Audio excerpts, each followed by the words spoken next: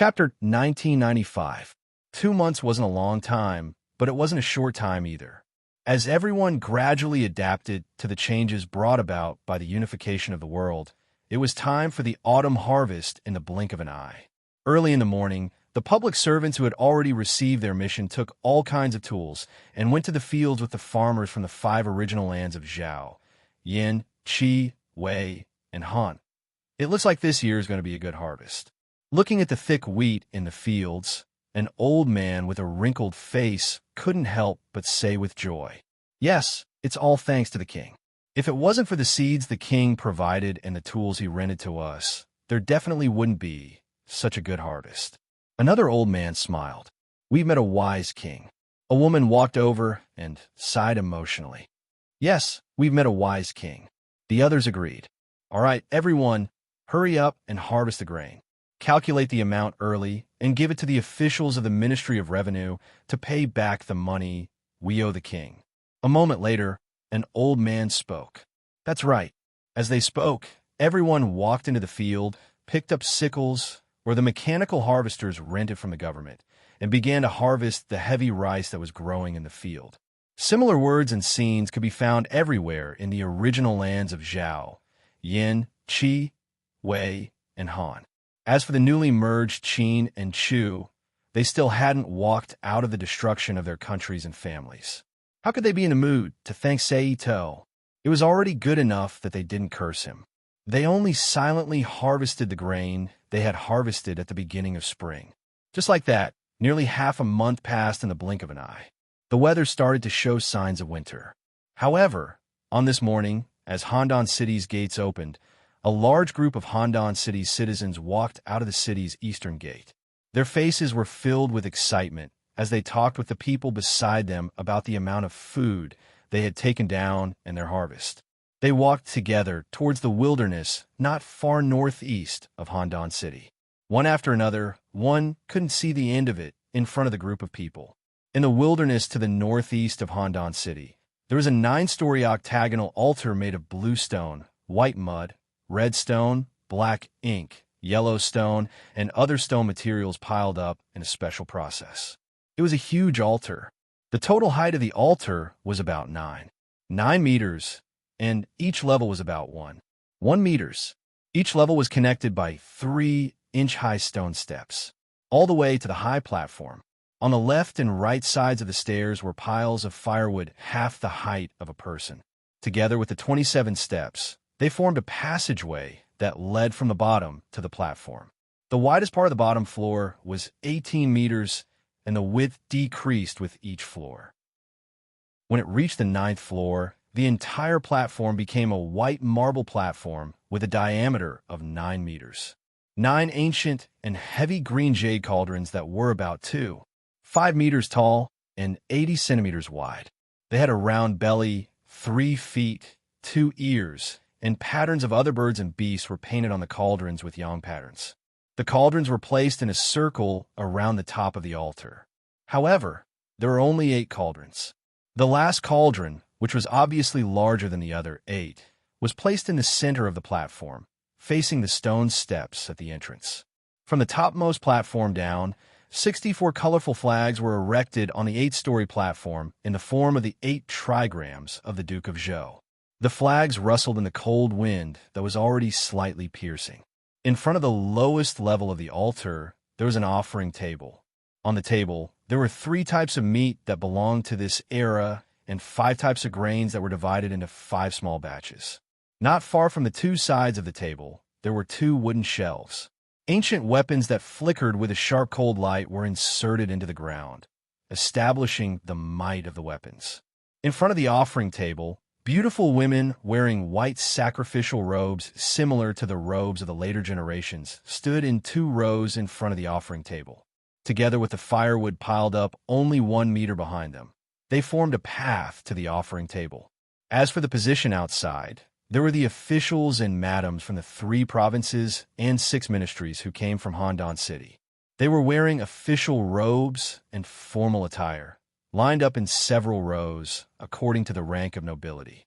Zhao Ye, Zhao Enai, Zhao Qian, Wu Tingfang, Guoxiuer, and Jian Ran. The 6 madams of Sei Ito stood quietly on the side. Thousands of people were wearing bright armor and holding sharp weapons.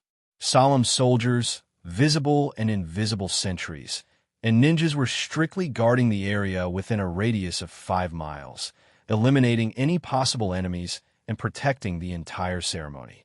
In this solemn atmosphere, more and more people of Handan City rushed to the site of the ceremony and gradually surrounded the altar and the officials near the altar. At this time, in the palace hall of Handan City, Sei Ito stood up naked from the pool. The so-called spiritual women sent by Yue Shen, who were chosen using the secret method of the school of Yin Yang, wiped their bodies with clean cloth, put on their ceremonial robes, and put on their crowns before walking out of the bathing hall. Seeing Yue Shen waiting outside the hall, Sei Ito frowned slightly and said, "Why are you the only one here?" "Yue Shen will be in charge of this ceremony," Yue Shen replied. "What about Tai?" Sei Ito squinted his eyes and said with a dangerous tone. Yue Shen leaned forward and said apologetically, "The leader lives in the underground palace all year round and never sees outsiders. Please forgive him, my king." "Ha! When the 9 cauldrons arrived, he didn't come to see me. Now that the ceremony is about to start, he still doesn't want to see me. He sure is arrogant. Does he want me to personally invite him?" Sei Ito sneered. Yue Shen didn't know how to answer this kind of question, so she just remained silent. "Very good." Seeing Yue Shen like this, Sei Ito squinted his eyes and said coldly, "Today, I have business to attend to, so I will let you go. After the ceremony is over, your school of Yin Yang must give me an explanation. Otherwise, Tai, the leader, will no longer exist." At the same time, a huge, cold, murderous aura burst out from Ito Sei's body. It was enough to make people think of hell. It pressed down on Moon God. Yue Shen's face paled, and sweat appeared on her smooth forehead. She lowered her head respectfully. "Humph," Sei Ito coldly harumphed after a while, and took back the aura he was exerting on Yue Shen. "Let's go," Sei Ito said coldly as he walked out of the palace. "Yes." Yue Shen secretly let out a breath and replied in a more respectful tone than before. She then followed Sei Ito out of the palace and sat in a 4-horse carriage that had been prepared. Under the escort of many soldiers, they headed towards the altar outside of Handan City. This King Zhao's strength is even higher than Lady Xiang and Lady Xiang estimated.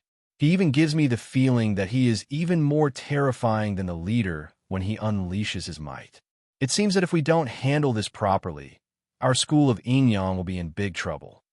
On the way to the altar, Yue Shen thought to herself worriedly as she kept thinking about what had happened in the palace. Half an hour later, the carriage arrived near the altar. "They're here! They're here!" Someone with sharp eyes shouted excitedly. Following this, there was a flurry of sounds. The citizens of the kingdom of Zhao, who were originally standing around the official road and being blocked by the soldiers with weapons, immediately knelt down spontaneously. Their faces were filled with reverence and respect as they bowed down towards the slowly moving carriage. Almost at the same time as these commoners knelt down, the purple chi dragon in the sky that had swelled to an incomparably thick size and was not inferior to the legendary true dragon became a little more solid.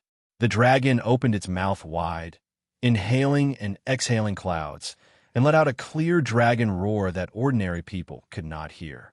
Roar! With citizens like this, His Majesty's actions today will definitely succeed, Yue Shen said softly as she looked through the window.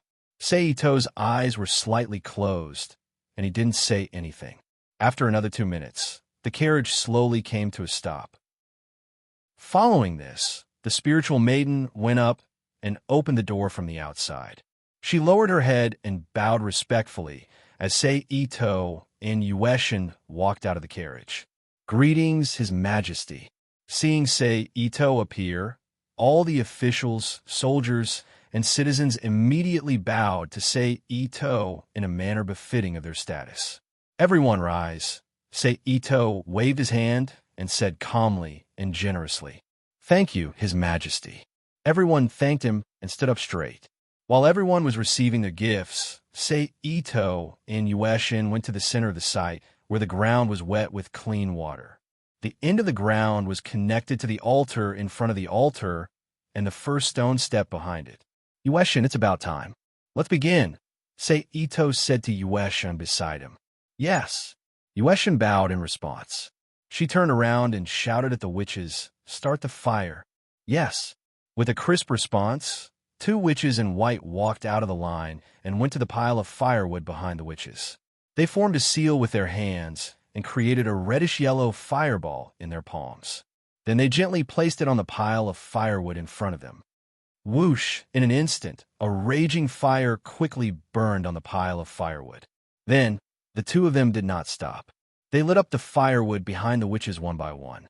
After lighting up all the firewood, they continued to climb up the altar. Every step they took, they knelt down and lit up the piles of firewood on the platform. They continued until they lit up the last 2 piles on the platform of the 8th level.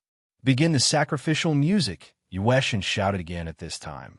Then, a burst of melodious ancient music and the sound of heavy drums reverberated in the air above the site. In the midst of this ethereal and melodious music, the remaining witches in white began to dance a primitive yet unique dance around the firewood used for the sacrificial ceremony. They also sang a clear and melodious song. "The auspicious day is fine, and the auspicious general is happy. Caressing the jade ear of a sword, the clanging of a sword is dazzling.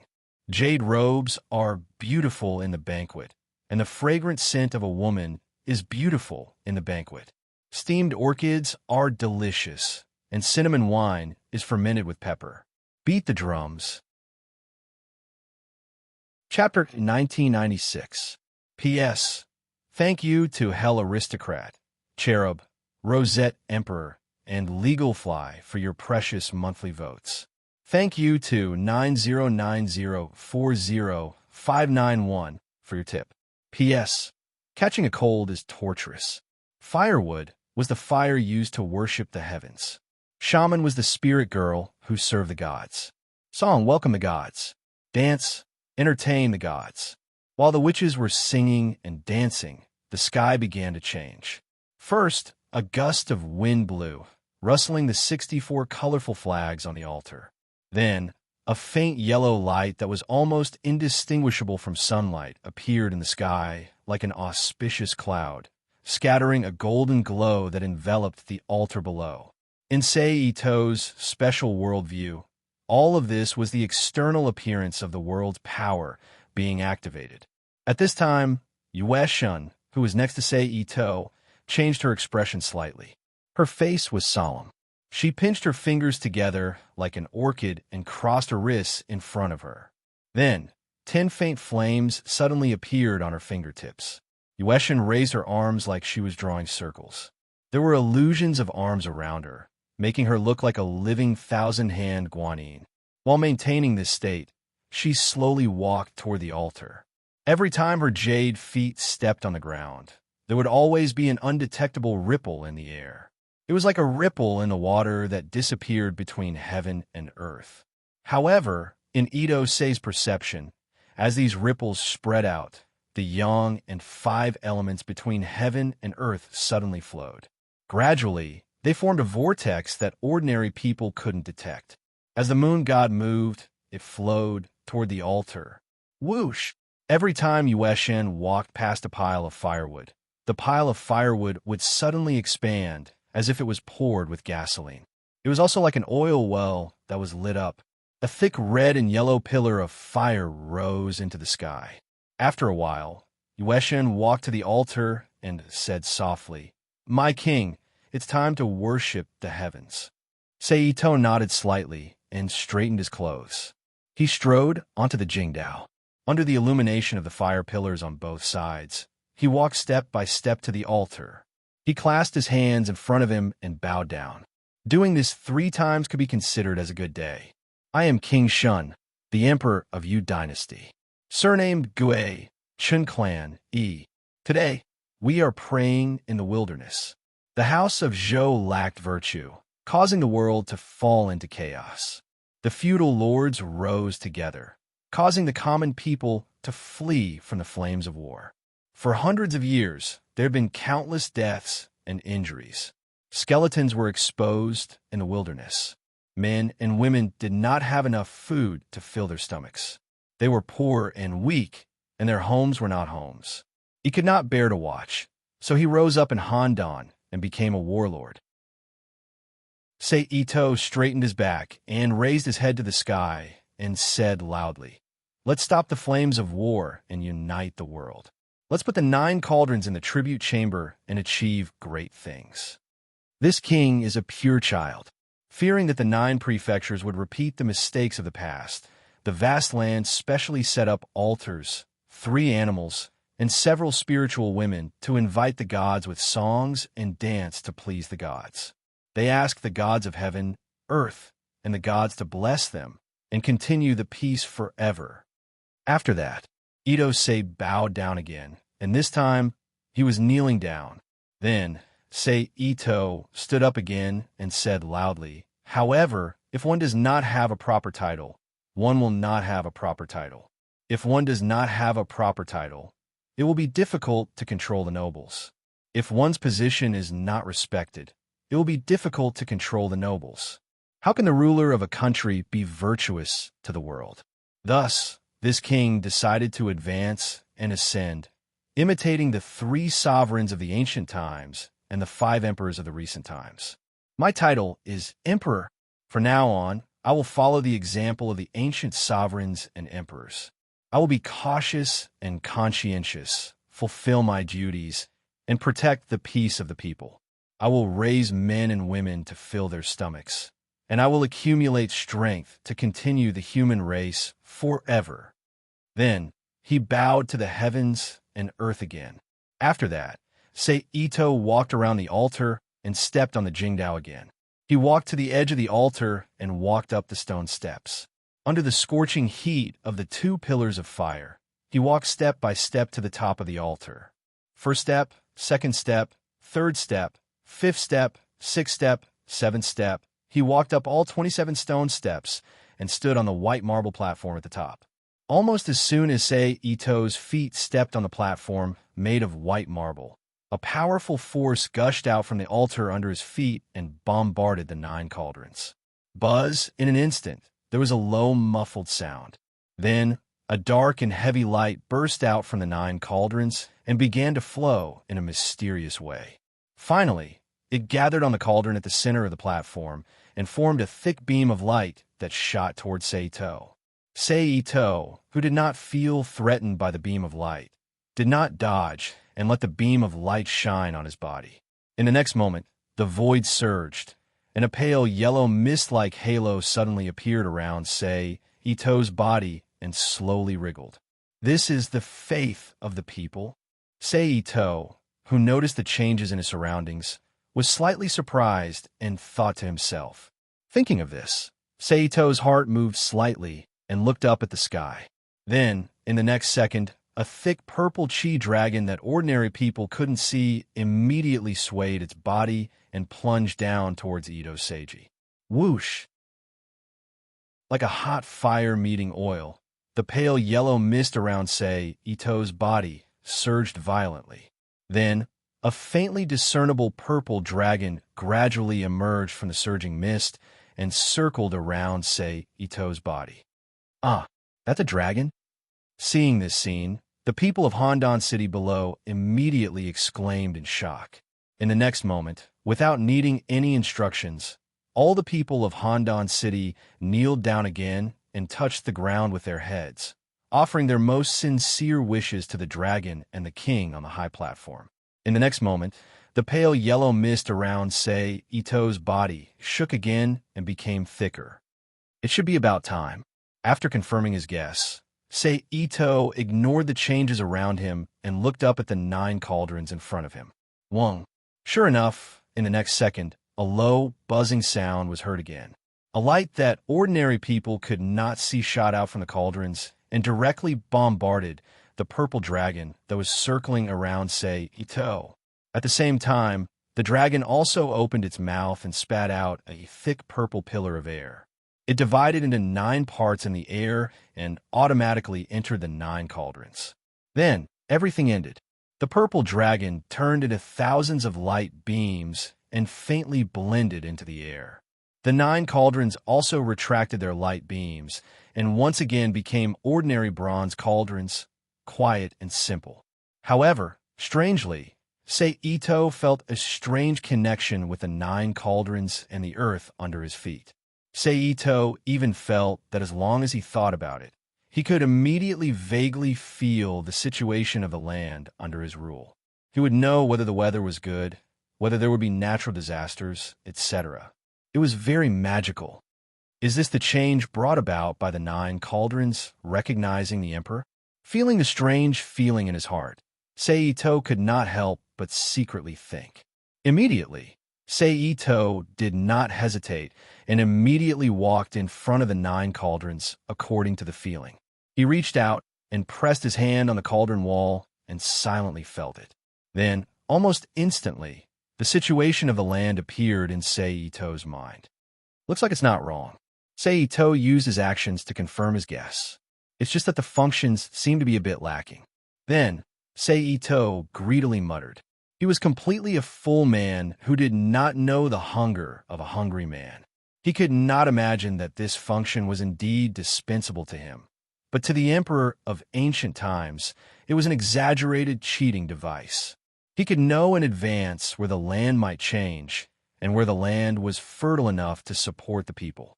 This was simply a supreme weapon that could transform oneself into a god and win the hearts of the people. Then, he turned around and walked to the bottom of the platform again. Set off by the 2 kneeling spiritual ladies below, he looked down with arrogance and said with a voice that shook the heaven and earth, "From today onwards, I am the first emperor. Greetings to your majesty, the first emperor." Feng Xianling, who was born in Dahua of the Tang dynasty, immediately understood and echoed, "Greetings to your majesty, the first emperor." Then, the ministers, madams, and surrounding soldiers all began to echo, "Greetings to your majesty, the first emperor." Finally, the surrounding citizens of Handan City echoed, "Thump, thump, thump, thump, thump, thump, thump, thump." Then, the dull sound of drums echoed between heaven and earth again. The spiritual ladies, who had just stopped dancing, once again started to dance beautifully amidst the rapid drum beats. At the same time, they sang and used a strange yin-yang technique to create colorful petals, which scattered into the sky. The strange smell of burning grass then spread in the field. The spiritual ladies were still the spiritual ladies, but their songs had changed to soul worship songs, and their dances had changed to farewell dances. In their consciousness, the gods and the souls of the dead that might exist in the sky were all sent away. At the same time, the moon goddess, who was sitting in the center of the Jingdao, withdrew her hand and dispersed the yin-yang technique, dispersing the 5 elements yin-yang technique around her. The blazing flames quickly dropped and turned back into normal firewood. The wood crackled as it burned. Obviously, the entire sacrificial ceremony was coming to an end. Half an hour later, everything was over. Ito, who was now the first emperor, brought Zhao Ye, Zhao Enai, Zhao Qian, Wu Tingfeng, Guixiuer, and Jian ran onto the carriage that they came in. Under the eyes of the officials and citizens, they left the sacrificial ground first. Then, the officials and their wives all boarded their carriages and left the venue. Then, the surrounding citizens followed. As for the remaining soldiers and the Yin-Yang family, they needed to escort the 9 cauldrons back to Handan City. Then, everything went smoothly. In the blink of an eye, another 2 days had passed. This morning, in the palace hall, Ito squinted his eyes and looked at the silver-haired moon goddess, who was kneeling in the hall, and said softly, "Moon goddess, it's almost time. How's the answer I wanted?" The leader replied that in half a month, he will come to Handan City to visit your majesty. Moon goddess leaned forward slightly and replied softly, "Half a month. Okay, I'll give him half a month. If he doesn't appear by then, the Yin-Yang family can wait for a new leader," Ito said coldly. Moon goddess was silent. "Humph." Ito snorted and got up to leave the hall. Chapter 1997. After leaving the hall, Ito did not return to the harem to fool around with his women. Instead, he turned around and arrived at another heavily guarded hall. Seeing Sei Ito arrive, the guards immediately knelt on one knee and said with their heads lowered, "Greetings, Your Majesty." "Rise," Sei Ito said indifferently. "From now on, without my orders, no one is allowed to approach this place. No matter what happens later, you don't need to pay attention to it. Just focus on guarding the passageways. Understood?" "Yes, Your Majesty," the guards solemnly replied. Then, Sei Ito ignored them and walked into the hall. The hall was very spacious, with an area of more than 150 square meters. However, there were no decorations inside. It was like an empty hall that had just been built. There were only 8 small bronze cauldrons and 1 large bronze cauldron standing quietly in the hall. These were the 9 cauldrons that had mystical abilities and represented the supreme authority of the country. It's time to finish what I didn't finish before. Looking at the 9 cauldrons in front of him, Sei Ito chuckled. After saying that, he waved his hand and a jade green seal appeared in Sei Ito's hand. The upper part was carved with a ferocious, coiling dragon, while the lower part was carved with a square, 8 centimeters long and 8 centimeters wide. This was none other than the jade annulus of He clan, an authoritative treasure that gathered the fortunes and beliefs of the 2 great worlds. As soon as this thing appeared, the 9 cauldrons began to tremble uncontrollably as if they had seen their natural enemy. At the same time, the bodies of the cauldrons began to shine, and a gray mist surged out. Seeing this, Sei Ito did not dare to hesitate. He immediately raised his hand and shouted, "Dragon, come!"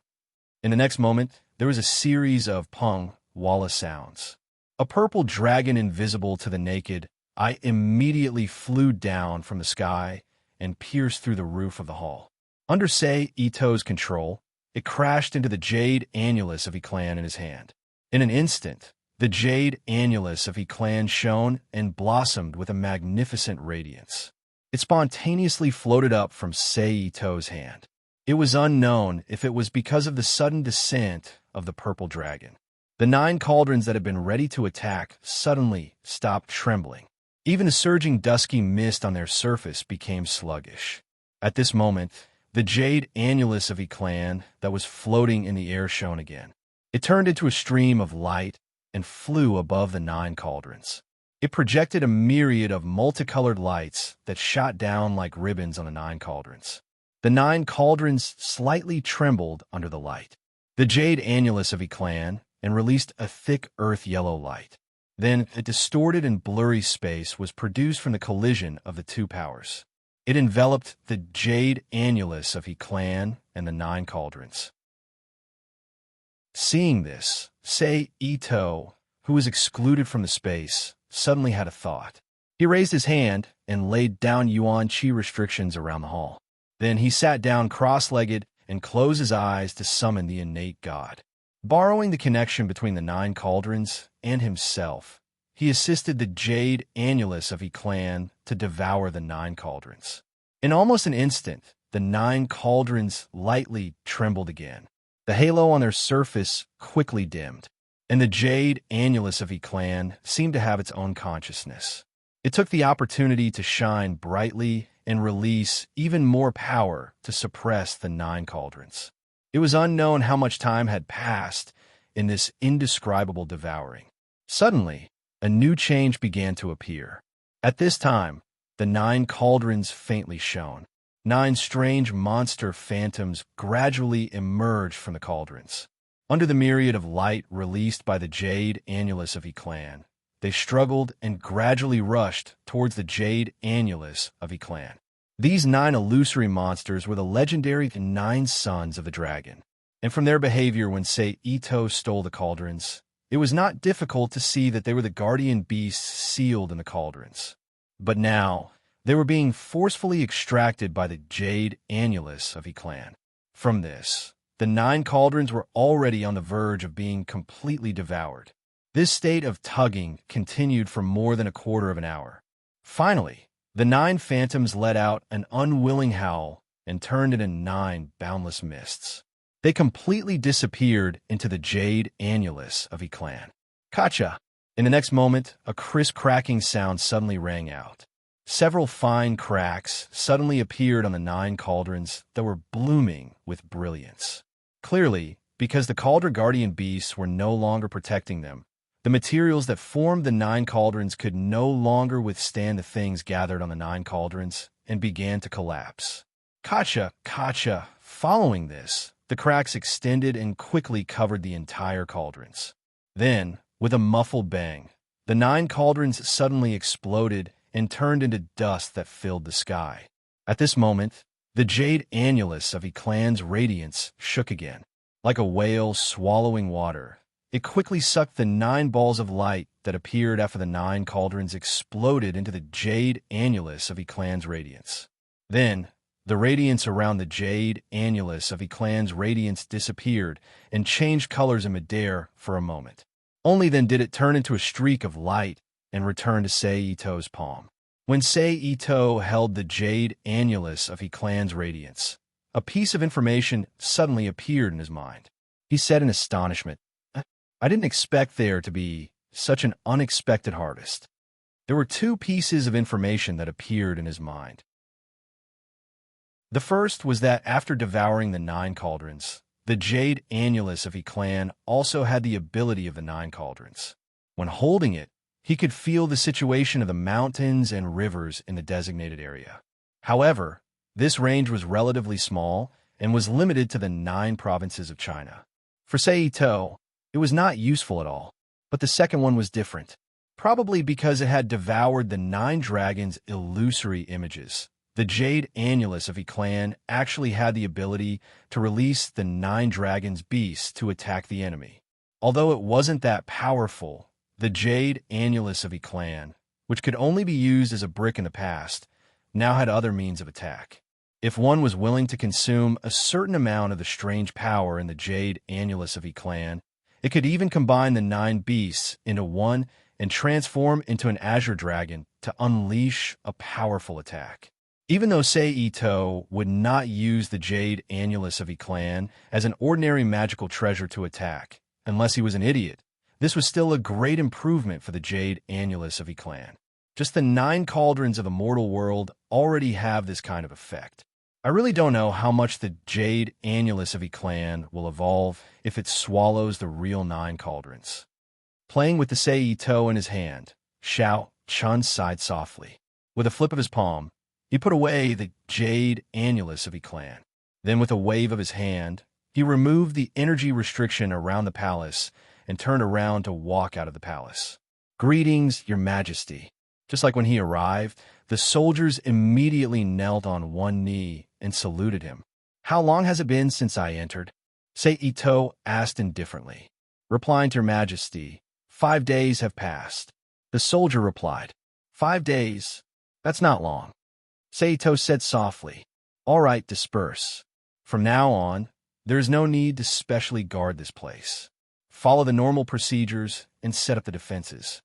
Then, without paying any more attention to the soldiers, he turned around and left the palace. "Yes," the soldier replied firmly. On the other side, after leaving the palace, Sei-Ito first returned to the harem and spent some time with Zhao Ye, Zhao Ni, Zhao Qian, Wu Tingfang, Guoxiu and Jianran, whom he hadn't seen for 5 days. Then he returned to the front palace.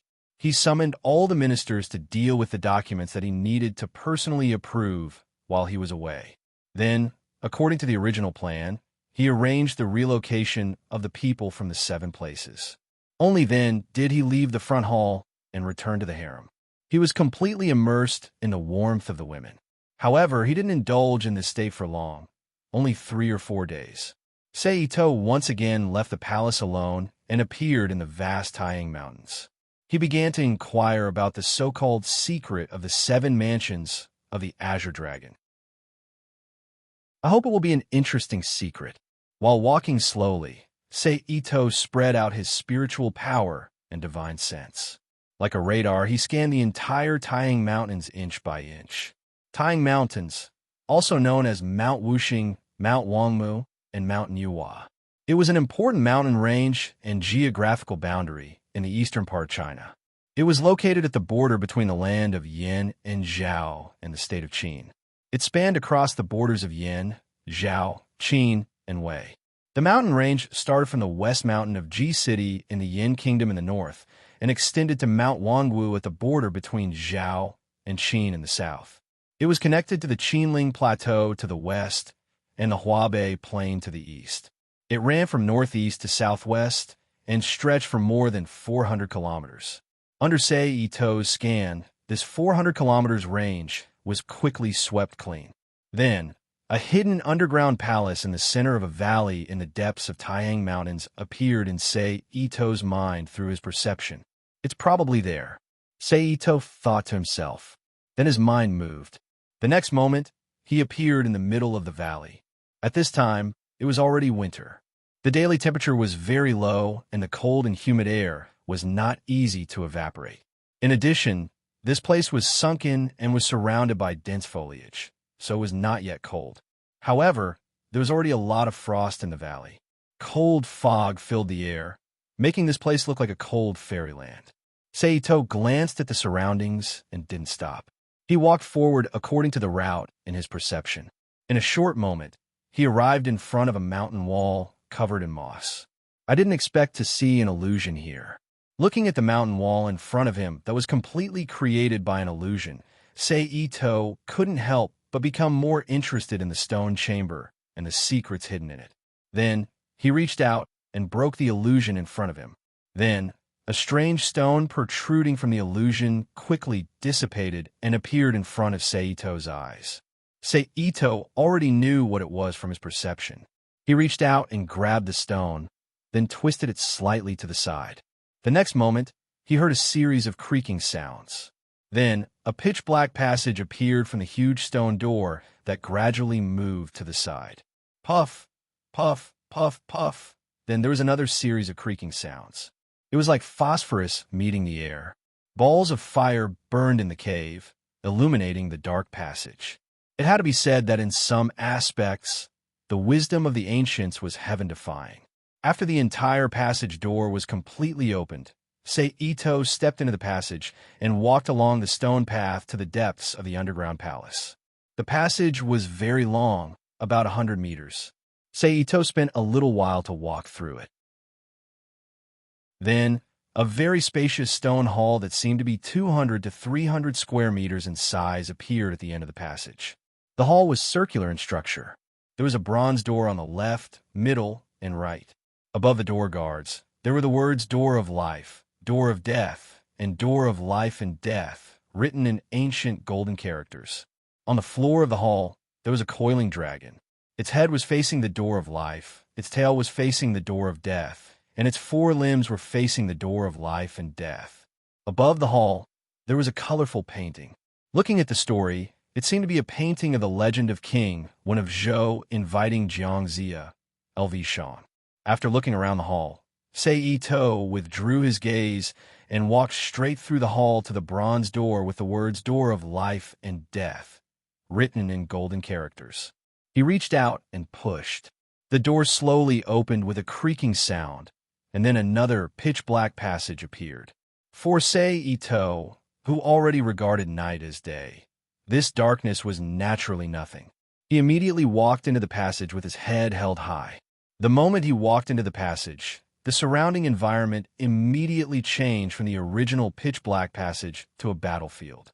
At the same time, Sei Ito himself also changed into a small soldier and appeared on the battlefield. He was about to be killed by the fierce enemy soldier in front of him. Changed to an illusion array this time. Sei Ito laughed as he casually blocked the enemy's bronze sword. Then, he shook his mental power and forcibly tore apart the illusion created by the illusion and returned to the dark passage. The smell of Taoism is getting stronger and stronger. Sei Ito muttered as he raised his head and looked into the depths of the passage again. With that, Ito-sei stepped forward again and continued to go deeper into the passage. This time, he didn't encounter any illusion arrays, but all kinds of traps, magic, and ambushes were endless. Fortunately, it was Sei Ito who came here. If it was someone from the state of Zhao, It would be very difficult to pass through this dangerous passage without 100 or 80 strong guards. In this way, after a series of twists and turns, Idose successfully walked through the mechanism passage and came to another small stone room. The stone room wasn't very large, only about 60 square meters in size. For Ito, who was used to seeing rooms over 100 square meters in this era, this was a bit surprising. The room was square in shape, and there was only a bronze door on the wall facing the passage. Other than that, the stone table in the center of the room was the only decoration in the room. A piece of unknown animal skin covered with ancient golden runes was laid flat on the table. Seito walked forward and lowered his head to look at the words on the beast's skin. After leaving behind the words, there weren't many words on the beast's skin, only about 100 or so. With Seito's eyesight, he was able to read them in an instant. However, a stunned expression appeared on Seito's face. Chapter 1998. Do you know why? It turned out that the person who left behind this beast skin and built this underground palace was none other than King Wu of Zhou, GFA, who overthrew the Shang dynasty and established the Zhou clan's 800 years of imperial foundation. As for the purpose, it was to leave an opportunity for the G clan. What opportunity are you asking? The opportunity to become an immortal. That's right, to become an immortal. It was written very clearly on the beast's skin. Although he overthrew the Shang dynasty and established the Zhou dynasty with the help of the Chan sex immortals, his heart was filled with fear of these immortals. Therefore, after becoming an emperor and sending away those immortals, he immediately began to suppress the Taoists openly and secretly, eliminating their influence among the people and gradually consolidating his royal power. However, when he enjoyed the riches of the mortal world for a long time and felt that his life was about to end, he suddenly yearned for immortality and immortality. However, at this time, except for some third-rate Taoists who did not have any good inheritances, all the high Taoists had left because of his actions, and no traces could be found anymore. Left with no choice, he could only ask the elders in the clan who were proficient in the Yi, but the result was that the immortals had sealed the passage between the two worlds, and from then on, immortals and mortals could not come and go. In order to be able to reopen the passage between immortals and mortals, and give himself a chance to obtain immortality, GFA secretly mobilized all the power of the G clan. He chose 7 places where the spiritual energy of the dragon veins gathered, and used the yin-yang mystic technique and Taoist principles to build 7 secret chambers in the underground palace that could borrow the power of the stars, and the key used to open the power of the last array, the illusory sound treasure box. However, it was unknown if fate did not give GFA the hope of becoming an immortal. But just before the completion of the illusory sound treasure box, the old GFA finally could not bear the ravages of time and finally reached the end of his life. He could only reluctantly leave behind this will and a specious secret for the future generations to decipher. As for the traps leading to here, they were originally used for normal defense. However, after GFA's death, it became a test to see if the future generations were qualified to inherit this opportunity, so as to prevent the mediocre people from discovering the secret and making a wedding dress for someone else. So in other words, behind the bronze door was the core of the entire underground palace, an important array that could borrow the power of the stars to break through the barrier and reconnect the immortal and mortal worlds. What a pity! I have no intention of opening the so-called passage between the two worlds and let those immortals who don't know who come to my world, say Ito, who already regarded the world of Qin world, curled his lips and said. Then he reached out his hand and wiped the beast's skin on the table. However, since I'm already here, it said I not to go and take a look. Thinking like this, Idose turned around and walked around the stone table. He walked to the bronze door and pushed it hard. Clearly, this was the mechanism to open the bronze door.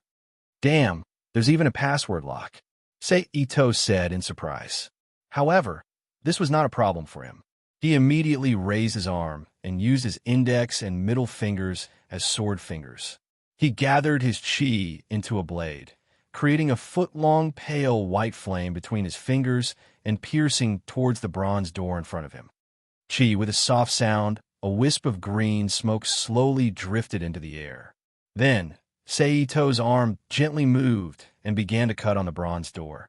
After about 5 minutes, accompanied by a heavy muffled bang, a gap about 1 meter tall appeared on the bronze door. Then, Seito, who had put away his chi blade, bent down and entered the chamber through the gap. It was different from the previous chamber. This last important place was actually especially bright. A cylindrical, transparent light beam that was wide at the bottom and narrow at the top shone down from a hole about 2 meters in diameter at the top of the room, covering a small half of the secret room. TSK. Even the principle of light refraction is used. Seito sighed softly as he roughly probed with his spiritual power and saw several small mirrors refracting sunlight in the gap.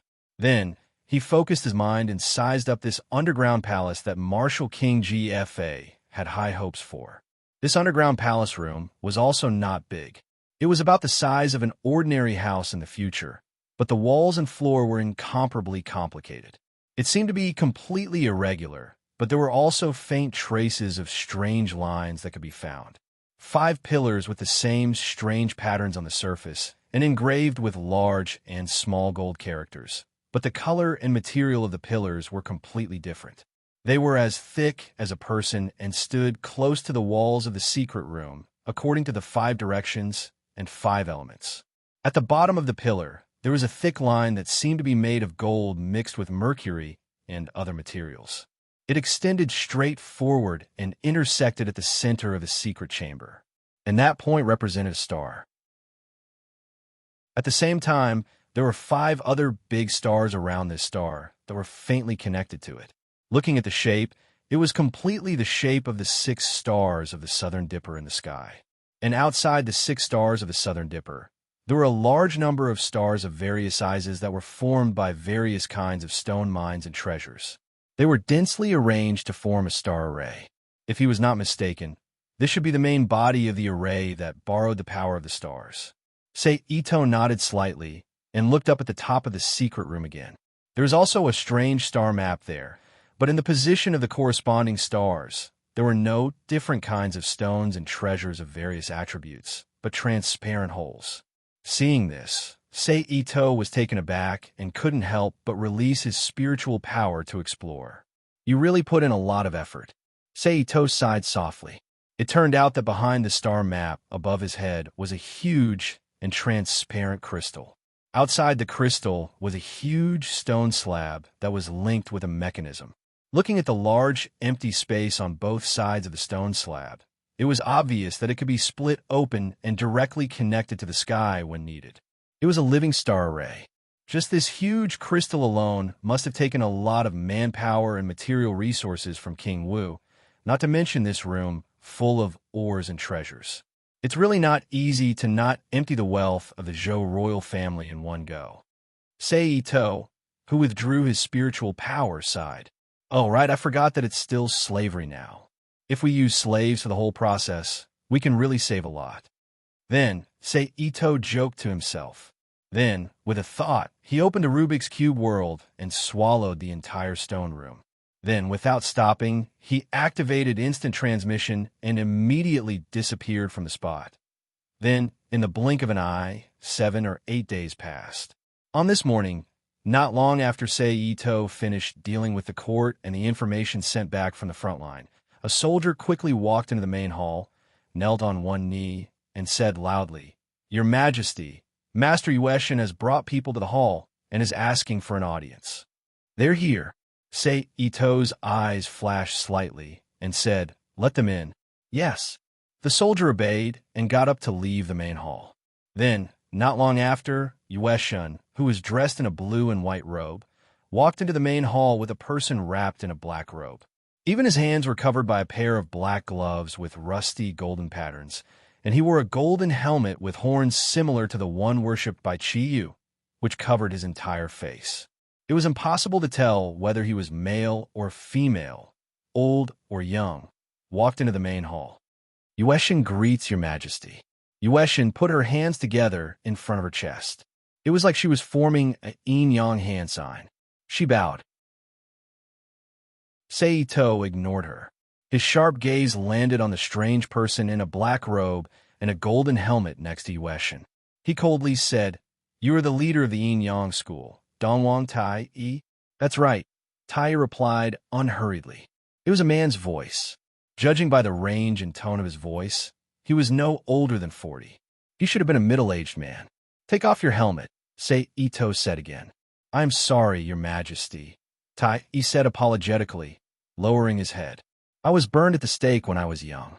My face was damaged, and it was very ugly. I'm afraid it will stain your dragon eyes. Please forgive me." I said, "Take it off." Ito was not moved. He gave the order again. Tai was silent. He did not move. Seeing this, Yueshin's heart tightened. She started to get nervous. After a while, Tai said, "Please send your servants away, Your Majesty." "You are all dismissed," Ito coldly said. "Yes, Your Majesty." The maids standing around agreed. They slowly left the hall. "Yueshin," Tai said. "Yueshin, please leave." Yueshin knew what Tai meant. She bowed and followed the maids out of the hall. Suddenly, only Ito, who was wearing a black robe and a crown with a beaded curtain, was left in the hall. He was sitting on the throne, and Dongwang Tai, who was standing in the middle of the hall. His entire body was wrapped in a black robe. Then Dongwang Tai raised his hands and grabbed his head. He lowered his head and took off his helmet. In the next moment, an extremely ugly face appeared before Ito. He looked like a demon that had been tortured in hell. His facial muscles were twisted. His facial features could not be seen clearly. It was like a lump of rotten flesh on a skull. Even with Ito's willpower, when he saw that face, he could not help but frown. "I'm sorry for scaring you, Your Majesty." Tai noticed the slight change in Ito's expression. He lowered his head and did not wait for Ito's order. He put the helmet back on his head. "Wait." At that moment, Ito's voice sounded again. Tai heard this and froze. He stopped putting on the helmet. At that moment, Ito coldly laughed. "What a trick! What a trick! I almost missed you." "I do not know what you are talking about, Your Majesty," Tai coldly replied. His face did not move. "I do not need you to know," Ito coldly said. After that, his body flashed. He suddenly appeared before Tai. Chapter 1999. Tai's expression did not change. He did not react. But in the next moment, he had to react. His figure flashed, and he quickly floated away from Ito, dodging Ito's hand that was reaching for his neck.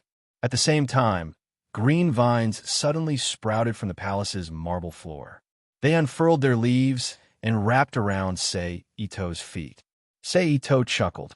He pointed forward with one hand, and the green vines at his feet immediately turned into a thick fire dragon. It opened its mouth like a brazier and charged at Tai. "Your Majesty, good move," Tai praised. Then he pushed his hand forward. A yellow ball of light immediately shot out from his hand and crashed into the fire dragon. Then the fire dragon petrified at a visible rate. In the end, the moment it flew in front of Tai, it suddenly turned into a pair of stardust that drifted in the air. "But Your Majesty, why are you doing this to Tai?" Tai asked, pretending to be confused. "Using illusions to deceive me. You deserve death." Ito snorted coldly. After saying that, he didn't seem to do anything, but a huge palm made of earth energy suddenly appeared around Tai. The huge 5 fingers closed together and grabbed at Tai. Tai, who was in the palm, moved his hands and immediately created yin-yang seal. He created a high-speed cyclone around him to resist the clenching power of the earth energy hand.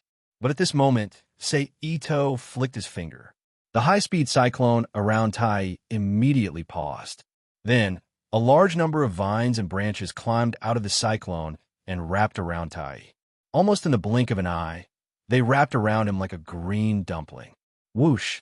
Then, the green dumpling ignited, creating a huge fire that burned the green vines to ashes. Then, it covered Tai like a phoenix's feather. Seito smiled coldly. He reached forward with one hand. The flaming feather covering Tai immediately seemed to be sucked in by something. It quickly sank into Seito's palm, condensing into a fireball that spun on its own. Then, the fireball began to change. First, the upper half of the fireball solidified into small pieces of soil. Then, the lower half turned into fine leaves. Then, the left half turned into countless small pieces of metal. Then, the right half turned into water. Combined with the still hot flames in the middle, they finally formed a strange ball of 5 shapes chasing after each other. Your Majesty's attainments in yin-yang arts are inferior. Tai could not help but admit defeat as he looked at the strange ball. Now, I'll give you one more chance. Use all your power to fight. Otherwise, prepare to die in this palace, Seito said indifferently. Why does Your Majesty insist on killing Tai? Tai asked, his voice filled with confusion. You haven't shown me any value in keeping you, Seito said. Value? Tai said with surprise. Am I really that unworthy in Your Majesty's eyes? That's why I said this is your last chance. If you perform well, you live. If you don't, you die, Seito said decisively. If that's the case, then I'll have to offend you. From a fight just now, as well as the change of the fireball at the end, he had discovered that Edo-sei, the first emperor, had extremely high attainments in yin-yang technique, or in other words, Shin technique. Tai, who was silent for a moment, said seriously, Come on, Edo-sei said in a low voice. Then, Seito clenched his fist, and the strange ball in his hand exploded. The energy of metal, fire, wood, water, and earth burst out, attacking Tai in 5 different directions. Tai did not dare hesitate. He quickly flipped his hands, creating the image of a yin-yang fish in front of him to meet the 5 streaks of light. Boom! A violent explosion reverberated through the hall. Then, Tai's right hand formed a claw and grabbed at the ground. Instantly, a giant hand formed entirely of chi appeared behind Seito, grabbing at him. With his omnidirectional perception, Seito didn't even turn his head. He casually dispersed the chi hand. Then with a wave of his hand, he grabbed out 5 streaks of cold, sharp light that shot toward Tai. Tai's figure flickered, and he dodged from where he had been standing. Boom! The sharp beam of light immediately bombarded the walls of the hall, leaving behind 5-meter-long beast claw marks. Tai didn't even look at the effects of the attack. He pushed out with his hands, sending thousands of flat, jade-green leaves at Seito. Seito raised a finger, and a wave of fire immediately appeared in front of him, blocking Tai's tree blades. However, the next moment, those leaves exploded violently, releasing a shockwave that blew away the fire wave in front of them. Then the remaining leaves turned into rockets and continued to fly towards Edo-sei at high speed. From the looks of it, Tai didn't care about his identity as the ruler of the empire at all. It was as if he wanted to kill him. Seito pushed off with his toes and spun around, dodging the fire arrows. But before he could stand still, Tai, wielding the blue chi blade, suddenly charged in front of Seito, stabbing the chi blade toward his neck. Seito leaned back, his upper body leaning against the chi blade. At the same time, he kicked out with his right foot, landing a kick on Tai's abdomen. Bang! Tai's body immediately slid backward at a speed faster than when he'd come. Even so, Tai's attack didn't stop. He urged on the Shin Chi in his body, lengthening the chi blade in his hand. With a flip of his hand, he chopped down at Seito. Seito twisted his body, circling around the chi blade. He stood back on the ground and turned to look at the nearby Tai.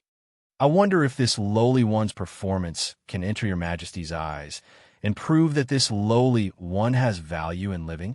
Tai, who also didn't attack, said slowly.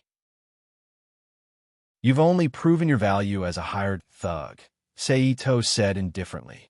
Tai is willing to be Your Majesty's sharp sword and help Your Majesty get rid of the evil, Tai said, looking at him. From now on, I will retire as the leader and merge into the darkness. I won't be able to contact the school of yin-yang in any way and borrow their power, Seito said with a cold smile. Your Majesty, you don't trust Tai, Tai said after a moment of silence. I've never trusted people who hide their heads, but show their tails, Ito said indifferently. Tai is willing to use the school of Yin Yang's most vicious oath curse, Tai said again. Compared to that, I trust my own methods more, Ito said. After saying that, he stopped suppressing his strength. He grabbed with one hand and pulled Tai, who suddenly felt like he couldn't move, into his hand. Their eyes met, and he stabbed his enormous spiritual energy into Tai's mind, beginning to modify his consciousness. Even though Tai's spiritual energy was top-notch in the entire Qin Quest world, and it wouldn't be bad even in the main world, compared to, Ito's spiritual energy, it was as insignificant as a firefly. Thus, it didn't take long for Tai's consciousness to be completely modified. Tai greets your Majesty. Then Tai, who had regained control of his body, knelt on one knee and lowered his head in greeting.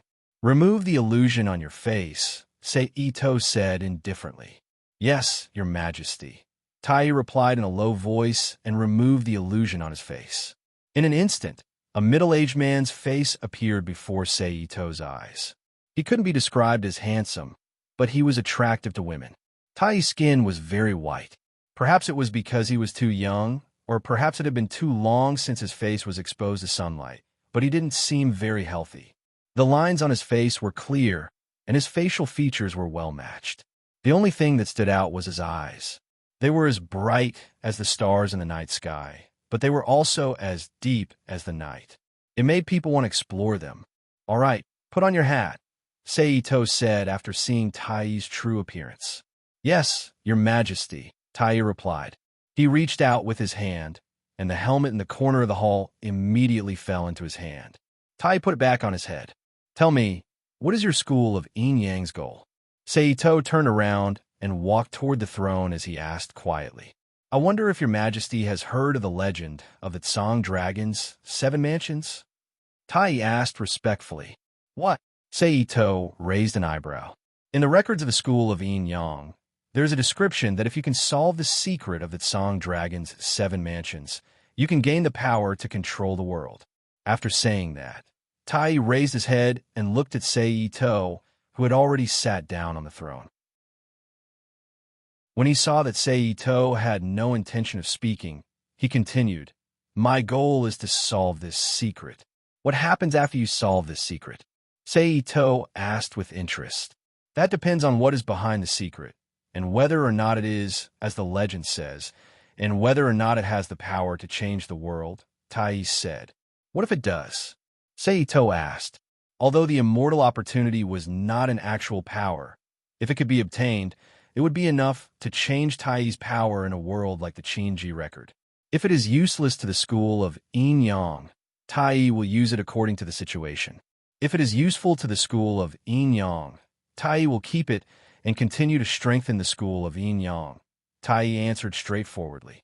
Stop investigating the secret of the Tsang Dragon's 7 mansions, Ito said after a moment of silence in the hall. Yes, your Majesty. Tai, who had become a loyal servant, did not ask any questions. He immediately agreed respectfully. You may leave. From now on, all matters of worship in the Empire will be handled by the school of Yin Yang, Ito said. Yes, your Majesty, Tai replied, then slowly walked out of the palace. Almost immediately after he left, the marble floor of the palace suddenly transformed into a palm-sized piece of khaki soil. Then the soil cracked open, and a young green seedling grew out of it.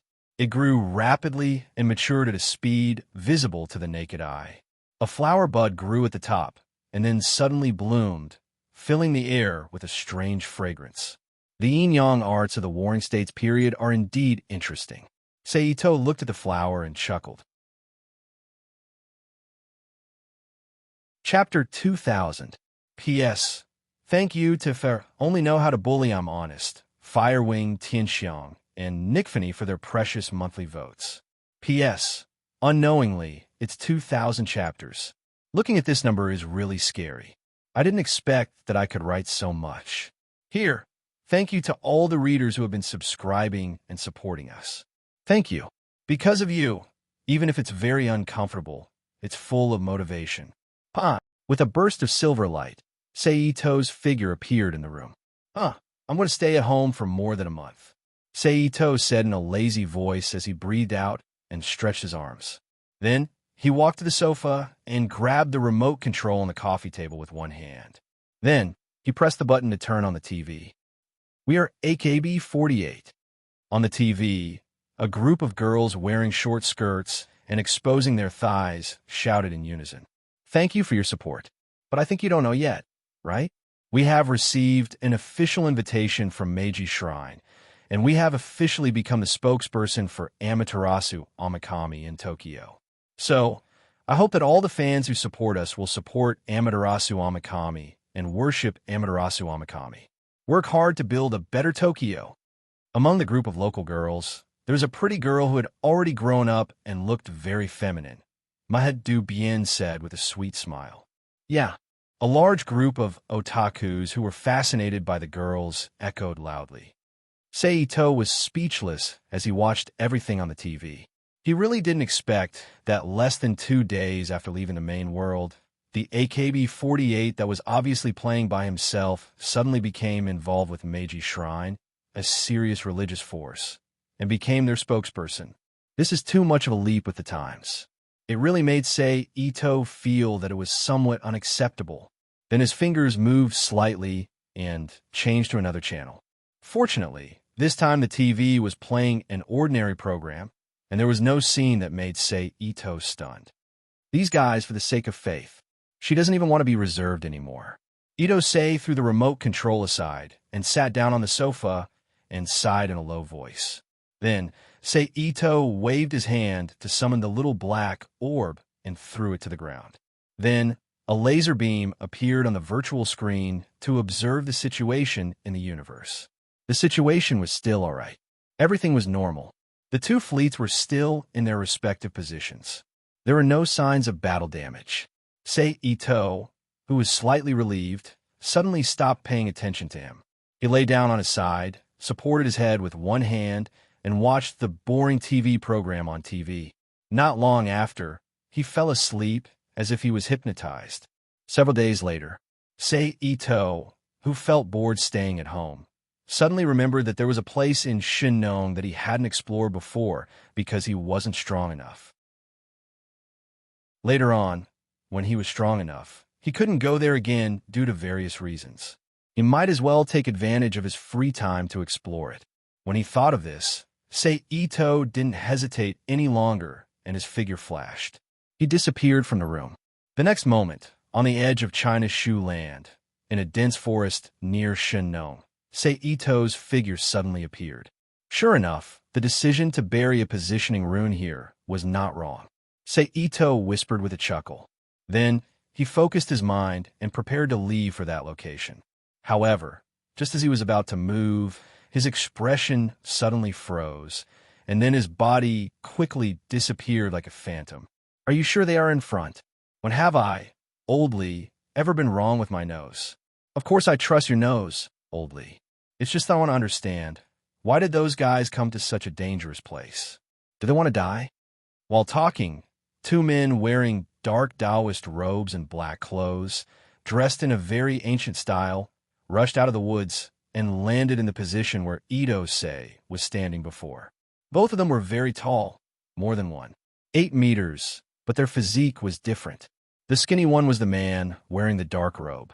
He looked a bit dry, and with a pair of small eyes that always flashed with light, he looked a bit wretched and cunning.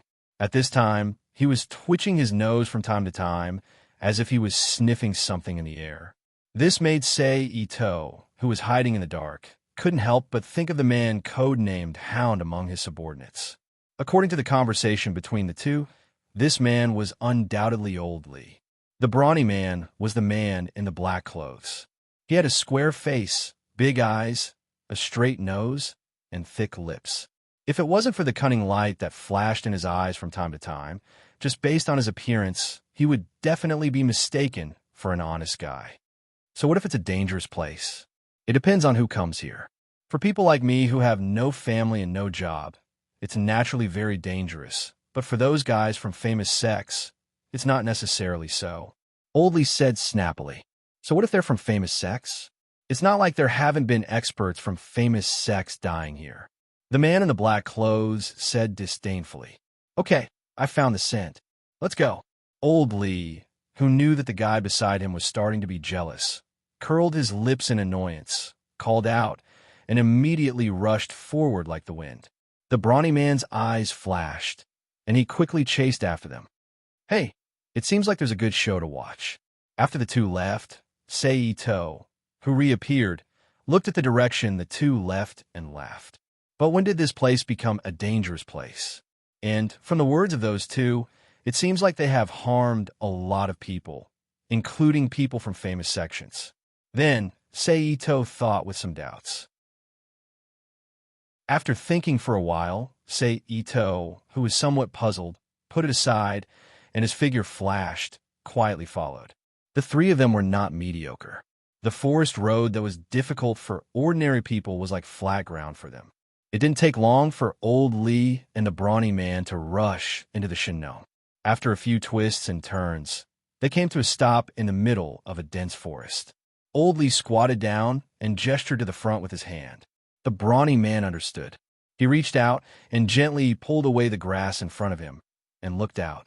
Similarly, Seito also looked forward.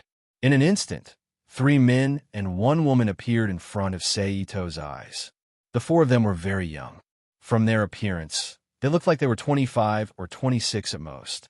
The 3 men were 1 tall, 1 short, and 1 thin. The tall one was 185 meters tall. His well-proportioned body, coupled with a woman's white skin and chiseled facial features, he looked like a handsome model. The short one was not really short, just a little short compared to the others. Only 170 meters. He was only slightly taller than the woman next to him. His facial features were slightly compact. He gave people the impression that he was narrow-minded, mean, and ungrateful. The thin one was a dark-skinned boy. His eyes were very bright, like a star, but they were always wandering. He was clearly a quick-witted guy. As for the only woman, although she could not be said to be ordinary, she was above average. She could not be considered beauty. Oval face, willowy eyebrows, a pretty nose, red lips, white and delicate skin. She held a long sword in her hand. She gave people a valiant feeling. The 4 of them were wearing plain clothes. Looking at the style and embroidery patterns, it was clear that they came from the same place. It should be the so-called sect uniform.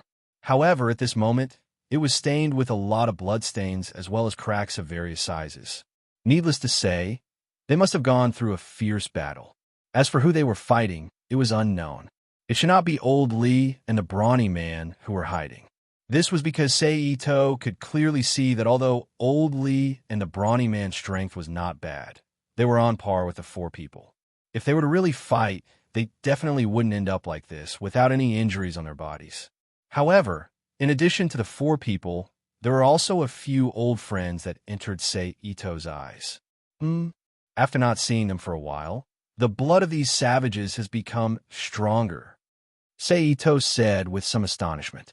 That's right, the old friends that Seito mentioned were none other than the real landlords of Shinno, the red-haired savages. It must be known that Seito had encountered them. He had only managed to kill them after losing an alchemy rod. One could imagine how strong the red-haired savages were. However, only a few years had passed, and the red-haired savages had become even stronger than before. This made Seito very surprised. Could it be that the Earth's changes have strengthened them? Seito secretly guessed. At this time, 3 red-haired savages with bodies as strong as mountain gorillas were baring their yellow teeth. Their faces were ferocious as they confronted the 4 people. Just as Seito was thinking nonsense, the tall and handsome man among the 4 said sternly, "We can't wait any longer. Let's kill." "Okay. Yes, senior brother. Yes," the other 3 said in unison. Immediately, the 4 of them moved at the same time. Each of them displayed their best skills and attacked the 3 red-haired savages. In an instant, the yuan qi around the 4 of them surged and transformed into sharp sword and blade aura that fell towards the red-haired savages. It was clear that although they were young, The four of them had already reached the Xiantian realm that ordinary people would find hard to reach. Facing the attack, the red-haired savages roared loudly. All the red hair on their body stood up. They stretched out their arms and punched towards the Xiantian light chi released by the four people. Boom! A thunderous explosion rang out, and a fierce storm of primordial chi spread out like a gale, blowing up pieces of grass and soil. How is this possible? The short man exclaimed in disbelief. In his line of sight, the red-haired savages that took on their Xiantian Yuan Chi attack were not injured as he had expected. Instead, they became even more ferocious and rushed towards him like a red shadow. Junior Brother Wong, be careful, the tall man warned loudly. At the same time, he turned around and his body followed his sword. Like a swimming dragon, he stabbed towards the red-haired savages that were about to attack his junior brother Wong. At the same time, the short man, Junior Brother Wong, came back to his senses and quickly retreated. Seeing that its prey was about to run away and that there were people blocking its path, the red-haired savages immediately erupted. Its eyes turned red as it roared at the two people. Roar. It must be known that the roar of the red-haired savages was not a normal roar. It was a sound wave attack that was similar to the Shaolin Lion's roar. When Sei Ito first came into contact with it, even he was secretly affected by it, let alone these four. They immediately felt their chests tighten and their heads become dizzy. Their hands uncontrollably stopped moving. At the same time, Old Lee and the burly man who were hiding in the bushes also felt dizzy. However, the two of them were still a little far away from the scene, and they weren't the main targets. Their bodies weren't injured like the other four people, so they quickly recovered. They looked at each other with lingering fear, and saw the fear in each other's eyes. On the other hand, the remaining two red-haired savages were not affected by the roar at all. They quickly rushed forward and grabbed the tall man and the dark and skinny man. Their arms swelled up and long veins appeared on their skin. With a tearing sound, they tore the tall man and the dark and skinny man in half. A large amount of blood mixed with the two people's internal organs rained down on the two red-haired savages. The girl who was lucky enough to survive clearly had not seen such a shocking scene. Her face immediately became pale, and she instinctively let out a scream. As for the junior martial brother Wong, he was even more straightforward. After his expression changed twice, he hurriedly used his qigong without even thinking, disappearing from the spot like a wisp of smoke. Just like his appearance, he was an ungrateful wretch. Without the help of Junior Brother Wong, the female disciple who had already fallen into panic was even more unbearable. In less than 2 moves, the red-haired savages tore her into several pieces. Blood, minced meat, and internal organs were scattered all over the ground. Intruder. After dealing with the enemy, one of the red-haired savages said in the green language, "Kill." The other 2 red-haired savages replied. After speaking, the 3 red-haired savages did not stop and chased after Junior Brother Wong. Just as the 3 red-haired savages left, the air flashed, and an old man with white hair and a face as red as a baby's suddenly appeared. He frowned as he looked at the scattered corpses on the ground. "You two, come out for me." Then, the old man fiercely turned his head and looked at the place where Old Lee and the brawny man were hiding as he coldly shouted. Old Lee and the brawny man's expression changed, and they did not immediately respond. "What? Do you need this old man to personally ask you two to come out?" The old man's expression darkened as he spoke again. Old Lee and the brawny man, who knew that they had been discovered, did not dare to take any chances and stood up from their hiding place. "Li Daoren, Wang Chi greets Senior." Old Lee and the brawny man walked out of their hiding place and cupped their fists. "Speak. Tell me everything from the beginning to the end. If you hide anything, don't blame me for being merciless when the time comes," the old man said coldly. "Yes." Li Daoren and Wang Chi looked at each other. Then Li Daoren opened his mouth and Wang Chi added on the side. He explained why he was here and what had happened in detail. It turned out that the 4 youths were disciples of some Azure River sect. For some reason, they had a conflict with a group of black-clothed people. Although they were lucky enough to win, they were all injured. When they were escaping, Li Daoren and Wang Qi happened to see them. They could not help but have bad intentions. They wanted to get rich, so they used a small trick to catch up with them. They wanted to wait until they were relaxed before killing them. However, they did not expect that they would chase them all the way to Shinnong and witness such a fierce battle. Chapter 2001. P.S. Thanks to Bear Baby for the tip. You two rascals, I can't let you live. After listening to Li Daoren and Wang Qi's explanation, the old man snorted. Li Daoren and Wang Qi's expression changed, and they instinctively took a defensive stance. You two puny innates, and you want to fight with me? You're overestimating yourselves. The old man sneered. As he spoke, he pointed his finger, and a white light shot towards Li Daoren and Wang Qi's faces like an arrow. Li Daoren and Wang Qi didn't dare to hesitate, and they used their trump cards. Li Daoren's face suddenly turned pale, and his body suddenly turned into a wisp of bloodlight, shooting into the distance like a bolt of lightning. In the blink of an eye, he had flown more than 100 miles away, disappearing from the old man's sight in just a few seconds. Obviously, this was an extremely evil blood escape technique. On the other hand, Wang Qi's body bulged, and he seemed to have grown 3 to 4 meters taller. He held an inch-thick broadsword with both hands, and his face was flushed red. His arms were tensed, and he slashed at the white light in front of him. Boom! The violent explosion immediately reverberated through the quiet Shenanjia. In the next second, a solid broadsword radiance shot out from the white smoke and slashed towards the old man. The old man's expression changed slightly, and he dodged it. Boom!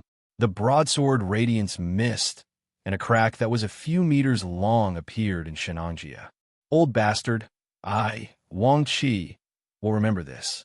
If there's a chance in the future, I, Wang Qi, will definitely repay you. Wang Qi's voice was filled with hatred. The old man's expression changed, and he was extremely gloomy. He probably never thought that 2 insignificant path-cutting innates would actually have the ability to escape from his hands. Combined with his confident appearance before, this was no different from slapping him in the face. Even if no one around saw this, the old man's heart could not help but feel a sense of shame and indignation. He couldn't suppress the strong, killing intent that exploded from his body. But why didn't he think about it? Since he dared to cut off the path of a sex disciple, how could his subordinates not have any good methods? What's more, they didn't even know if the other party was a professional or if it was just a coincidence. How could they be sure that the other party wouldn't have something good that could save their lives from the disciples who had been cut? In addition, he was careless and instinctively underestimated the other party. Therefore, he had only himself to blame for encountering such an embarrassing situation. He didn't want anyone else to blame. However, it was as if God felt that he had not been embarrassed enough. A burst of wanton laughter suddenly reverberated in the air above the dense forest. Hearing this laughter, the old man's face darkened even more, and a biting cold killing intent flashed in his eyes. In the next moment, the void trembled, and another black-robed old man appeared. Feng Xiuzi, I didn't expect you to have such a day. Ha! To think that 2 little innates would peck his eyes. Ha! This is too funny. The black-robed old man laughed as he looked at the white-robed old man. Su Jian, do you want to fight? The white-robed old man, Feng Xiuzi, said with an unfriendly expression. Hee, if you're not afraid of messing things up, I don't mind. Su Jian narrowed his eyes. Su Jian said calmly. Feng Xiuzi's expression froze when he heard this, and he let out a cold snort. Then just like when he came, his figure flashed, and he disappeared from the spot. The black-robed old man named Su Jian glanced at the corpse on the ground indifferently. He didn't stay any longer, and he also disappeared in a flash. After the 2 left, Sei Ito, who appeared from the void, narrowed his eyes and thought to himself, seems like it's getting more and more interesting. Then, in a flash, he chased after them. A moment later, Sei Ito followed the 2 to the depths of Shenanjia, near the pyramid that he had once wanted to explore but failed to do so. However, compared to that time, although the pyramid's size and number of levels hadn't changed, there was a colorful light shield on the outside for some reason. Wisps of pitch-black aura that made people feel disgusted floated up from the ground around the pyramid, dissipating in the wind that occasionally blew through the forest. As for the clay soldiers that were supposed to be guarding the pyramid, they had been reduced to pieces. At this time, they had all been reduced to pieces of varying sizes, scattered all over the ground. In their place were hundreds of cultivators, like Feng Qiuzi and Su Jian, who were at least in the gold core stage. Among them were cultivators of the nascent soul stage and the spirit severing stage. Clearly, the clay soldiers that had been reduced to pieces were their handiwork. However, this wasn't what surprised Sei Ito the most. What surprised him the most was that there were several other celestial immortals hiding in the darkness around him. It seems that a lot of things have happened here. Looking around, Ito Sei, who took in the situation at the scene, sighed secretly. He really didn't expect that the pyramid, which he had only felt was unusual, would become so popular today.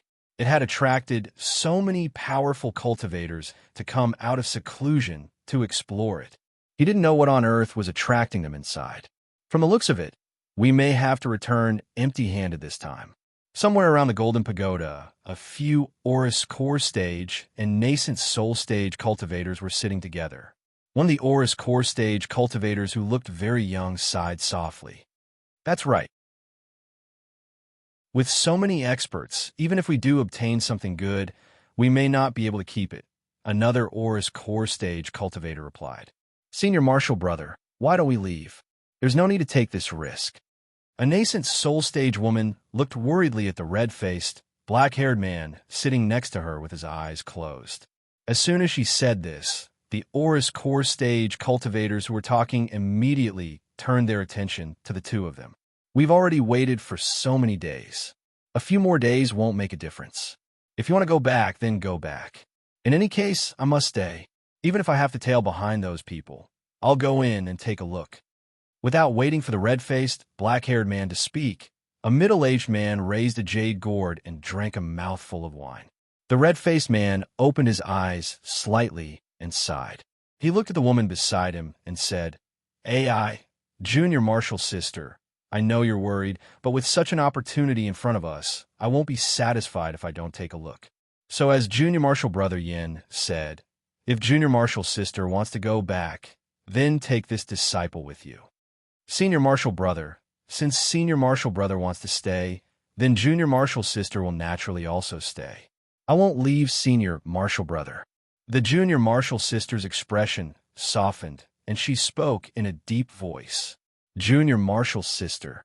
Although the red-faced man was touched, hearing his Junior Marshal sister say this in front of so many people, his expression was still a little awkward as he softly called out. Then, the red-faced man turned his head to the Aurus Core Stage cultivators and said, if you don't want to go in, then leave here. Go back early and cultivate in peace. That way, you won't lose your life for nothing. When the Aurus Core Stage cultivators heard this, they couldn't help but look at each other with hesitation. At this moment, a young Aurus Core Stage cultivator spoke with a sad expression. Sectmaster, this disciple wants to leave. All right. The red-faced man nodded in response. Immediately after, two other Aurus Core Stage cultivators bowed and said, Sectmaster, this disciple also wants to leave. The red-faced man didn't say much and also nodded in agreement. Then, the three disciples stood up and bowed to the red-faced man, the drinking man, the woman, and the remaining three Aurus Core Stage cultivators before flying out of Shenanjia. For a moment, because of the departure of the three, the entire group became silent. Then, the sun rose and the moon set. The moon hung low and the sun shone brightly. Time passed back and forth several times, and in the blink of an eye, it was the 15th day of the lunar calendar. As the sun set in the west, a huge silver moon hung high in the sky. Just as the moon rose to the middle of the sky and it was 1/4 past midnight, a thick beam of moonlight suddenly fell from the sky and bombarded the pyramid below. It's coming. Seeing this, even if the surrounding people's expressions didn't change, Ito knew that things were about to begin. In an instant, a silver shockwave spread out like a purification, sweeping away the thick fog in the surroundings. Then, it passed through the crowd and disappeared into Shenanjia. Suddenly, a loud shout sounded from the crowd. "Do it!" Then a dozen severed soul stage cultivators instantly flew into the air. Their hands released profound light, and a powerful spell bombarded the shield outside the pyramid. Boom! A thunderous roar reverberated through the night sky. The multicolored light shield outside the pyramid trembled violently. The eyes of the cultivators glowed as they gathered their profound light once more and bombarded the barrier with spell after spell. In an instant, a crack was heard as the entire light barrier suddenly shattered, exposing the flat-top pyramid that looked like a three-tiered platform inside. However, before these cultivators could rejoice, a huge pillar of black gas spurted out from the pyramid like a pillar of smoke, and a loud roar faintly sounded from it. Roar! Just when many cultivators were shocked by this change, the black chi suddenly lost its momentum like water without a root. It exploded in midair and disappeared from the pyramid. Although there was no more black gas, the many powerful cultivators who were afraid of causing new disturbances waited outside cautiously for a while. When they were sure that there were no more disturbances, they turned into streams of light and shot toward the stone door of the pyramid. "Open for me!" The cultivator who was at the front of the stone door shouted loudly and released a profound lightning with a wave of his hand. Boom! "Ha, old Lou, did you not eat? You can't even split open a stone." An old man looked at the intact stone gate and laughed. Humph! Old Lou, who was ridiculed, coldly snorted and didn't refute. Instead, with a thought, he summoned a thin blue light from his body and slammed it towards the stone gate again. Chapter 2002. P.S. Thank you to Holy Mother Bear for your precious monthly votes. Ding! The blue light flashed and returned to old Lou's hand. At this moment, even those who had poor eyesight could tell that this ordinary-looking stone door was not simple. Following which, the experts landed and stood in front of the stone door. "Everyone, does anyone know what's going on?" A red-faced, red-haired old man with a dignified expression looked at the people around him and asked, "SSS, what extravagance?" At this time, a very short man, who was only 6 meters tall and thin, wearing a khaki robe, suddenly looked shocked. His face was full of disbelief as he sucked in a breath of cold air. "Fellow Taoist, did you notice something?" Someone beside him asked. "If I'm not mistaken, this stone door should be made from earth essence." The skinny old man said in a deep voice. Earth essence was the yang earth of the 5 elements. Earth essence was the essence of the yang earth of the 5 elements. It was the core of an extremely precious natural treasure. Earth essence. The other cultivators who heard the name also subconsciously sucked in a breath of cold air, and then a look of greed appeared in their eyes. Obviously, everyone wanted to own such a good thing. Is there any way to break it? The red-haired old man with a dignified expression asked. "Burn it with fire and Kuei water. Other than that, there's no other way." The skinny old man glanced at the red-haired old man and said indifferently, "Everyone here, which one of you cultivated a fire elemental cultivation technique and condensely fire? Or perhaps you cultivated a water elemental cultivation technique and condensed Kuei water?" The red-haired old man thought for a moment and turned to the cultivators behind him and asked. The cultivators looked at each other and did not speak. "Is it no one? You should know that if this door can't be opened, we won't be able to obtain the item inside. Do you think you have a chance? Do you think it's an otherworldly paradise inside?" After waiting for a moment, the red-haired old man still did not see anyone taking the initiative to step forward. His face darkened and he sneered with displeasure. Following which, he flipped his palm and a small white porcelain bottle suddenly appeared in his hand. "This is our Scarlet Sun Sect's unique triple yang energy gathering pill. Every single one of them can help cultivators below the nascent soul stage advance by a minor stage. Live phone can promise that as long as someone can open this stone door, this bottle of Triong energy gathering pills will be given to that person. The red-haired old man, Live phone, said loudly. Whoosh! As soon as he said this, all the cultivators below the nascent soul stage, including those in the nascent soul stage, were in an uproar. What was the purpose of cultivation? Wasn't it for longevity? Free and unfettered.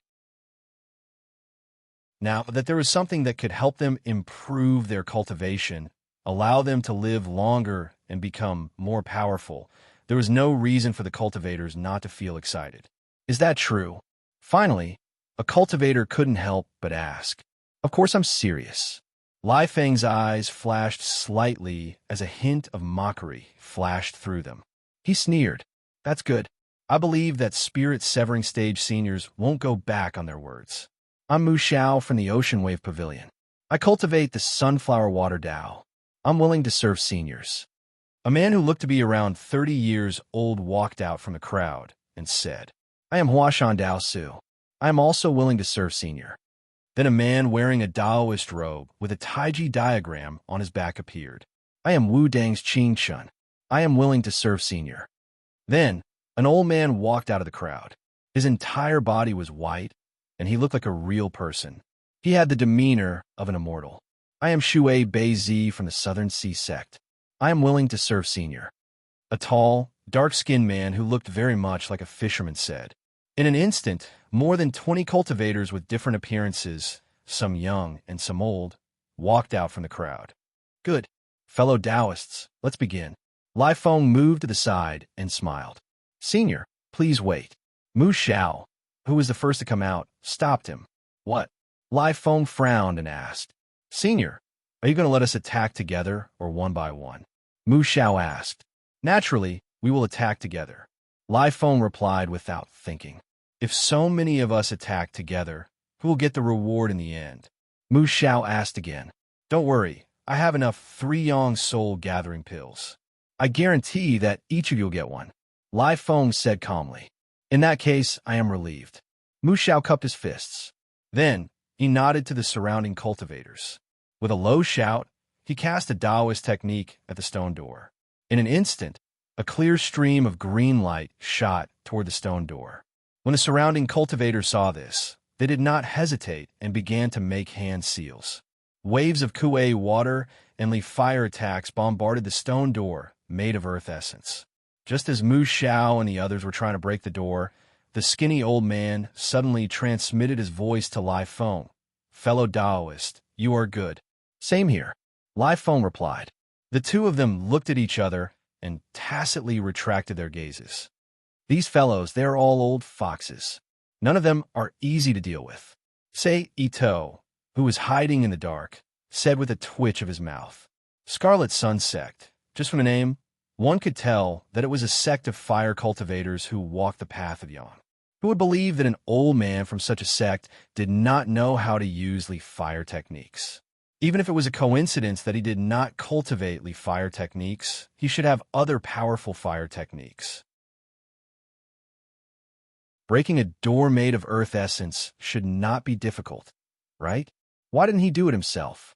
Why did he have to lure the group of low-level cultivators? Wasn't it because he wanted to exhaust the strength of these low-level cultivators and save some strength for his next move? He also did not want to expose more of his methods to others. The old man who recognized the earth essence had clearly noticed this as well.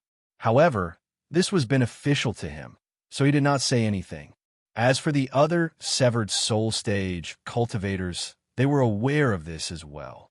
However, the former and the skinny old man felt that this was more beneficial to them, so they did not say anything. As for the latter, they were not strong enough.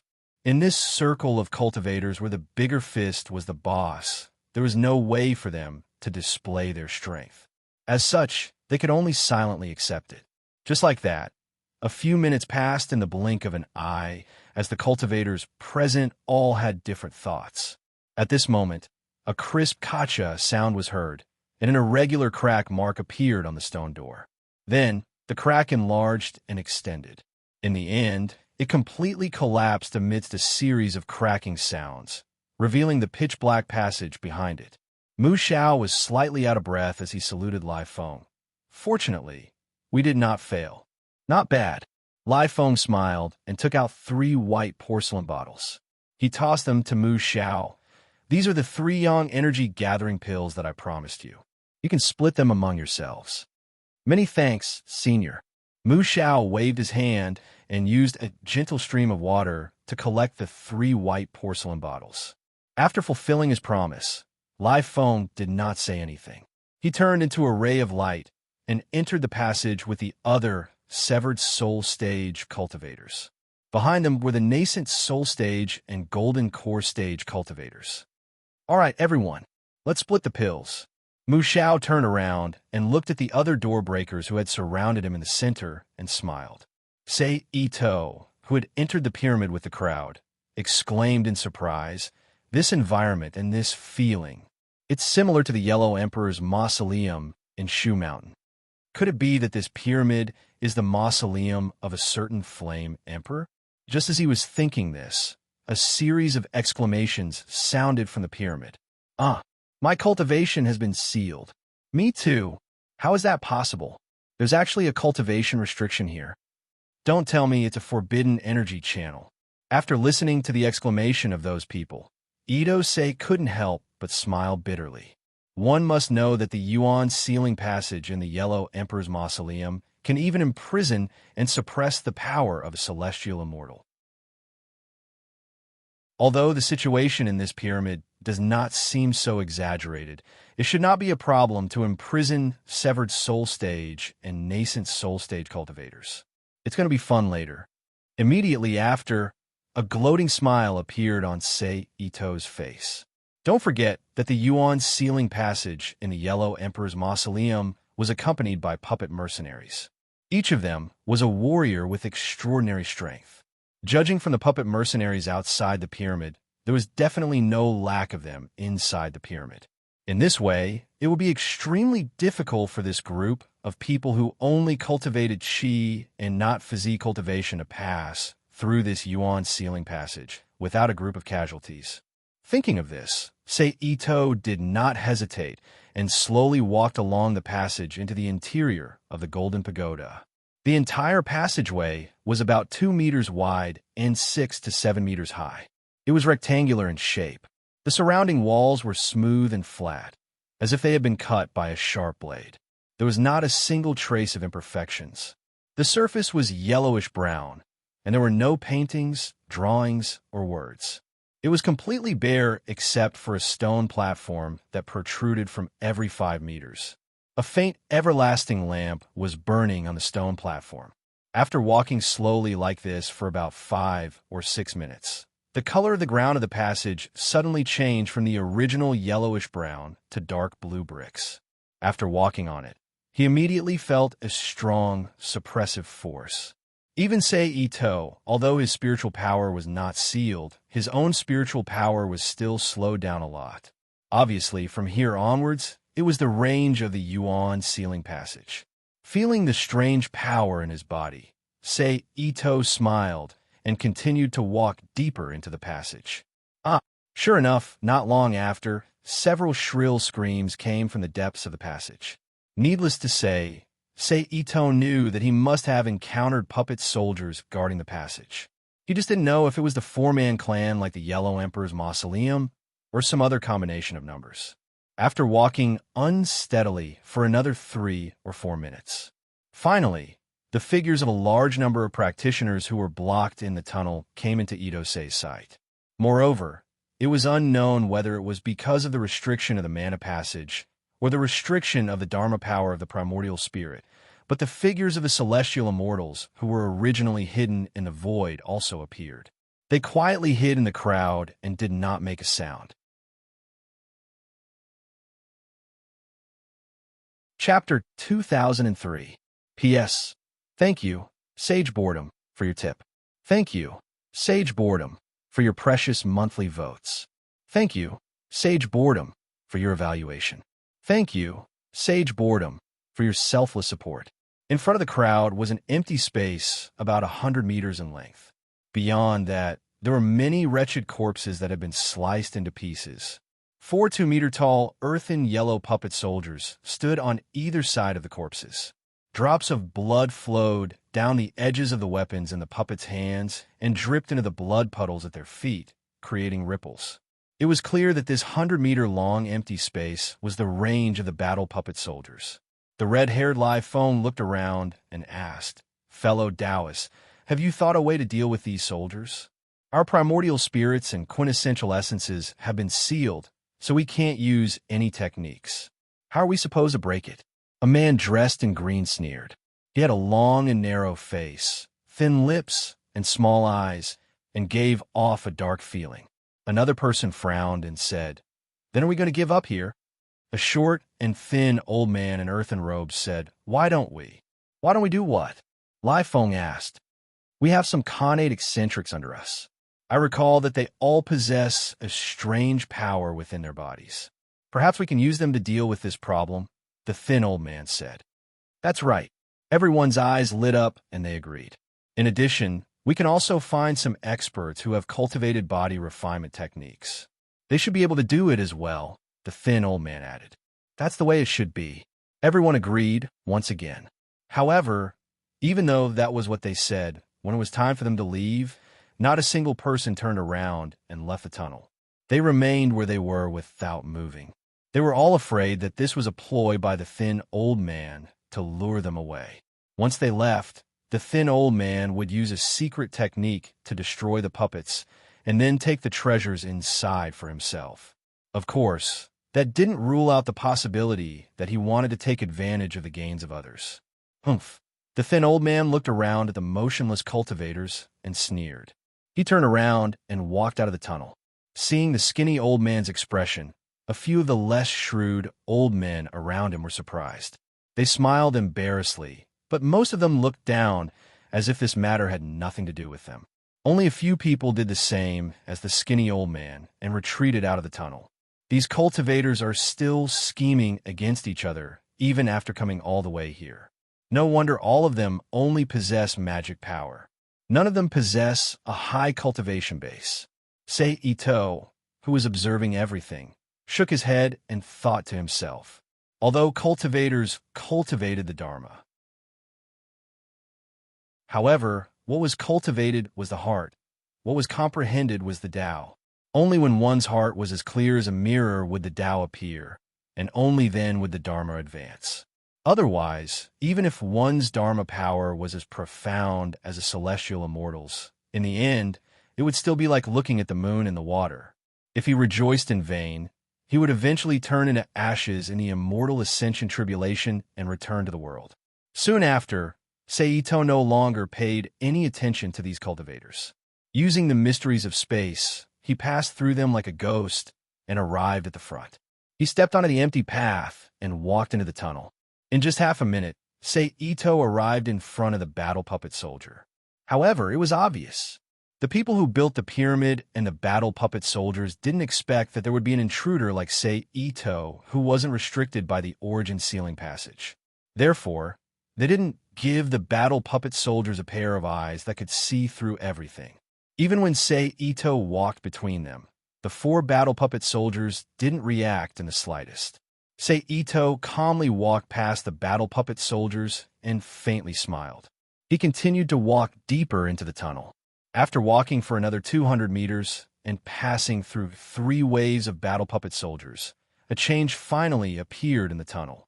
A fork in the road appeared in front of Seito. Seito stood in front of the fork and looked at each of the tunnels. Finally, he walked into the leftmost tunnel based on his intuition. Just like the passageway in front of him, he was greeted by a smooth wall.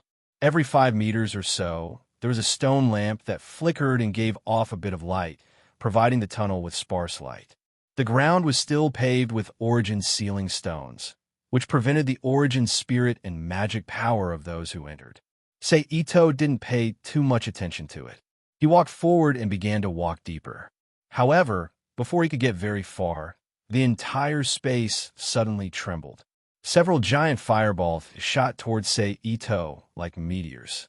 If it were to deal with the affected cultivators outside, this sudden attack would naturally cause some casualties. However, to say Ito, who was only slightly affected, it was not enough.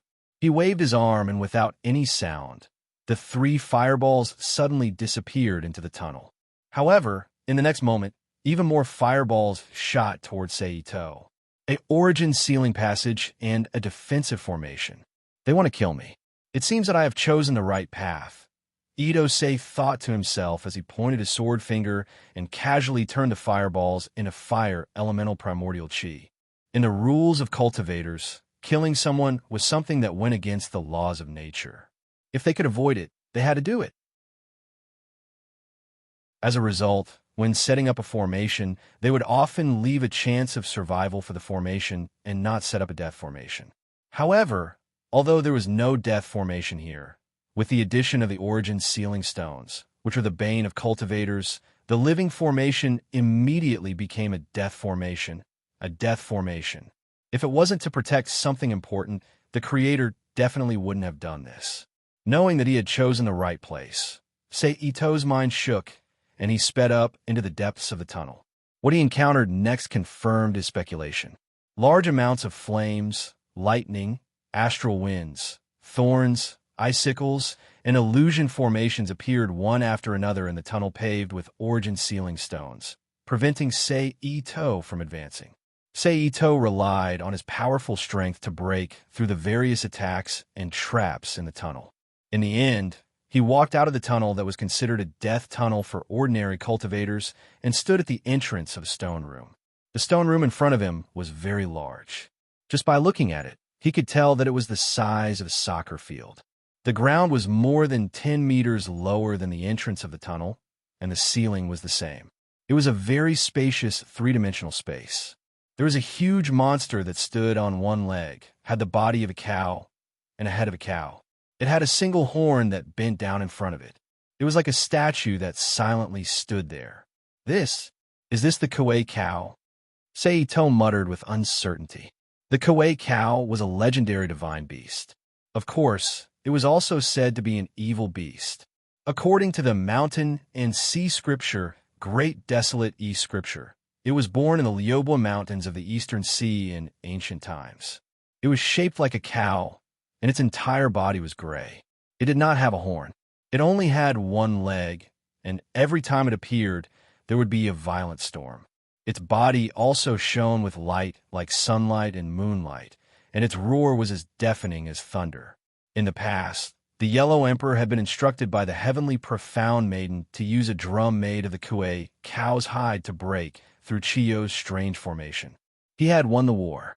However, this one clearly had an extra horn. Was it a mutation or something? Itsunari, who was standing at the junction of the stone chamber and the passage, thought for a moment. Suddenly, his body moved, and he landed on the ground of the stone chamber. At the same time, the energy that had been slowed down by the origin sealing stones instantly recovered and began to circulate in Seito's body. It was clear that there was no origin sealing stones in this stone room. Thud! Seito gently landed on the ground. However, the moment he steadied himself, 2 streaks of light shot towards him at lightning speed. Seito waved his arm and created a large hand made of origin chi to meet the streaks. Boom! A violent explosion immediately reverberated in the stone room. Roar! Then a thunderous roar rang out. Walla-la-la! Then a large amount of soil fragments fell from the surrounding stone walls under the vibration of the sound waves, falling to the ground. Crackle! A bright light shone, illuminating the entire stone room. Looks like it's a Kuei cow. Seito thought to himself as he looked at the monstrous Kuei cow at the end of the stone room. Its body was glowing brightly, and its large eyes were filled with lightning. Fortunately, it's only a peak sky immortal Kuei cow. It's not stronger. Otherwise, I would have to consider whether I should take the risk and stay here any longer. Just as Seito was thinking, the Kuei cow opened its mouth and shot out a white beam of light towards Seito. Seito's figure flashed and suddenly appeared above the Kuei cow. He pointed his finger downward. A beam of white light shot out from it. The white light was like lightning and instantly collided with the Kuei cow's head. Clang! Little red and yellow sparks immediately bloomed from the Kuei cow's body amidst the sound of metal clashing. So hard, Sei-Ito, who had used his mind to put away the heavenly sword, said in surprise. Crack! Thunder exploded, and a large bolt of lightning flew towards Sei-Ito. Sei-Ito's figure flashed again and appeared in front of the Kuei cow. He flicked his finger and shot a red fire divine lightning at the Kuei cow's eyes. The Kuei cow blinked and blocked the divine lightning by a hair's breadth. Boom! Illo! In pain, the Kuei cow let out a loud howl. Immediately after, the Kuei cow moved and suddenly appeared in front of Sei-Ito as if it had teleported. It stabbed its sharp horn, which was glowing with a blazing white light, at Sei-Ito. Sei-Ito, whose pupils constricted, thought quickly and used his psychokinesis to create an invisible barrier in front of him. Bang! In an instant, there was a muffled sound. Sei-Ito's body was instantly sent flying like a cannonball and slammed into the stone wall beside him. Kacha! Kacha! A crack immediately spread out on the stone wall. The Kuei cow was unforgiving. It opened its mouth again and spat out a white glowing light. Open! In the next moment, there was a low shout. A chi blade instantly met the chi of light shot out by the Kuei cow. Like a knife cutting through butter, it split it into two and slashed against the chi of light directly on the Kuei cow's nose. To an ordinary cow, the nose was its soft flesh and vital point. It was the same for a divine beast like the Kuei cow, a monster that looked like a cow but was not a cow. With a muffled boom sound, a purplish-red blood light splashed out from the Kuei cow's nose. Illo! The Kuei cow let out a miserable howl in pain. At the same time, lightning flashed around its body and exploded into a sea of lightning clouds. It filled the stone room and bombarded the stone room in all directions. Rumble. However, even in such an extreme environment, white lotus flowers the size of wash basins suddenly appeared in the sea of lightning. They bloomed and surged with a pale white light, dispersing and forcing back the surrounding sea of lightning, creating a harmonious and holy place in the sea of lightning. Then, Sei-Ito, whose entire body was enveloped in the white light of origin energy, stood in the middle of the lotus flowers. He held a black long blade in his hand and had a calm and peaceful expression on his face. Then, Sei-Ito took a step forward, stepping on the lotus flowers that appeared one after another in the air, and slowly walked in front of the Kuei cow, whose eyes were faintly filled with fear. It was obvious that as a legendary divine beast and monster of the celestial immortal level, the Kuei cow had already developed a shallow level of intelligence and knew what fear was. Are you willing to submit? Sei-Ito, who had stopped 5 meters in front of the Kuei cow and pointed his long blade forward, said indifferently, Illo. What answered him was a thunderous roar filled with madness, followed by the Kuei cow's bloody mouth. It's a pity that the magic cube world isn't by my side right now. Otherwise, I could consider sparing your life and bringing you back for research in captivity. Sei-Ito, who ignored the Kuei cow's impending mouth, sighed with regret. After saying that, he flipped his arm and sent out a slash. In an instant, the gray light streaked across the sky and expanded to a height of dozens of meters in the blink of an eye. It passed through the Kuei cow's body without any obstruction. Uff! Then, Sei-Ito tapped the tip of his foot and floated back like an immortal. Then, in the next moment, a stream of blood spurted out from the Kuei cow's body, splitting the Kuei cow into two from the middle. Both sides of its body fell to the ground. Bam! This beast blood is good stuff. I can't waste it like this. Sei-Ito, who was standing in the air, waved his hand and used his origin energy to form a large hand that covered the sky. He grabbed the blood that spurted out in all directions, then formed a seal with his hand and condensed the Kuei cow's blood into a purple-red pill the size of a human body. He placed dozens of spirit seals on it and put it away with a flip of his hand. And the corpse as well. After dealing with the blood, Seito's gaze fell on the Kuei cow's corpse. Then he stretched out his hand and grabbed, and the two halves of the Kuei cow's corpse were immediately pulled up and flew in front of Seito. Miraculously, they became smaller and smaller in the process of flying. In the end, they were also compressed to the size of a human body and were put away by Seito with a flip of his hand. After dealing with the Kuei cow, Seito looked at the stone room in front of him again. Finally, after a while, a very hidden stone door appeared in Ito-Sei's eyes. It was hard to tell the difference between the stone door and the surrounding area if one didn't pay attention. It should be there, Seito muttered, walked in front of the stone door, and pushed it with his hand. Hee. With a slight mechanical sound, the stone door opened inwards with the center as its axis. Seeing the door open, Seito did not hesitate and immediately walked in. In an instant, a huge space that was about half the size of the stone room outside appeared in front of Seito.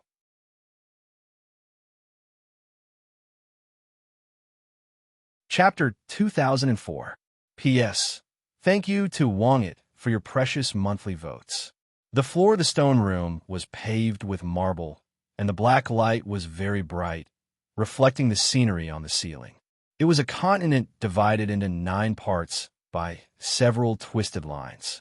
It looked like the 9 provinces of Huaxia, but the size and scale were completely different from the 9 provinces Seito knew.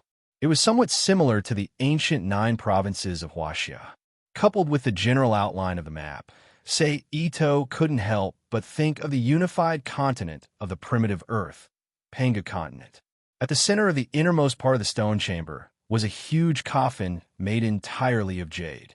It was about 1.5 meters wide, 80 centimeters tall, and 3 meters long at its longest point. A bronze cauldron with 3 legs, a round belly, and 2 ears stood in front of the coffin. It was about 1.5 meters tall and 0.5 meter wide. It looked like an incense burner, but also like a suppressor. On the left and right sides of the stone room, there was a shelf made of wood from an unknown tree.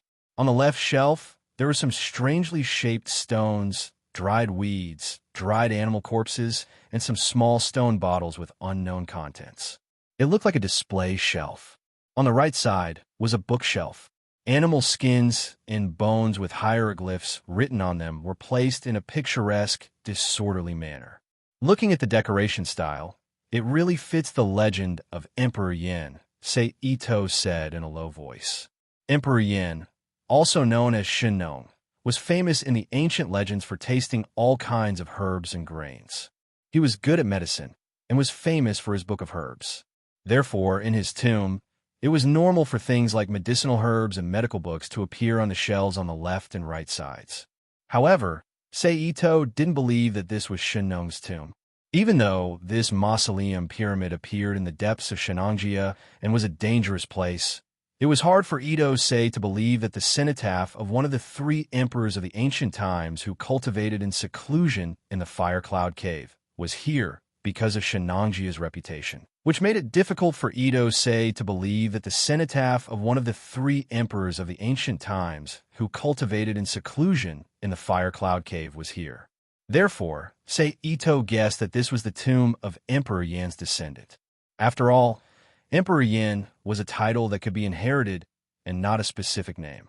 Next, Seito flipped his palm, and a palm-sized mirror made of neither gold nor jade appeared in his hand. With a shake of his hand, a green light immediately bloomed from the mirror. Under the control of Seito's hand, the light illuminated the entire stone chamber. In an instant, the stone chamber lit up.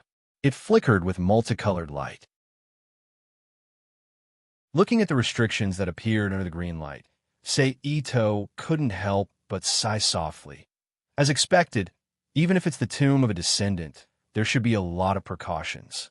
Fortunately, I was careful, and I still have a treasure like the clear sky mirror. That's right, Seito was holding a mirror-like treasure that he obtained from the Shushan world. It was a treasure of the holy mausoleum that specialized in breaking all kinds of spells and restrictions, the clear sky mirror. After saying that, He waved his palm again and broke the various enchantments on the right bookshelf. Then, he waved his arm and took away the entire bookshelf with the mysterious technique of storing a mustard seed into a mountain. For Sei Ito, who had the Rubik's Cube world, unless it was a famous legendary treasure, it would be difficult to arouse his interest. Instead, it was these books that contained knowledge that he might not have come into contact with that moved him the most. After putting away the bookshelf, Sei Ito turned his arm again and shone the light of the clear sky mirror on the three-legged, round-bellied, two-eared cauldron in front of the jade coffin. Although he was sure that it was not the legendary Shinnon cauldron, since it came from the tomb of the descendant of the Yin Emperor, it could not escape the possibility of being a magic treasure-level cauldron. Therefore, for Sei Ito, it was still worth keeping. Therefore, he did not hesitate to put away the bronze cauldron that was no longer suppressed by restrictions. Then, Sei Ito's gaze fell half a meter above the jade coffin. Under the illumination of the clear sky mirror, there was a yellow talisman decree that appeared half a meter above the jade coffin. His expression was a little hesitant. There were two reasons for his hesitation. Of course, it could also be said that he did not recognize the talisman decree, so he did not know the specific function of the talisman decree. Therefore, he did not understand the reason why the talisman decree was left here. What was it suppressing? Or was it simply a treasure that was purposely hidden here as a part of the entire restriction system of the tomb to protect the peace of the Yin Emperor? Should I take it? After hesitating for a moment, Sei Ito thought to himself. Thinking of this, Sei Ito's palm moved slightly and transformed into a vital chi hand that grabbed at the yellow talisman decree. However, the moment the vital chi hand was about to grab the talisman decree, an extremely dangerous feeling suddenly rose from the bottom of his heart. Noticing this feeling, Sei Ito did not dare to hesitate. Immediately, with a thought, he forcibly dispersed the vital chi hand and gave up on the idea of taking the talisman decree. It can actually make me feel such a degree of danger and even give rise to a premonition that I will die.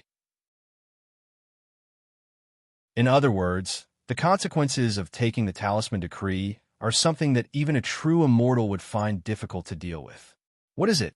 Sei Ito's expression kept changing as he moved back and forth between the jade coffin and the talisman decree, thinking to himself. After a moment, Sei Ito decisively gave up on this brainless struggle and said with a long sigh, "But no matter what it is, I don't want to be the scapegoat. Let the people behind me do it." Then, he put away the clear sky mirror and turned around to leave the stone room without any reluctance. He followed the original path back to the three-way intersection. At this moment, the sound of battle could be faintly heard from the tunnel ahead. It was clear that this group of cultivators had already received the innate eccentrics that Sei Ito understood, as well as the special cultivators that chose to cultivate body tempering techniques due to their lack of talent. They had begun to attack the pyramid again. It seems that I need to speed up a bit. Sei Ito noticed the sounds coming from the passage and thought to himself, following which, he turned around and disappeared into the middle passageway. Unlike the left passage, although the middle passage was also paved with vital chi restriction stones, it was only a very short distance of less than 20 meters. After passing through, one's magic power would no longer be restricted. However, formations such as illusion formations, killing formations, and 5 elements restriction formations were not reduced at all. For these cultivators, it was still a path of survival, unlike the left passage, which was a path of death. In this manner, Sei Ito continued to break through formations for about 10 minutes before arriving at the end of the passage. There's also a huge stone room here, but this time, it wasn't a legendary beast like the Koei cow that existed in the legends. Instead, it was a military formation of nearly 1,000 war puppet soldiers that was ready for battle. Could it be that this is the standard for the emperor's tombs in ancient times? Sei Ito stood at the entrance and let his imagination run wild. Then, he took a step forward and landed in the middle of the stone room. In an instant, the war puppet soldiers in the stone room moved and turned their heads to look at Sei Ito. Then, mist drifted and the general's formation was activated. A majestic, murderous aura, which could even kill an immortal, pressed down on Ito's Seeb. Ito knew that he didn't have much time and didn't dare to hesitate. He immediately moved and rushed into the army formation. Like dominoes, the moment Ito moved, the entire army formation moved as well. Several of the war puppet soldiers swung their arms and slashed at Ito from all directions. Ito, who was in the middle, used his psychokinesis to create an invisible barrier around him. Bang! Then he used his psychokinesis to push back the surrounding war puppet soldiers. Using the gaps they left behind, he charged toward the next spot like a bolt of lightning. Then he did the same thing, but gradually, as the war puppet soldiers changed positions, they became stronger and denser with the support of the army formation. At this point, it was very difficult for the psychokinesis to push the war puppet soldiers away. Left with no choice, Ito could only change his original intention. He tried his best not to destroy the war puppet soldiers here, and instead used his psychokinesis to grab them. He lifted the war puppet soldiers one by one and threw them at the other war puppet soldiers. For a moment, the muffled sound of collision echoed in the dead silent stone room. However, hard work paid off. Finally, after half a day, Ito moved to the bronze door guarded by the many war puppet soldiers. He pushed open the door and rushed in. This was another stone room, and its size was not much different from the stone room with thousands of war puppet soldiers gathered outside. The ground was paved with blue stone, and only the innermost part was covered with a layer of animal skin. Behind the animal skin was a stone platform that was as tall as an adult's forearm. On the platform was a wooden chair covered with animal skin. A human, who looked like a real person, whether alive or dead, sat upright on the chair. He held a golden dagger axe in his hand and stood beside him. Behind the human, who looked like a living person, was a colorful mural. The mural was very large, and not only did it cover the wall behind him, but it also covered both sides of the stone room. The mural depicted a war, and the leaders of both sides were bull-headed and human-bodied men. From the mural's occasional depiction of power, they looked like gods. On the left side of the human, who looked like a living person, there was a big box. It was about half a meter tall, 1 meter wide, and 40 to 50 centimeters wide. It was square in shape and was quietly placed on the side. Ito, who remained cautious, took out the clear sky mirror and activated the restriction-breaking green light, illuminating the entire stone room. Unexpectedly, there was not the slightest restriction in the stone room. However, this made Ito feel even more troublesome. This was because it meant that the person sitting on the chair was alive. Otherwise, there was no reason for there not to be any restriction. It couldn't be that the creator was kind enough to let the intruder rest here, right? Based on the fact that the other party might be alive, Ito did not directly take the box. Instead, he cautiously took a few steps forward.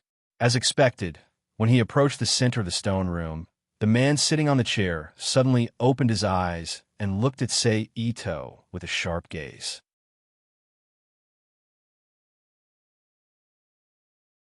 Chapter 2005. Intruders of the Emperor's Mausoleum die. The man's voice was bright, but not lacking in sharpness. Emperor? Yindi? Ito asked. Since you know that, you still dare to collide head-on.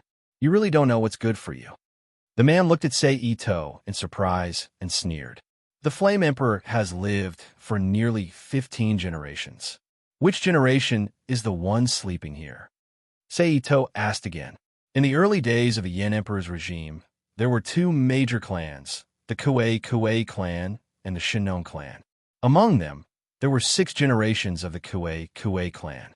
The first was Kuei, the second was Yenju, the third was Xiebing, the fourth was Shiqi, the fifth was Zhurong, and the sixth was Gonggong. From 5008 BC to 4766 BC, there were 243 years in total. Shinnong had 8 generations.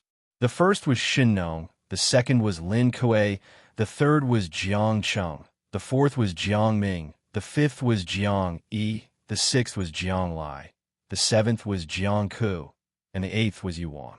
From 4766 BC to 4513 BC, there were a total of 254 years. Later on, the Qiyu clan forced the Yin Emperor to abdicate and took over the Yin Emperor's throne. They then raised an army to attack the Yellow Emperor. This was the bloodline of the ancient Flame Emperor. Then, the Yellow Emperor unified the Central Plains and passed down the 5 emperors.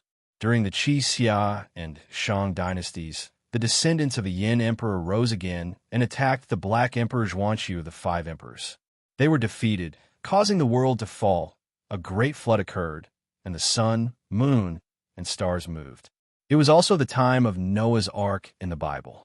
After that, there was the Lime Mountain clan, which was passed down to the Foryu clan. Its leader was Boi. However, at this time, he was not known as the Yin Emperor. Instead, he had received the title of Emperor Zhuanqiu and was the Great Shaman. He was in charge of the 4 great mountains and later became the first Taiyu, which was Mount Hua. He had helped you the great deal with the flood. Of course, there was another inheritance system for the Flame Emperor, and that was much earlier. Since he was the Flame Emperor in his first life, he was also the Crown Prince in his second life.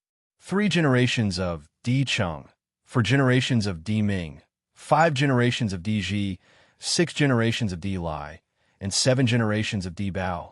The 8th Yamong. During this time, the 8th Yamong was not as virtuous as his younger brother, Xin Yuan, so he abdicated the throne and gave birth to the Yellow Emperor. After that, he would be the weapon for 9 more lifetimes, the son of Yuan. The 10th generation of Zhu Rong, the 11th generation of Xu Xia, the 12th generation of Gelong, the 13th generation of Wei, the 14th generation of Gong Gong, the 15th generation of Boi. This is where Emperor Yuan sleeps. That person replied, the one who was forced to retreat by Qi Yu, or the one who voluntarily gave up his position to the Yellow Emperor? Sei To asked curiously. Bang! Impudent! Jingu paused on the ground. That person suddenly stood up. His aura burst forth as he roared furiously. How could Sei Ito not understand from the mausoleum keeper's agitated expression that this Diwang was most likely the Yin Emperor who was forced to abdicate by Qi Yu, the Yin Emperor who reigned from 4539 to 4513 BC. Junior, tell me your name. My spear does not kill nameless ghosts. That person suppressed his anger. He said coldly, and who are you? Asked Sei Ito, who was as curious about the identity of the mausoleum keeper as the owner of the mausoleum. I am Xing Tianho. That person proudly replied. Sei Ito was stunned by the other party's name, his heart beating rapidly. Records, Xing Tan, Emperor Yu Wang's vanguard general, fought with the Yellow Emperor over Banquan, lost, and was beheaded by the Yellow Emperor. What is your relationship with Xing Tian, who had his head seen by the Yellow Emperor? Sei Ito couldn't help but ask. He is my clan brother. Xing Tianho's expression darkened as he replied. Then you couldn't have stayed in this mausoleum to guard after Di Wang was defeated by the Yellow Emperor and died, right? Sei Ito asked again. That's right. Who knew if it was because of the loneliness of guarding the mausoleum for such a long time? But this person was surprisingly cooperative. Whatever Sei Ito asked, he would answer. But after knowing the answer, Sei Ito felt his scalp go numb. According to his previous conjecture, this Di Yuang was the Yin Emperor Yuang who was forced down by Qi Yu. Then he lived around 4500 BC, and so on. This guy called Xing Tian had stayed here for at least 6,500 years. Then what level was his cultivation at? It had to be known that the lifespan of the Jinan stage was only 800 years. The Yuaning stage was over 1,000, and the primordial spirit was over 3,000. Although the Yang spirit of celestial immortal had an endless lifespan, they still had to avoid the 3 disasters and the 5 decays of heaven and man. Among them, the 3 disasters had to be experienced once every 500 years. Those who survived would be able to advance to the golden immortal stage, regardless of their cultivation level. Therefore, after the 3 disasters, they should be above the true immortal stage, and the golden immortal stage was in sight. So in other words, this guy called Xing Tianho was at least a true immortal. As for which stage he was at, it was unknown. In any case, He was not an opponent that could be easily defeated. Is there anything else you want to ask? Xing Tianho said indifferently. What realm are you at now? Saito thought for a while and asked. My foundation in the clan is still average. Although the cultivation method I cultivated is special, it still requires bloody battles to progress quickly. That's why I was arranged to train in the army. I remember that when I first entered the mausoleum, I didn't become a young spirit. 500 years later, I passed the celestial immortal tribulation and became an immortal. After that, I passed the 3 disasters. In addition to the many hardships during that time, my current realm is at the late stage of the true immortal stage. What's wrong? Are you afraid? Xing Tianho's stiff face showed a smile that was not a smile. The late stage of the true immortal stage. About the same as me, Saito murmured. At that time, after Saito received the feedback of the Akasha system, his realm directly entered the middle stage of the true immortal stage from the initial stage of the true immortal stage. He was only a step away from the late stage of the true immortal stage. Then, he went to the dream of the Red Chamber and the world of Qin. During that time, he read a lot of lost secret records in the hands of the school of Zhou, the school of Yin-Yang, and the school of Taoism.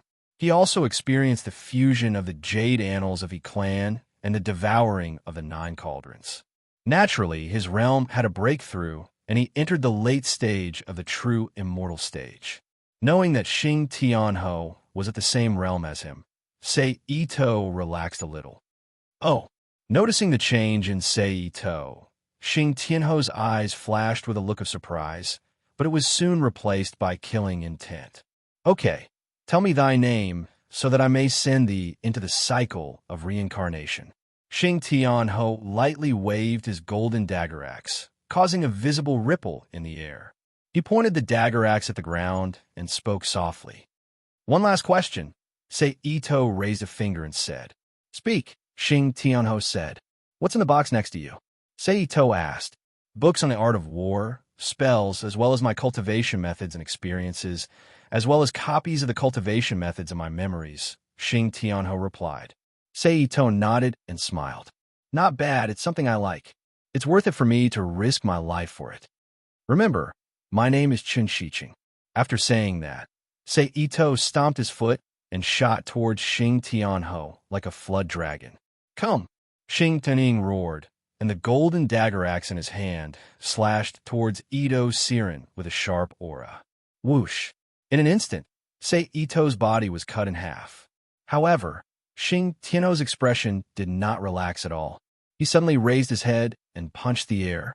Whoosh! A huge blood-red fist shot into the sky. In the next moment, Saito's figure appeared and also punched. Bang! The intense airflow immediately spread out like a hurricane. Saito used the momentum to flip his body and dodge Xing Tianho's golden dagger axe by a hair's breadth. However, a hair-thin white mark appeared on his forehead and disappeared in the blink of an eye. I didn't expect that after so many years, I would still be able to see such a powerful physical expert like you, Xing Tianho said with a face full of praise. What, apart from me, have you seen anyone else? Saito raised his hand to wipe his forehead and asked seriously. I've seen a few, but they're all a group of Qi practitioners who only know how to cultivate Qi. Moreover, they're not strong enough and were killed by my dagger axe, Xing Tianho said indifferently. Since they can get here, they shouldn't be weak. Why aren't the battle puppets outside damaged? Saito asked in confusion. That's because those battle puppets are part of the entire tomb's defense system. They can freely absorb energy from the outside world and repair themselves, Xing Tianho replied. I see. Saito's face revealed a look of understanding. Come, you've already piqued my interest.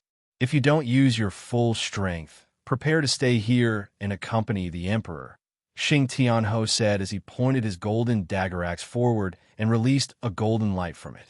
All right, it just so happens that I haven't used my true strength for a long time.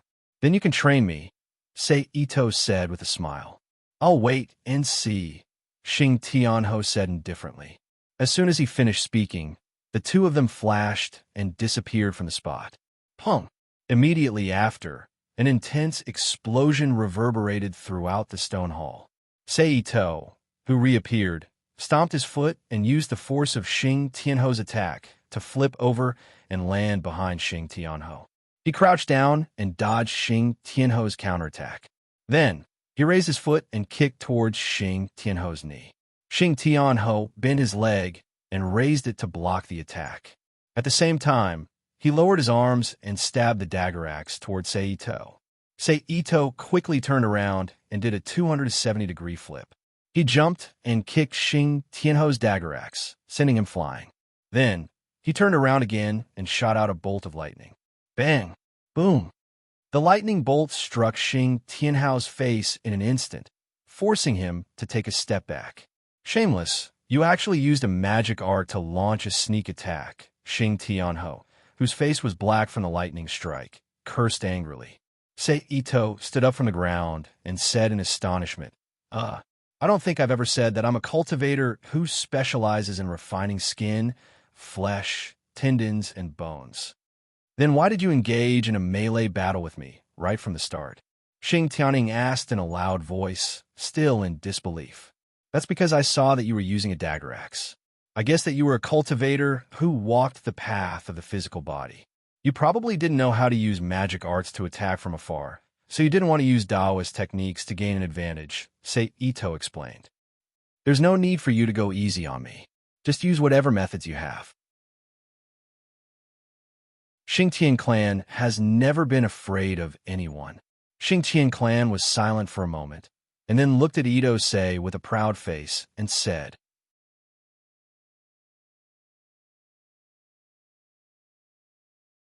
Chapter 2006. Phew, crimson light spread out from Xing Tianhao's body, filling the area within a few meters of him. This is called Blood Fiend. It is a secret technique created by the cultivation method of my race. It is specially used by Qi refinement cultivators. Thou must savor it. Xing Tianho waved his golden spear and coldly stared at Seito as he spoke. Seito's eyes flashed, but he didn't answer. In the next moment, Xing Tianyong moved and charged in front of Seito.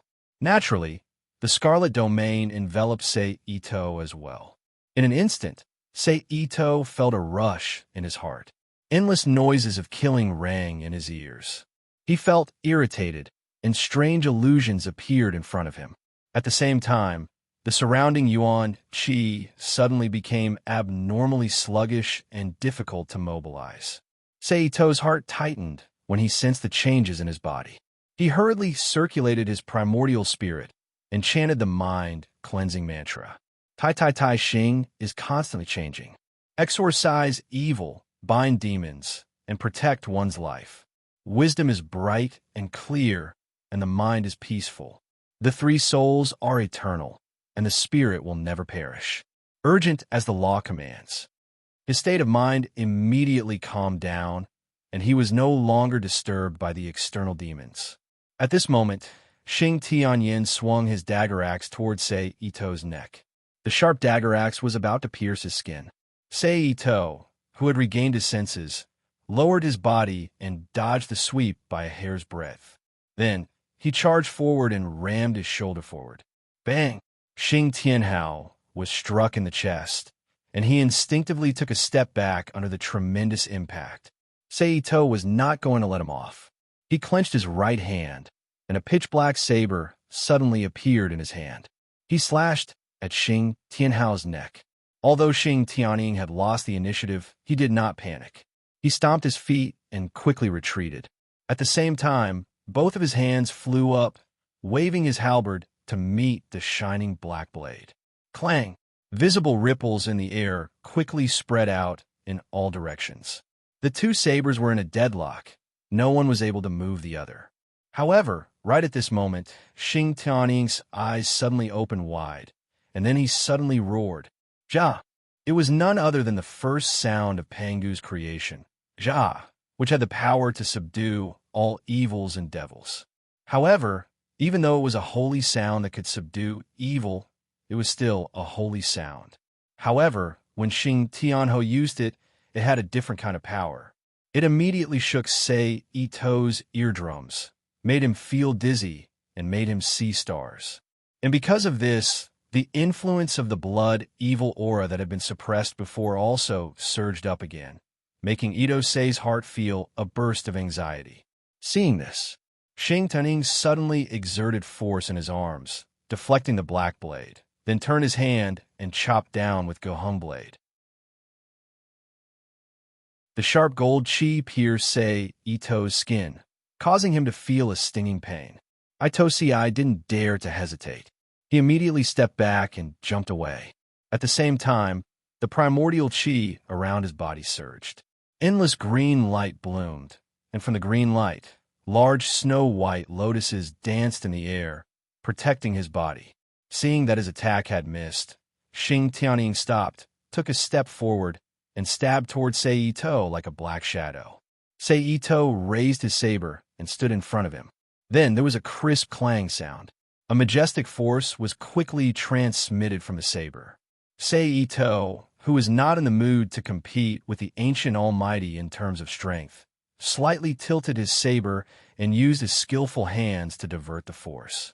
Then, he turned around and swung his arm like a whip toward Xing Tianning's head. Whoosh! Xing Tianning lowered his head and dodged.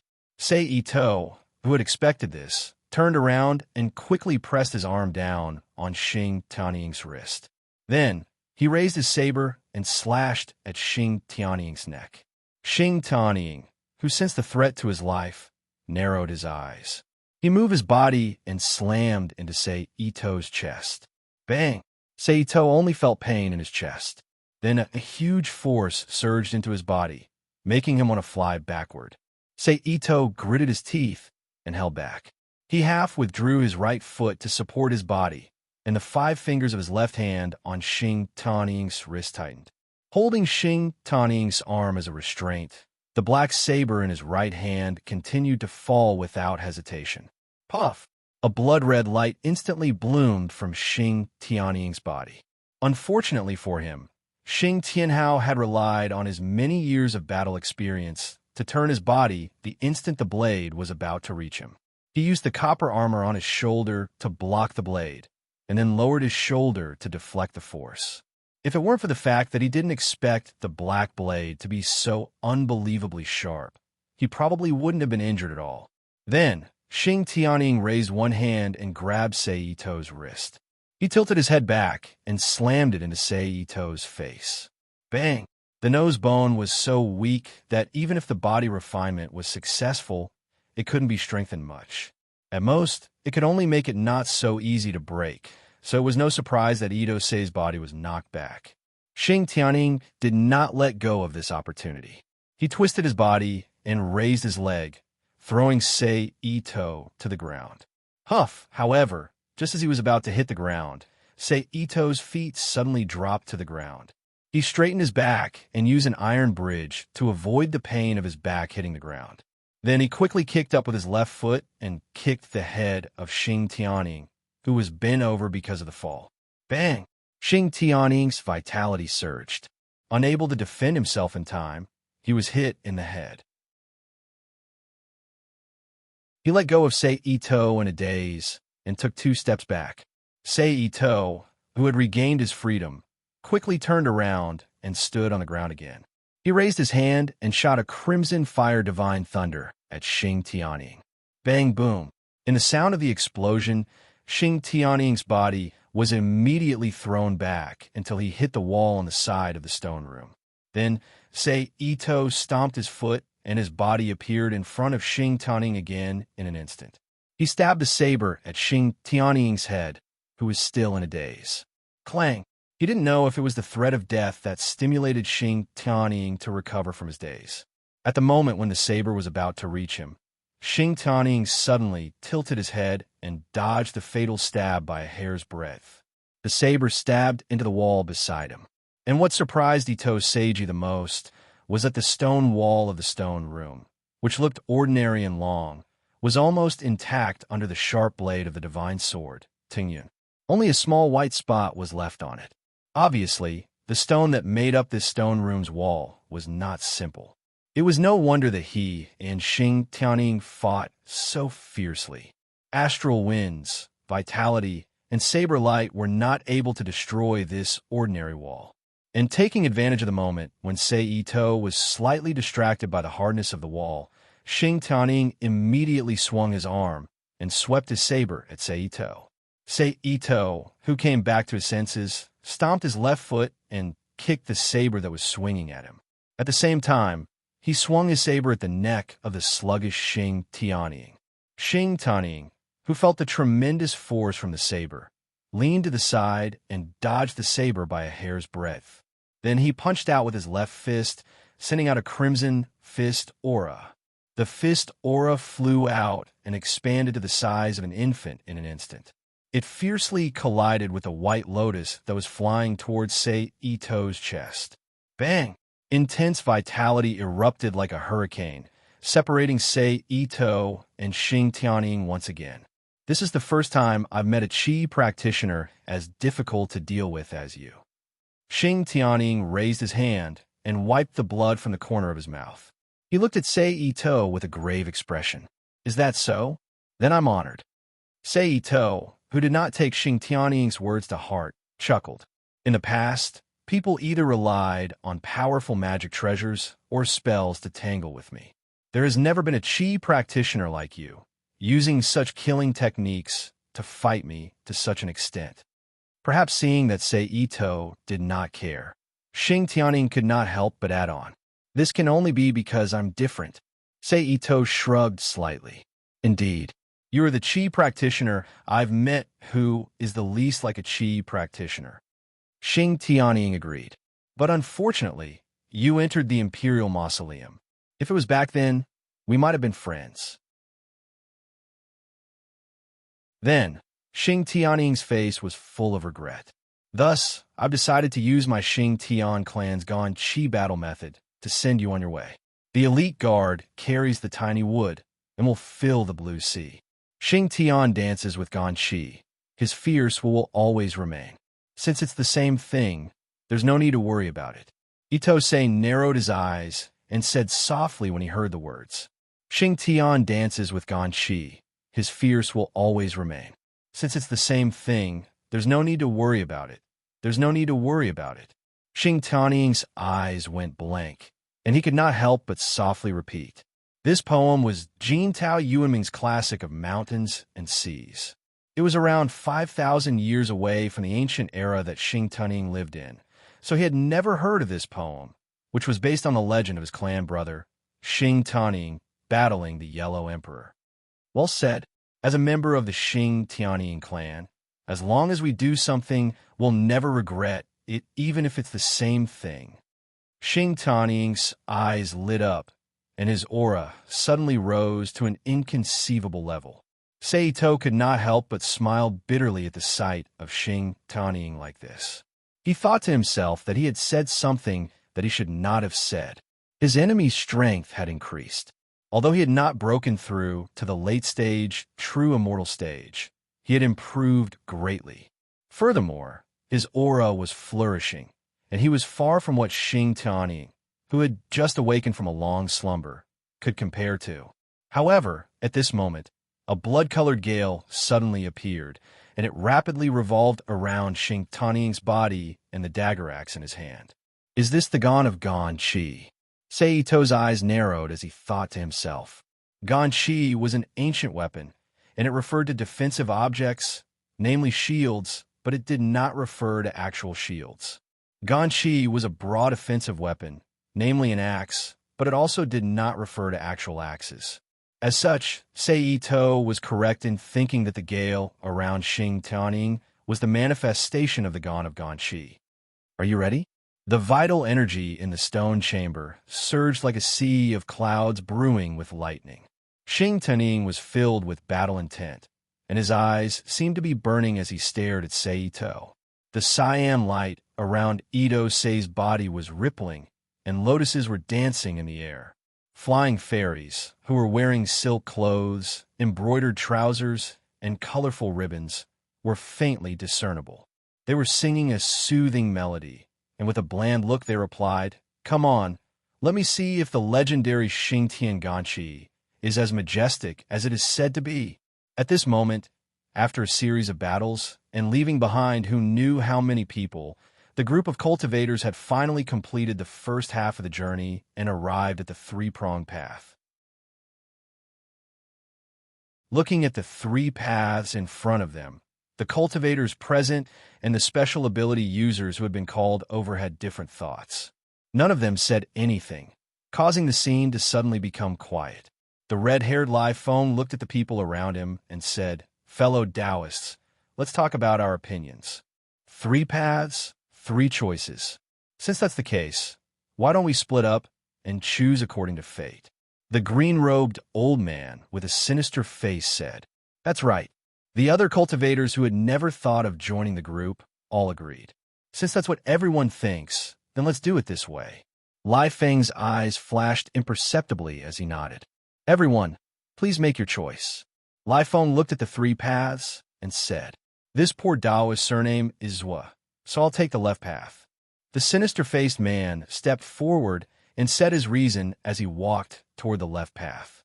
"The left is supreme, so I'll take the left path." Another person stepped forward. "The left is yang, and yang is life. The left path. Fellow Taoist, let's go together." For a time, 7 or 8 people followed the sinister-faced man into the passage on the left, and there were still others who followed in without slowing down at all. At this moment, a white-haired man wearing a dark green Taoist robe walked out of the group and said, "The third path is wood, so this poor Taoist will take the right path. Then I'll take the right path as well. The right path is fine." Similarly, many people followed the green-robed, white-haired old man to the right. "Then I'll choose the middle path. The middle path leads to the Great Tao and leads directly to the Great Tao." The skinny old man in a khaki robe walked into the middle path with small steps. Then another group of people followed him into the middle path. Just like that, under the leadership of the 3 severed soul stage old monsters, the surviving cultivators split into 3 groups and walked into the left, middle, and right paths. Needless to say, the left passage and the middle passage were explored by Ito Sei. Especially the left passage. It was a dead end for the cultivators here. Although the middle passage was not a dead end, the first 20 meters with Forbidden Yuan Stone was not easy for ordinary people to pass through. Not to mention, there was an amazing military formation in the depths. For the cultivators who took this passage, there was not much hope of survival. The only path that Sei Ito hadn't explored was the rightmost path. He didn't know what was inside. "We'll take the right path." Lai Feng's eyes flashed as he spoke indifferently. Then, he led the remaining people into the tunnel on the right.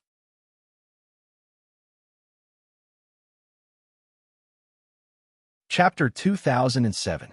As Lai Feng and the other cultivators entered, the situation of the right passage was revealed. Just like the left and middle passageways, the first part of the path was paved with forbidding essence stones.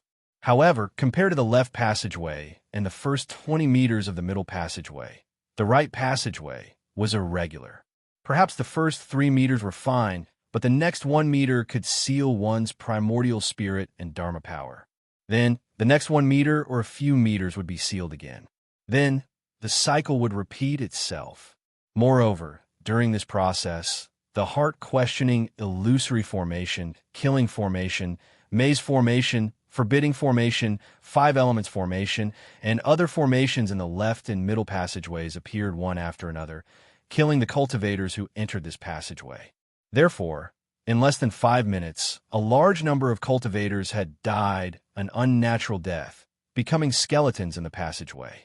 This was especially true for the middle and low-level cultivators who were in the golden core and nascent soul stage and had no severed soul stage cultivators leading them.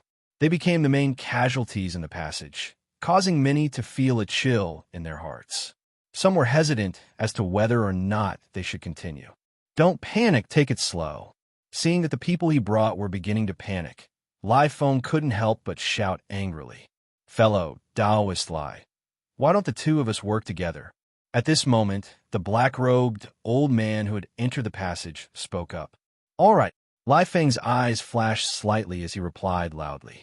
Following this, the two groups of people joined together. At this moment, Lai Feng opened his mouth and instructed, San Examubai, you two scout ahead.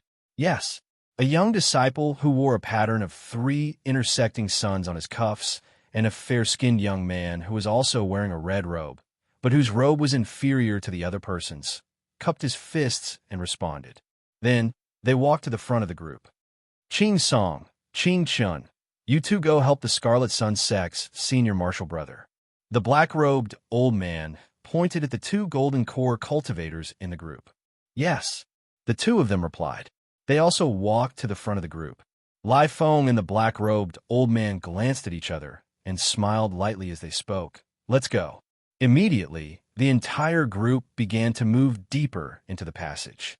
At the same time, the eyes of the cultivators who were hesitating about whether or not to go deeper also lit up. They silently followed behind, as if they were prepared to rub shoulders with them. However, before they could even take a few steps, dozens of red fireballs the size of blue balls shot towards them like meteors. Seeing the incoming attack, Lai Feng narrowed his eyes and suddenly shouted, "Make way!" Although the disciples on both sides did not understand what Lai Feng meant, they still subconsciously dodged to the sides. In an instant, the passage of time appeared, exposing the dozen or so rogue cultivators behind him. He couldn't rush to defend himself. They immediately became targets for these fireballs. Boom! Amidst a violent boom, a large ball of fire expanded in the passageway, engulfing the cultivators who were rubbing their legs. Fellow Taoist Lai, this is a bit too much, isn't it? The black-robed old man, who knew that those people were doomed, frowned and said, These people are following behind us sneakily. Who knows if they have any ill intentions? For safety's sake, I'm not sure. It's best to get rid of them. Lai Feng's expression was calm, and there was no trace of guilt on his face. The old man thought for a moment and didn't say anything else. Let's continue. Lai Feng said to the disciples who were scouting ahead. Yes, 3-hearted Mu Bai, Qing Song, and Qing Chen all felt their hearts tighten as they hurriedly replied.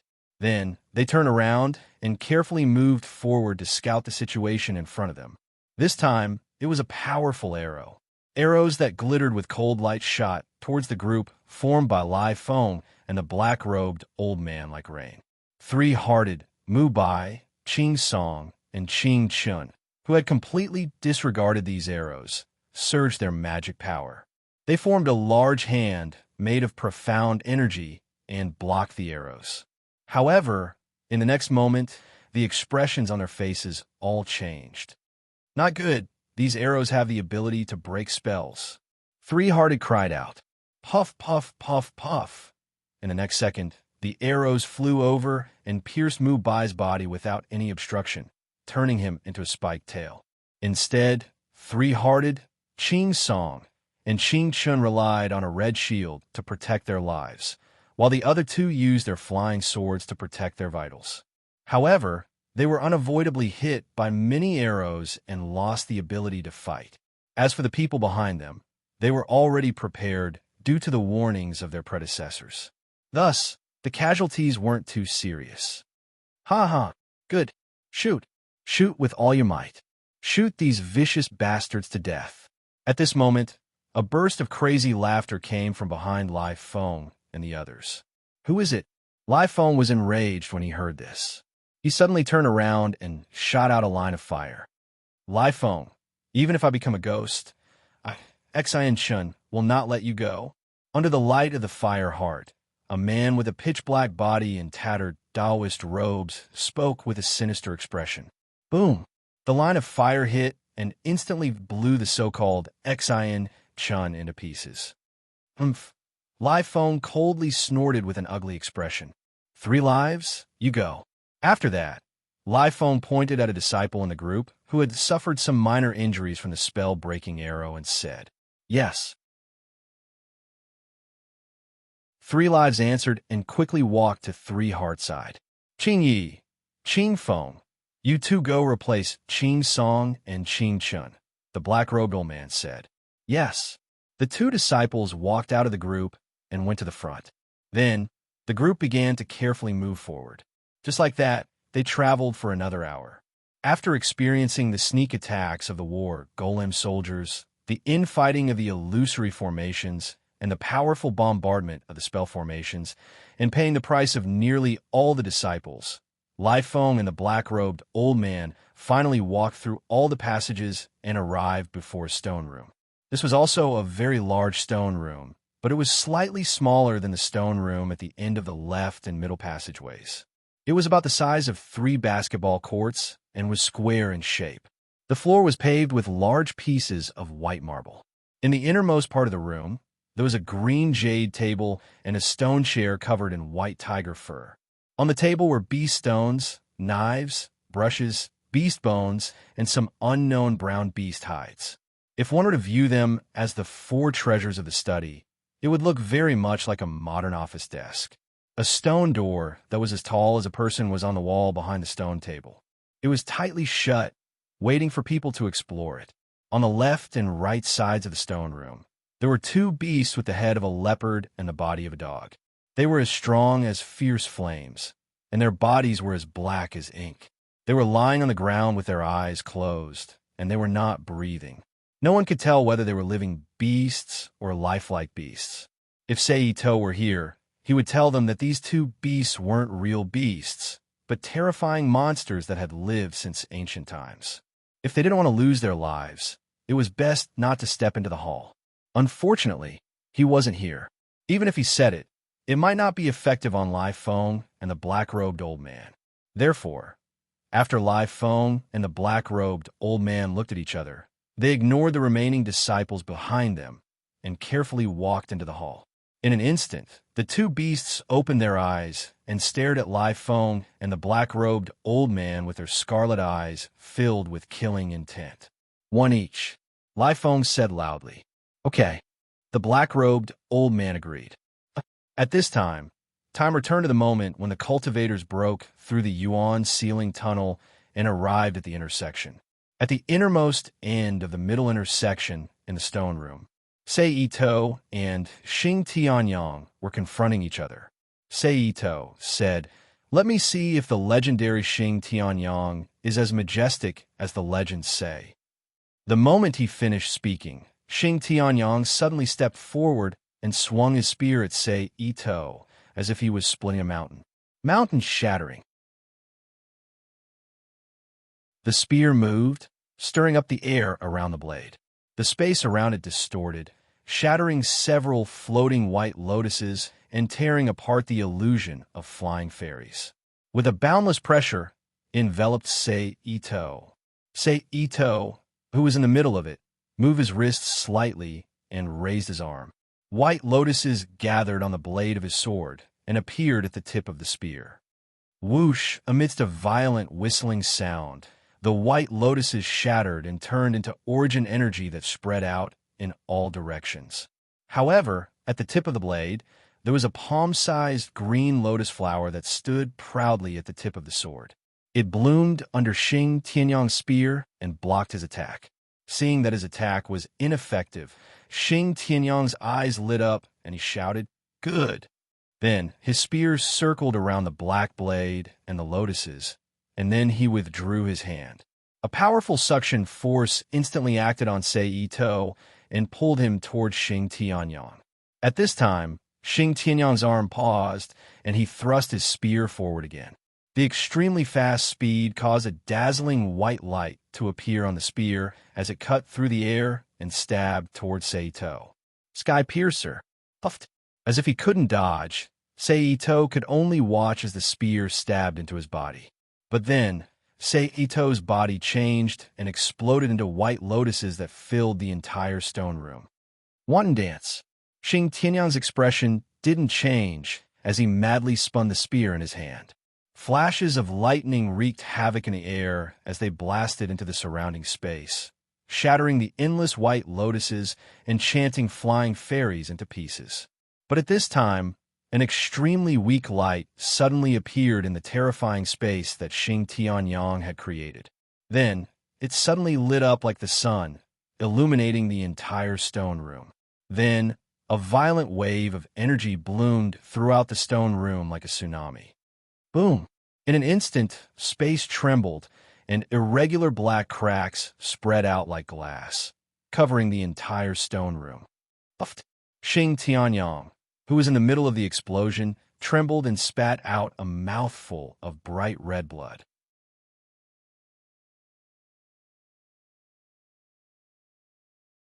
Chapter 2008.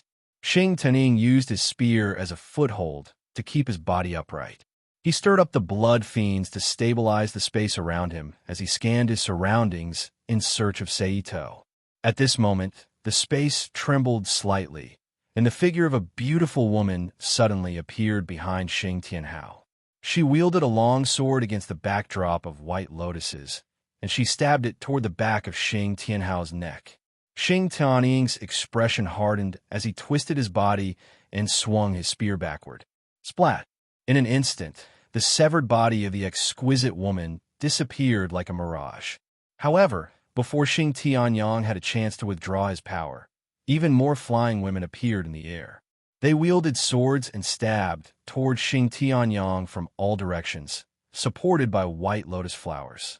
Xing Tianying, who hadn't used up all of his power yet, raised his head and let out a loud roar. Ja! In an instant, the blood-red light spread out along with the sound waves, dispersing the flying mystic maidens into nothingness. But at this moment, another speck of white light suddenly appeared in the chaotic flow of energy.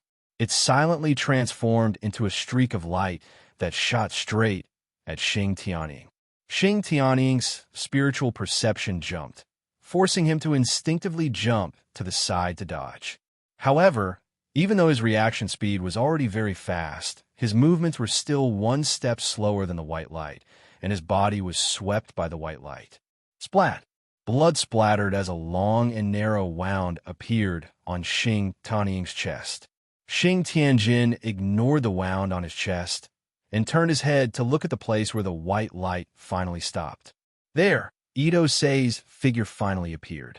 Which sect do thou hail from? Xing Tianying asked in a low voice. No sect, Seito said softly as he turned to Xing Tianying. I don't believe you, Xing Tianying said with a frown. Then, which sect do you think I should belong to? Seito asked, amused. You use a lotus to protect yourself, and the lotus is filled with clear qi. It's obvious that you cultivate the Taoist techniques. However, there are female immortals in the miraculous appearance. It also seems to be the secret technique used by the Queen Mother of West Kunlun and the Nine Heavens Mystic Maiden. Therefore, I guess that you should be a qi refinement cultivator of West Kunlun.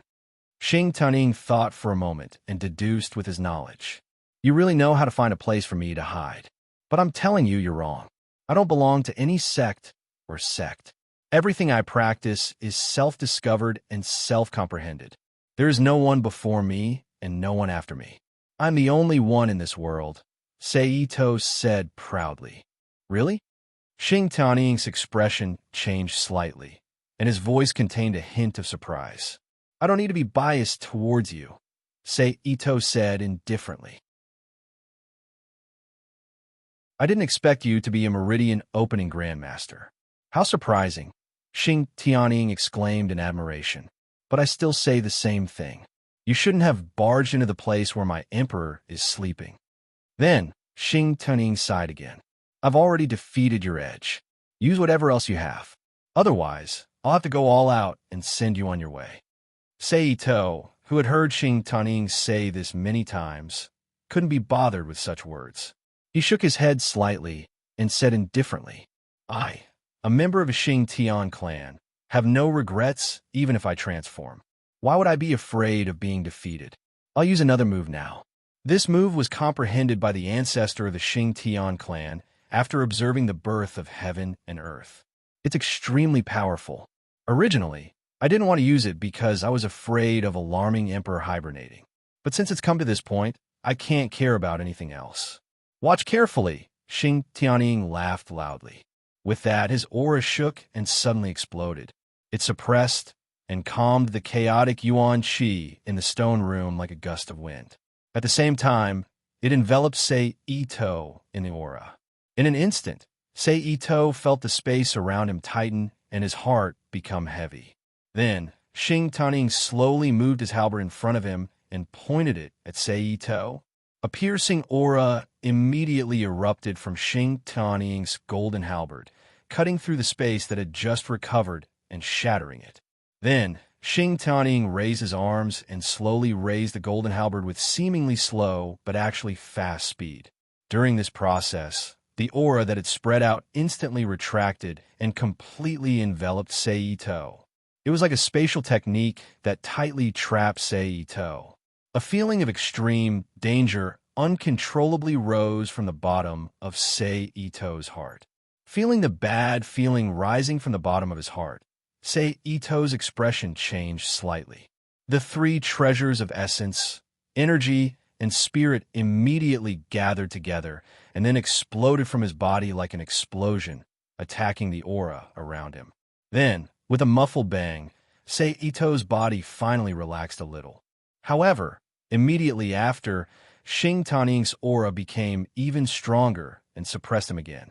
Seeing this, Seito, who knew that he could only face it head-on, did not dare to hesitate. He gripped the divine blade, celestial clouds, with both hands and closed his eyes. He silently imagined the birth and destruction of the universe and the birth of a world in his mind. At the same time, he poured the high-quality force in his body into the celestial clouds in his hands. Then, a heavy, majestic aura that seemed to belong to the world appeared from Seito's body. The pressure caused the surrounding space to crackle and crack. Seeing Seito's performance, Xing Tianing's eyes lit up, and he poured even more power into the halberd. Hum! The halberd trembled, creating ripples in the air. A moment later, Xing Tianing raised the golden halberd covered in blood-red energy above his head and asked loudly, "Are you ready?" Hearing this, Itomori opened his eyes and shot out two long beams of dim light. He raised his arms to the side and pointed the tip of his sword at Xing Tianhao. Then he said in a low voice, "Come on. Good. Watch carefully. Wind and thunderdrum, yin and yang divide." Xing Tianing shouted. As he spoke, he swung his hands down, and a blood-red beam of light containing boundless thunder and exuding the cycle of yin and yang erupted from the golden halberd. It broke through space and shot straight at Seito.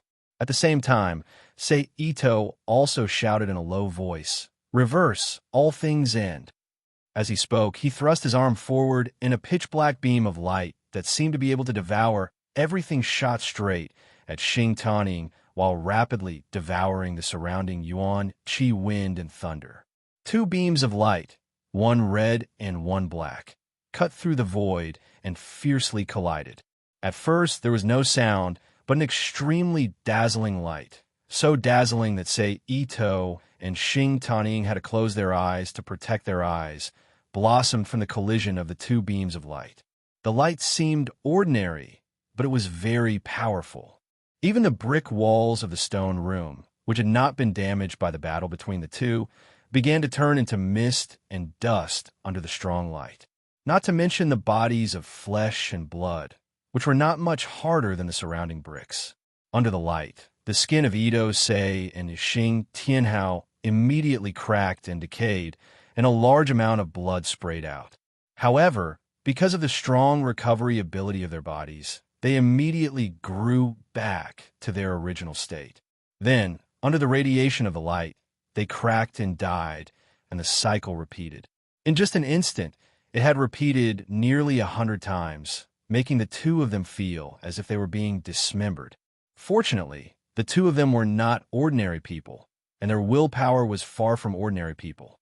Therefore, even though they were suffering from 1,000 cuts, the two of them did not even make a sound. They tightly pursed their lips, clenched their teeth, and tensed their bodies to endure.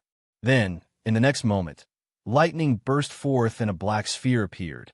A pitch-black sphere that was filled with lightning, but every time it tried to escape, it would always be sucked in by an invisible force, preventing it from escaping. As the lightning surged, it gradually expanded, sucking in and devouring everything around it. Yuan Qi, space, and even other things that could be seen and could not be seen, not a single one was spared.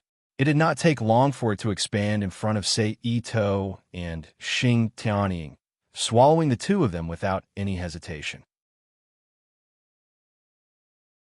And the moment the two of them were swallowed, the red and black light immediately lost their following power and fiercely rushed into the expanding black sphere of lightning. Boom! Then, a violent explosion followed, shattering the black sphere of lightning, and it suddenly disappeared from the broken stone room.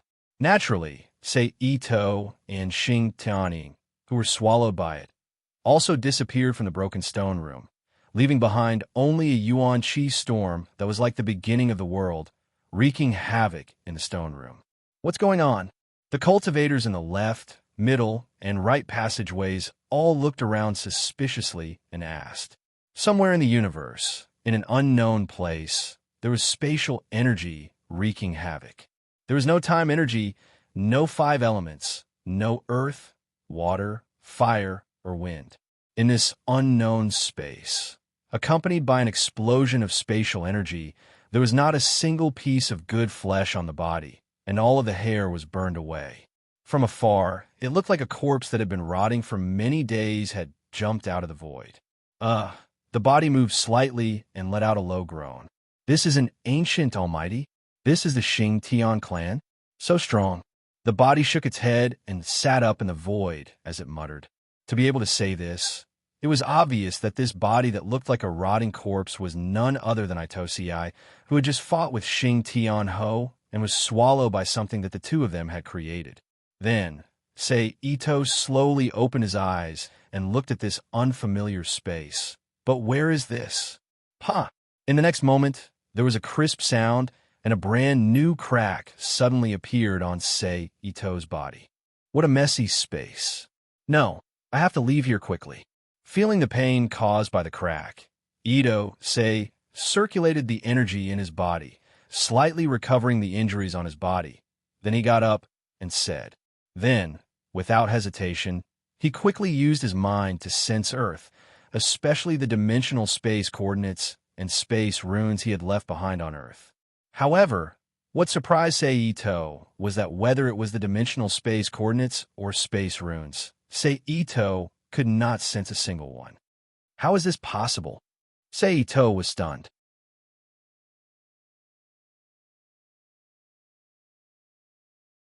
Chapter 2009. P.S. Thank you to the Ahogue Swordsman and Nickfany for their precious monthly votes. P.S. I've wasted more than half an hour trying to figure out where to go in this world, so the third chapter will most likely be repetitive content. Please forgive me. What is a celestial immortal? The primordial spirit turns to yang, increases one's lifespan, and allows one to split into thousands of shadows with a single thought. What is a celestial immortal? A celestial immortal who has just touched fate and learned the wonders of time. In other words, no matter which one it was, ordinary space-time barriers would not be able to cut off, Sei Ito's senses from the spatial runes he left behind.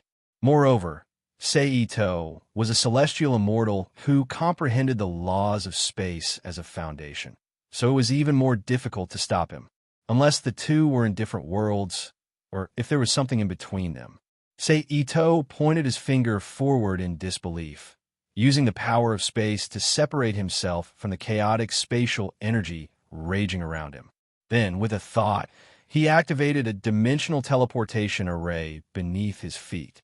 However, the instant the teleportation array was activated, a violent burst of spatial energy shattered the array and destroyed it. Boom! Under the powerful impact of the energy, Sei Ito's body flew out uncontrollably. Ito Sei, who was injured again, subconsciously let out a muffled groan. I can't stabilize the spatial particles? Sei Ito frowned as he stopped himself and hurriedly circulated the energy in his body to heal his injuries. Then, he looked around again and observed the space he was in. What a clear manifestation of the laws of space. It's just that it's a little too violent. Otherwise, this would really be a treasure land suitable for me to break through to the golden immortal stage. Sei Ito muttered to himself in surprise. A golden immortal was a celestial immortal whose primordial spirit had risen above the foundation of a celestial immortal. One could gather all the insights and directly touch the body of laws and be able to interact directly with the laws. Above the foundation, one could comprehend the laws and obtain the Tao-gathering fruit. If one achieved too much, one would be a zenith heavenly immortal. If one was even more enlightened, one would be a primordial chaos cultivator. Primordial chaos cultivators could rely on their dermic powers to refine the four great emptiness forms of earth, water, fire, and wind to become a saint. And Ito Sei was now just one step away from directly touching the rules of the Golden Immortal, which was why there was such a saying. But for now, we should first recover from our injuries. Think of something else. Sei Ito then ignored it. While carefully guarding against the chaotic spatial energy that could erupt at any time, he silently circulated his profound art to recover from the terrifying injuries he had suffered during his battle with Xing Tian. Under the nourishment of the perfect circle force that was filled with vitality, as well as the powerful recovery ability of his body, it did not take long for him to recover. The terrifying injuries on his body were completely healed, revealing a fair and tough skin that would make any woman jealous. Then, Seito's mind moved, intending to open his Sumeru space. However, just like how he could not sense the dimensional space coordinates and spatial runes left on Earth, Seito could not communicate with the Sumeru space due to the influence of the surrounding spatial laws, let alone take something out of it. Therefore, in the end, Seito could only follow the example of the ancient people. He was temporarily naked and played with the celestial body. However, at Seito's current level, being naked did not affect his mind at all. He did not care at all. Moreover, no one could see this place, even if he wanted to, let alone pay attention to it. Then he focused his mind and focused on observing the space around him, looking for a way to leave this place. I've got it. Time did not disappoint those who set their mind to it. Seito's eyes lit up as he thought of a way to leave this place. Although this place is completely composed of spatial force, the strength of the space changes at any time. As long as I seize the opportunity when the spatial turbulence collides with each other, I can attack it with a strong force. I should be able to break the spatial wall here and leave this place. Seito's eyes lit up as he thought to himself. After thinking about it, Seito did not hesitate anymore. While carefully observing the movement of the spatial turbulence around him, he secretly accumulated his strength. Now's the time, not knowing how much time had passed, just at the moment when several disorderly space turbulence fiercely collided with each other. Ito Sei's eyes suddenly lit up. He stepped into the void and rushed to the front of the eruption point, lowered his waist, and sat in a horse stance, and fiercely punched forward. Boom! A hollow echo immediately reverberated in this space where no sound should exist. Then, cracks began to appear in the space. With Seito's arm as the center, a large number of cracks quickly spread out in all directions, covering a radius of several meters in the blink of an eye. However, the price he had to pay was that his arm, which had just recovered, was once again sliced into a bloody mess by the spatial rupture. Blood splattered everywhere. In the deepest part of his arm, a faint golden yellow bone could be faintly seen. Seito frowned slightly. Ignoring the injury on his arm, he shook his hand, and the space in front of him immediately shattered like glass, revealing a strange place mixed with a large number of gorgeous lights in the darkness. Knowing that there was not much time left, Seito did not care where it was and immediately rushed into the space. Almost at the moment he entered the new space, the shattered space recovered at a speed visible to the naked eye until it finally became complete again, disappearing into the void behind Seito. The new space was the same as the previous space. There was no time, no 5 elements, and no the 4 elements of earth, water, fire, and wind. It was completely composed of spatial power, and from time to time, there would be chaotic spatial turbulence raging. But what was different from the previous space was that the interior of the space was filled with countless colorful, strange light spots that looked like stars in the night sky, and they exuded a strange feeling that Ito, seemed to recognize them. Are these worlds? Looking at the colorful light spots around him, Ito, was a little unsure of what he was seeing. It couldn't be helped. The energy emitted by the light spots around him was too similar to the feeling he had when he saw the many-dimensional worlds in the dimensional sea. He couldn't help but be so suspicious. Are there so many worlds around Earth? Or do these worlds include the dimensional worlds? Seito was suspicious again. However, Seito did not dwell on this for too long. He had always been very clear about his purpose of breaking the space. That was to find a way back to Earth. So after suspecting that these light spots were worlds, Seito closed his eyes and released his senses. He carefully sensed the dimensional space coordinates and spatial runes he left on Earth. It was just that he didn't know if there were too many worlds around him that affected his perception, or if there was some other reason. Seito still couldn't sense the spatial fluctuations that could be his way back home. Since I can't sense it, then let's use the dimensional transfer magic circle. After a while, Seito, who didn't gain anything, opened his eyes and thought to himself. Then, with a thought, he opened the dimensional transfer magic circle under his feet. This time it was very smooth. He was not affected by the chaotic spatial energy that came out from the surroundings from time to time and successfully opened the dimensional transfer magic circle. However, after a long time, the dimensional transfer magic circle was still spinning under his feet. However, it did not officially operate. Have I exceeded the teleportation distance? Seito muttered to himself as he silently put away the dimensional transfer magic circle.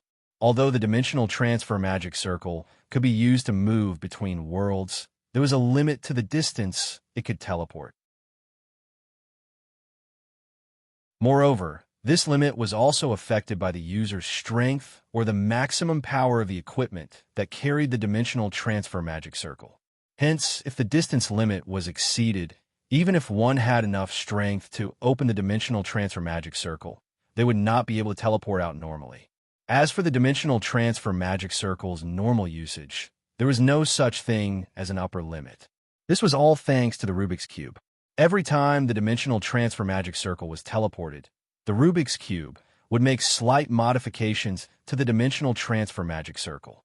This way, even if the two worlds were extremely far apart, Seito could smoothly return to the origin world without any restrictions. In other words, now, I can only try my luck and choose one. Seito sighed helplessly as he looked at the colorful light spots in the sky again. Then, I'll just randomly choose one. After saying that, Seito's figure jumped and flew towards the nearest light spot. However, although that light spot looked very close, the actual distance between them was very far. It was so far away that Seito did not know how long he had been flying for before he saw the light spot grow larger. He did not know how long it would take for the light spot to get closer to him. However, since he had already chosen this light spot as his target, Seito had no reason to give up and continued flying forward. Finally, after flying for who knew how long, Seito felt that he might fall asleep from this boring journey. The light spot he had chosen finally grew larger and appeared clearly in front of Seito's eyes. "I'm finally here," Seito said as he let out a soft sigh, following which he rushed towards the ball of light at an even faster speed than before. After a while, Seito hovered in front of a white cloud wall. If one were to zoom in and look at the whole picture, Seito would look like a tiny speck of dust. He was floating next to a boundless white ball of light. "Let me see what kind of world you are," Seito said softly as he reached out and touched the white cloud wall in front of him. He felt a piercing pain from his palm. After saying that, he took a step back and flipped his hand to grab the godly blade, Celestial Clouds. Seito held the blade with both hands and stood in front of him. Then he slowly raised the blade above his head, following which a misty and tumbling gray aura emerged from the blade and emitted a shocking aura. Under the influence of this aura, the space around the blade was uncontrollably distorted and became blurry. Then, Ito swung his arm downwards and fiercely chopped down with a godly blade. Righteous One, heaven and earth splitter. In an instant, the gray aura flew out and pierced through the sky, directly bombarding the white cloud wall in front of him. Boom! The white clouds tumbled and the wall of air surged. Fine cracks quickly appeared on the white wall. Seeing this, Ito did not hesitate and fiercely chopped down with the gray blade again. Boom! Kacha, kacha, hua! Under the attack of the gray blade, the cracks spread and expanded. Then, it suddenly shattered, revealing an irregular hole with a diameter of 2 meters. Ito did not dare to hesitate and immediately moved, turning into a stream of light and shooting into the hole in the white cloud wall. This was another boundless pitch-black universe, but what made Ito relax was that there was a planet here. Moreover, the shape of the planet and the arrangement of its parts were familiar to him. It was so familiar that he thought he had returned to Earth's universe. However, after carefully sensing it, he finally confirmed that this was not the Earth he was familiar with.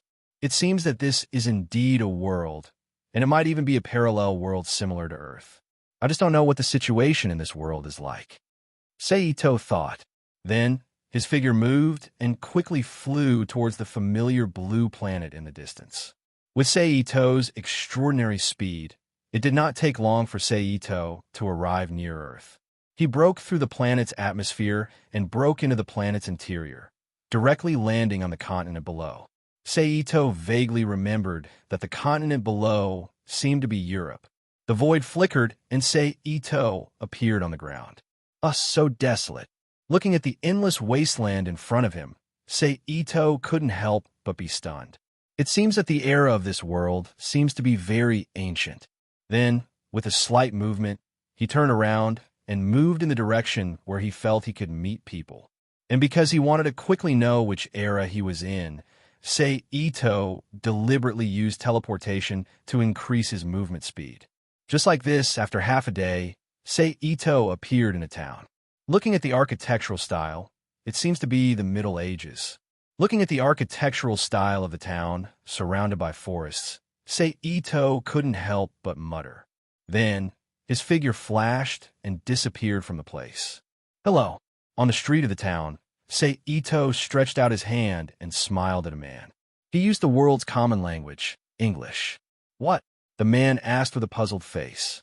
Italian. Ito thought, then repeated in Italian. Hello, where is this?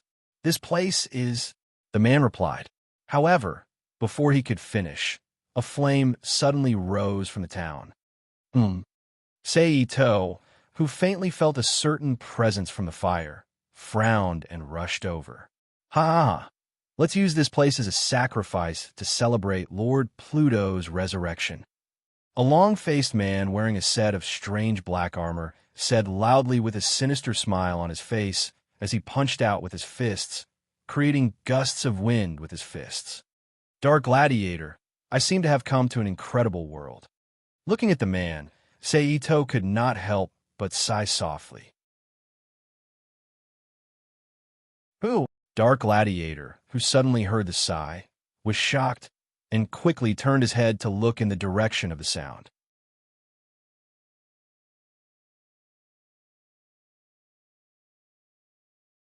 Chapter 2010. He's actually an ordinary person, the Dark Sage said as he looked at Ito in surprise. Pluto is in this town? Ito raised his eyebrows and asked in return. You actually know Lord Pluto, the Dark Sage said in surprise. Hades, I know a little about him, Ito said with a smile. Kid, you're asking for death. How dare you call Lord Pluto by his name? The Dark Sage said angrily.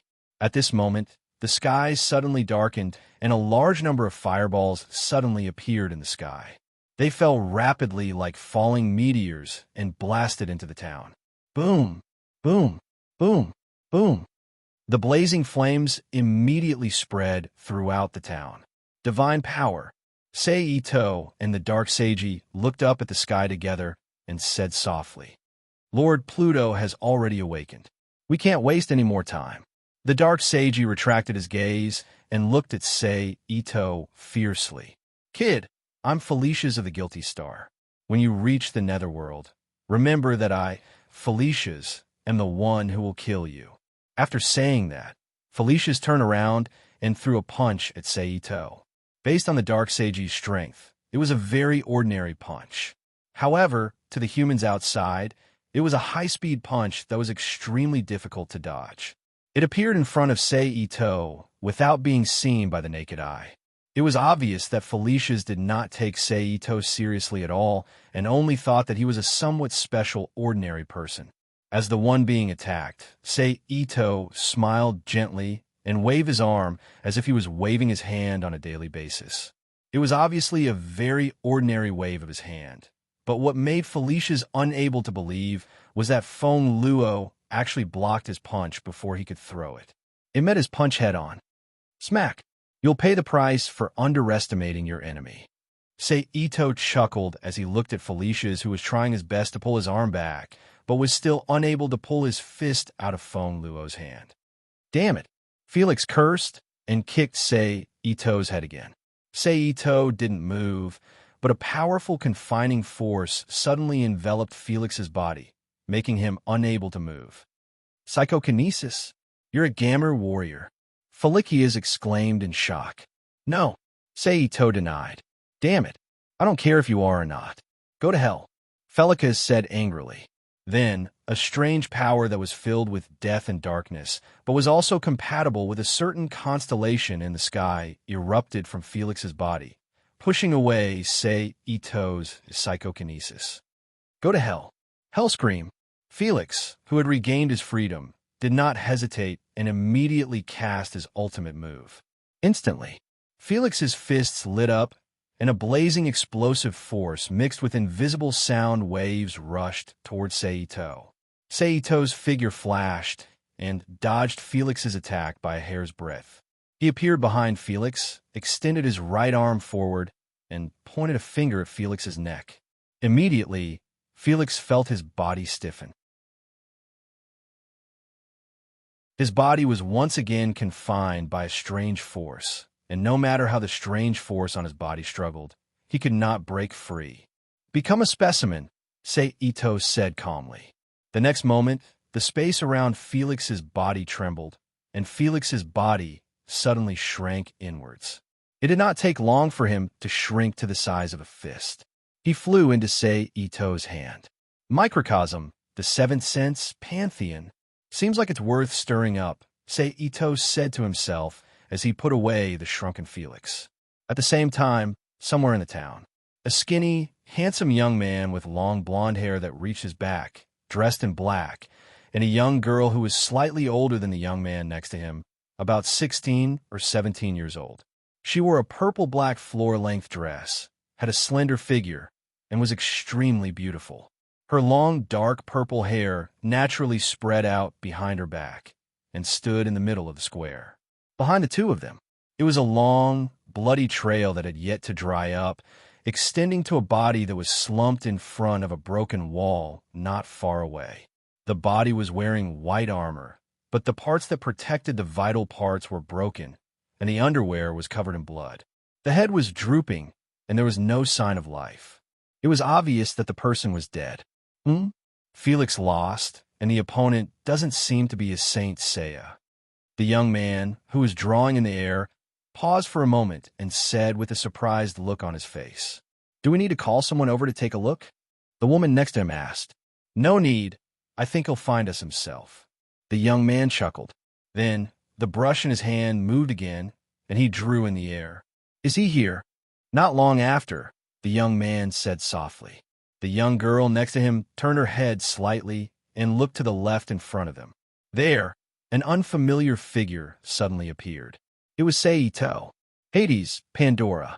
Sei Ito, who suddenly appeared, called out their names softly. "I feel an unfamiliar power from your body." The young man, Hades, looked up at Sei Ito and said with a deep gaze, "It should be a power that doesn't belong to this world. Can you tell me what it is?" "A stranger." "I can only tell you that it's a power that belongs to God," Sei Ito said softly. "God? Hades said thoughtfully. Then, who are you?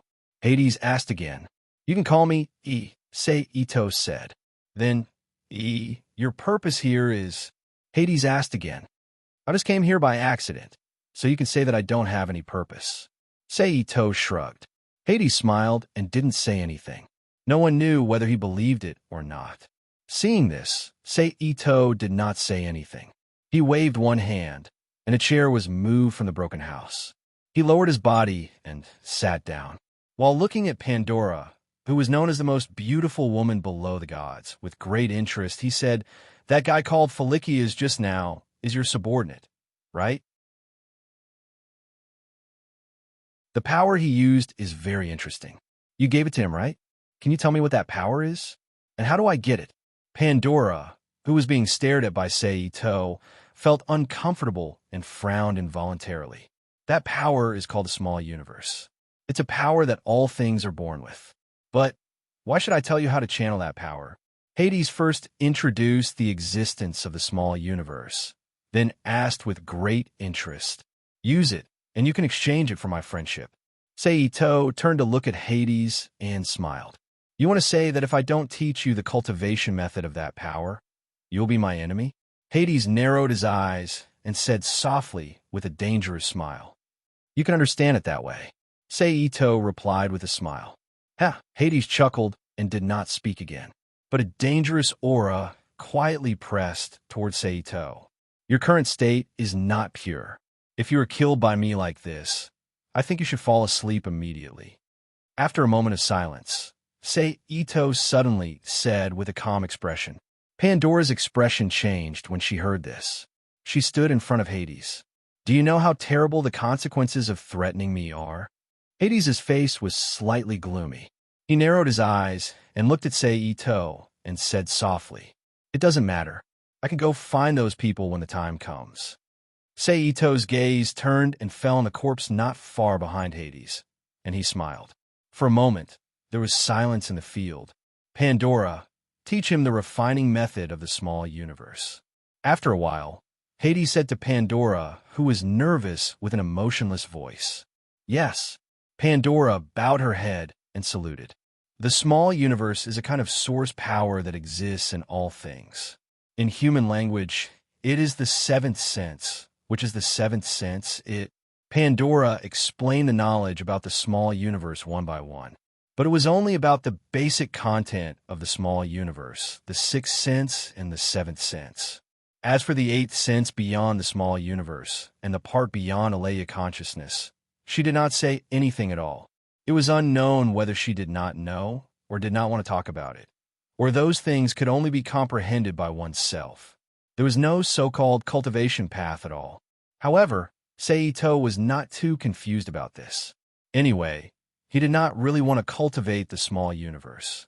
Instead, he wanted to use the small universe cultivation method to find a way to improve the consciousness energy he had, a way to quickly grow the Alea consciousness that had already entered the growth stage. Speaking of which, this world seems to have the ultimate power used by the Titans to open up parallel universes and the power of the large universe before the birth of the universe. I don't know how to obtain those two powers. Ito, who had memorized the small universe cultivation method described by Pandora in his heart, thought to himself, the cultivation content of the small universe was not long, and it was quickly explained by Pandora. Thank you. Ito, who got what he wanted, thanked with a smile. Hades and Pandora did not respond to him. But at this moment, a new small universe power that was different from the Dark Sayas erupted in the town. It seems like you have a guest. Ito turned his head and looked in the direction of the small universe power eruption. He's here. A gentle smile appeared on Hades' handsome face, and he said softly, He's finally back. According to the agreement, I have to meet you, who has become a Saint Seiya. I've also finally found the red that suits you. It's time to go and welcome him, Hades said softly. A meeting between friends? In that case, I won't disturb you. We'll meet again in the future. Ito turned his head and looked at Hades.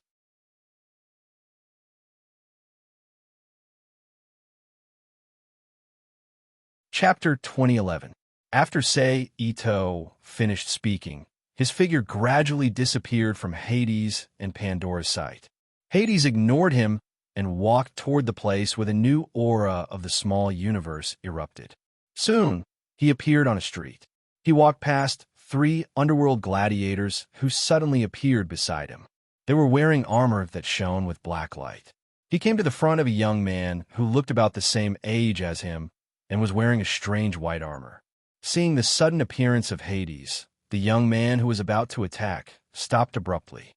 He maintained his posture and was about to attack. "No, impossible." The young man stared at Hades, who suddenly appeared and murmured, "Welcome back, Pegasus." "No, Pegasus of the Pegasus constellation." Hades smiled and said, "My friend, why?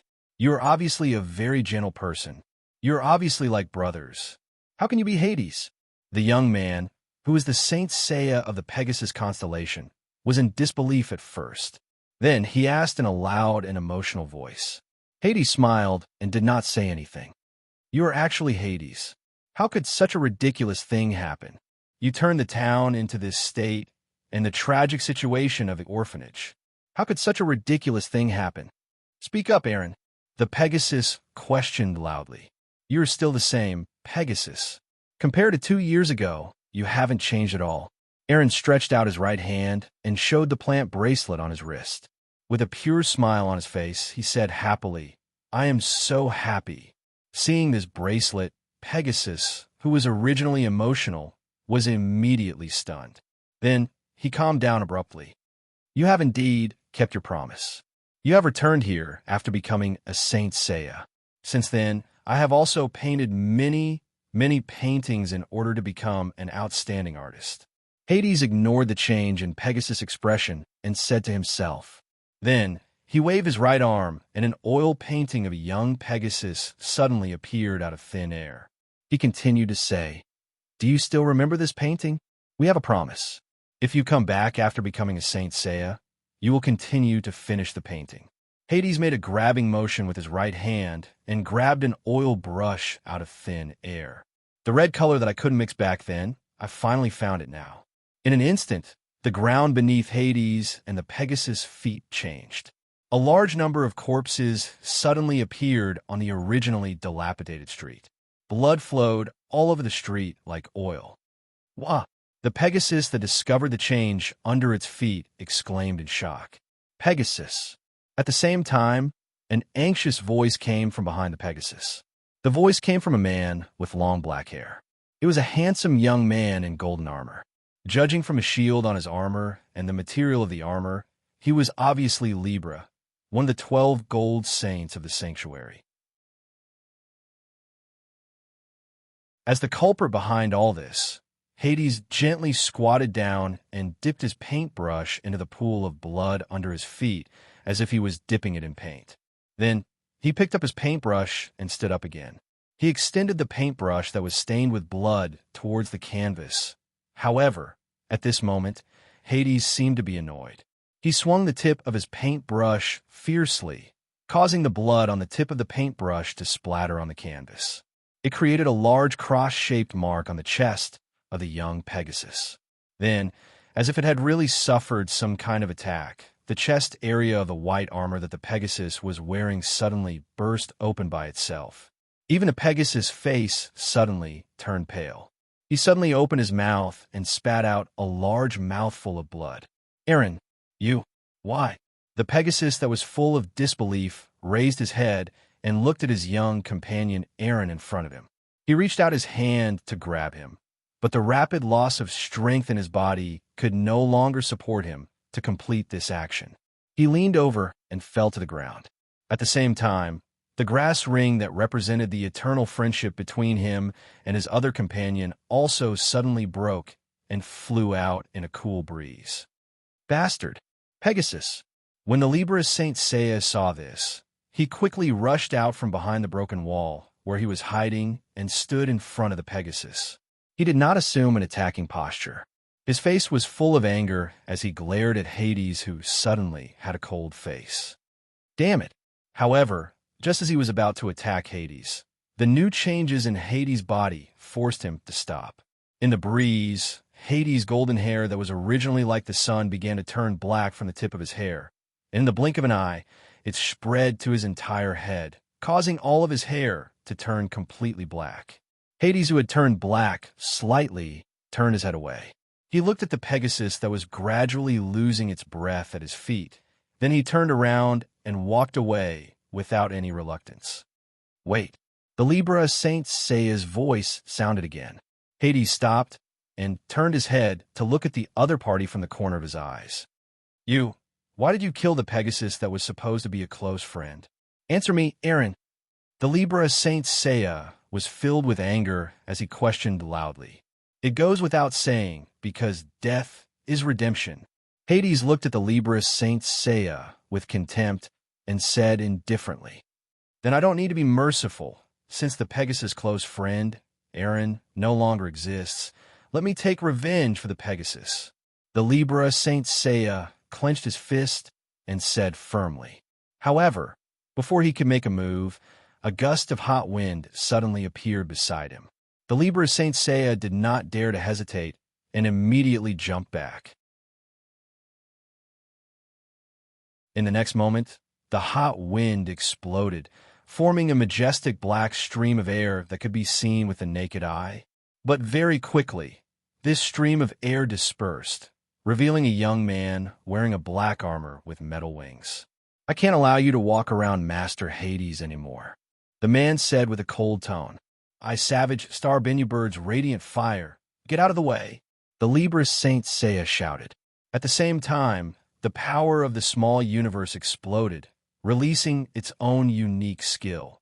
Mount Lu's 100 Dragons Tyrant. In an instant, several streams of dragon-shaped airstreams that could be seen with the naked eye flew out, roaring as they shot towards the newly appeared radiant fire. Idiot, have a taste of my black sky wind.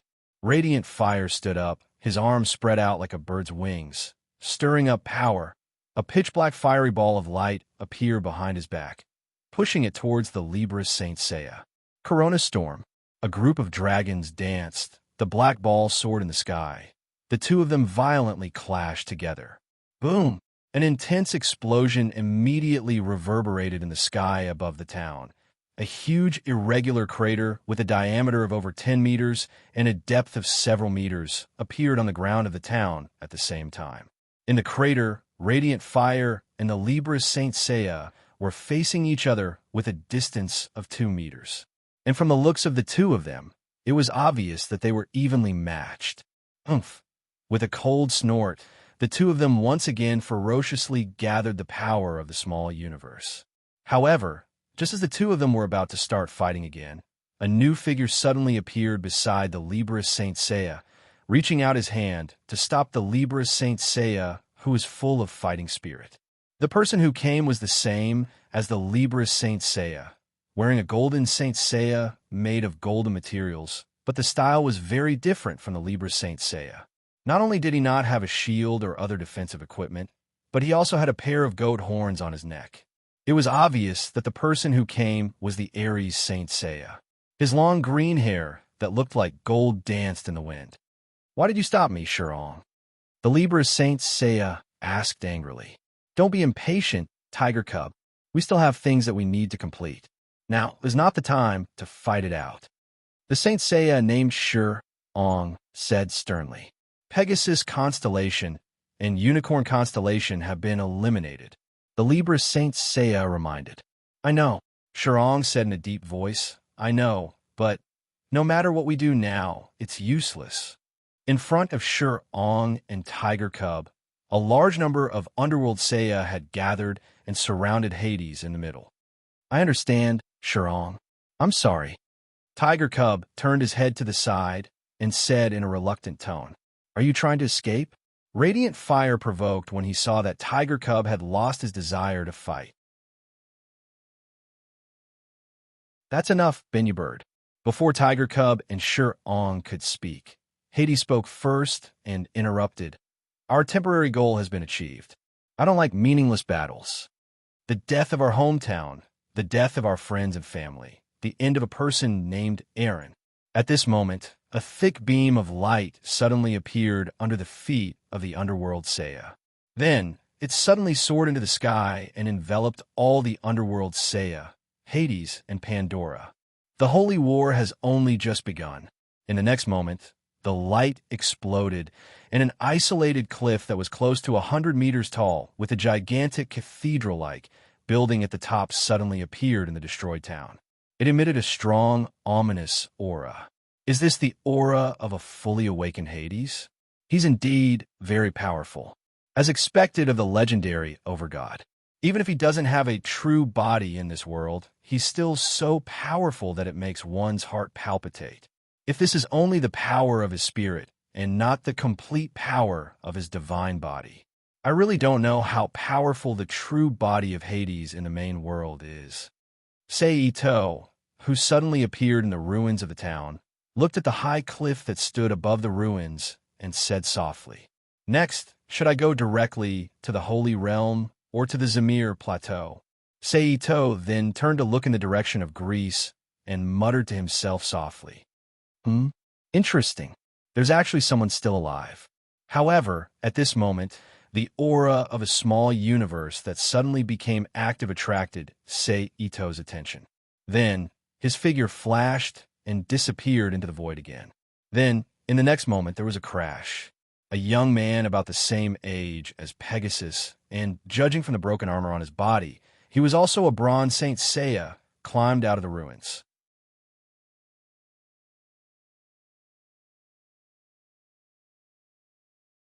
Chapter 2012. Pegasus, you idiot, you actually died so easily. Yi-Run of the Unicorn constellation quickly threw away the wreckage from the heavenly horse's body as he muttered unhappily.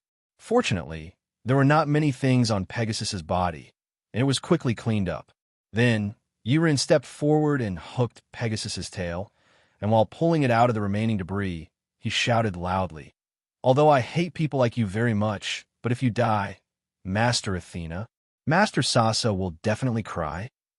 Walala, the debris shook, and Pegasus's body was pulled out of the debris. Bastard! Yi-Run, who pulled out Pegasus's body, sat on the ground, panting and cursing. Oh, so there is still a survivor here. However, at this moment, a new voice suddenly sounded in Yi-Ren's ear, startling him.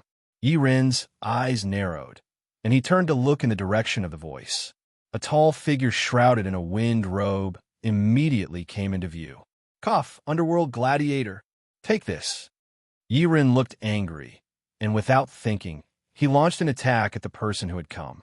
The newcomer moved slightly, easily avoiding Yi-Ren's punch, and stood beside him. At the same time, he stretched out his right arm, opened the wind cloak wrapped around his body, and covered Yi-Ren's face with it, blocking his vision. Then his body turned, and his palm pressed down on Yi-Ren's head, fiercely pressing his head to the ground. Bang! However, with this action, the person's true appearance was revealed. The person was a woman, about 20 years old, and she was very tall. He was wearing a red vest and white boxer shorts. His chest, arms, and legs were covered with long white bandages. He looked like he had yet to recover from his injuries. She had a round oval face, blue eyes, and blonde hair. Her long hair was tied into a simple ponytail and fell behind her.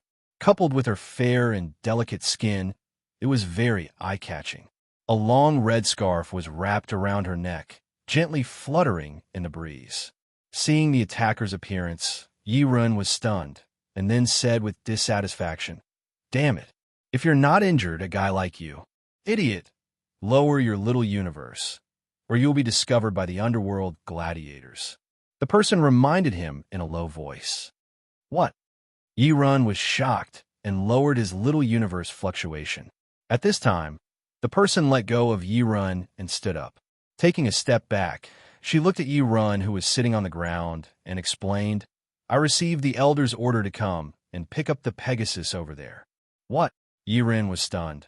"What are you talking about? This guy is already dead. What's more, I don't trust you at all. Who are you?" Yi-Run then asked. "I'm a warrior of Gamir, Genia." The man introduced himself. Then she changed the topic and said with a slightly higher voice, "Listen carefully, the Pegasus over there is not completely dead." "What?" Yi-Run was stunned and subconsciously asked, "Is this guy still alive?"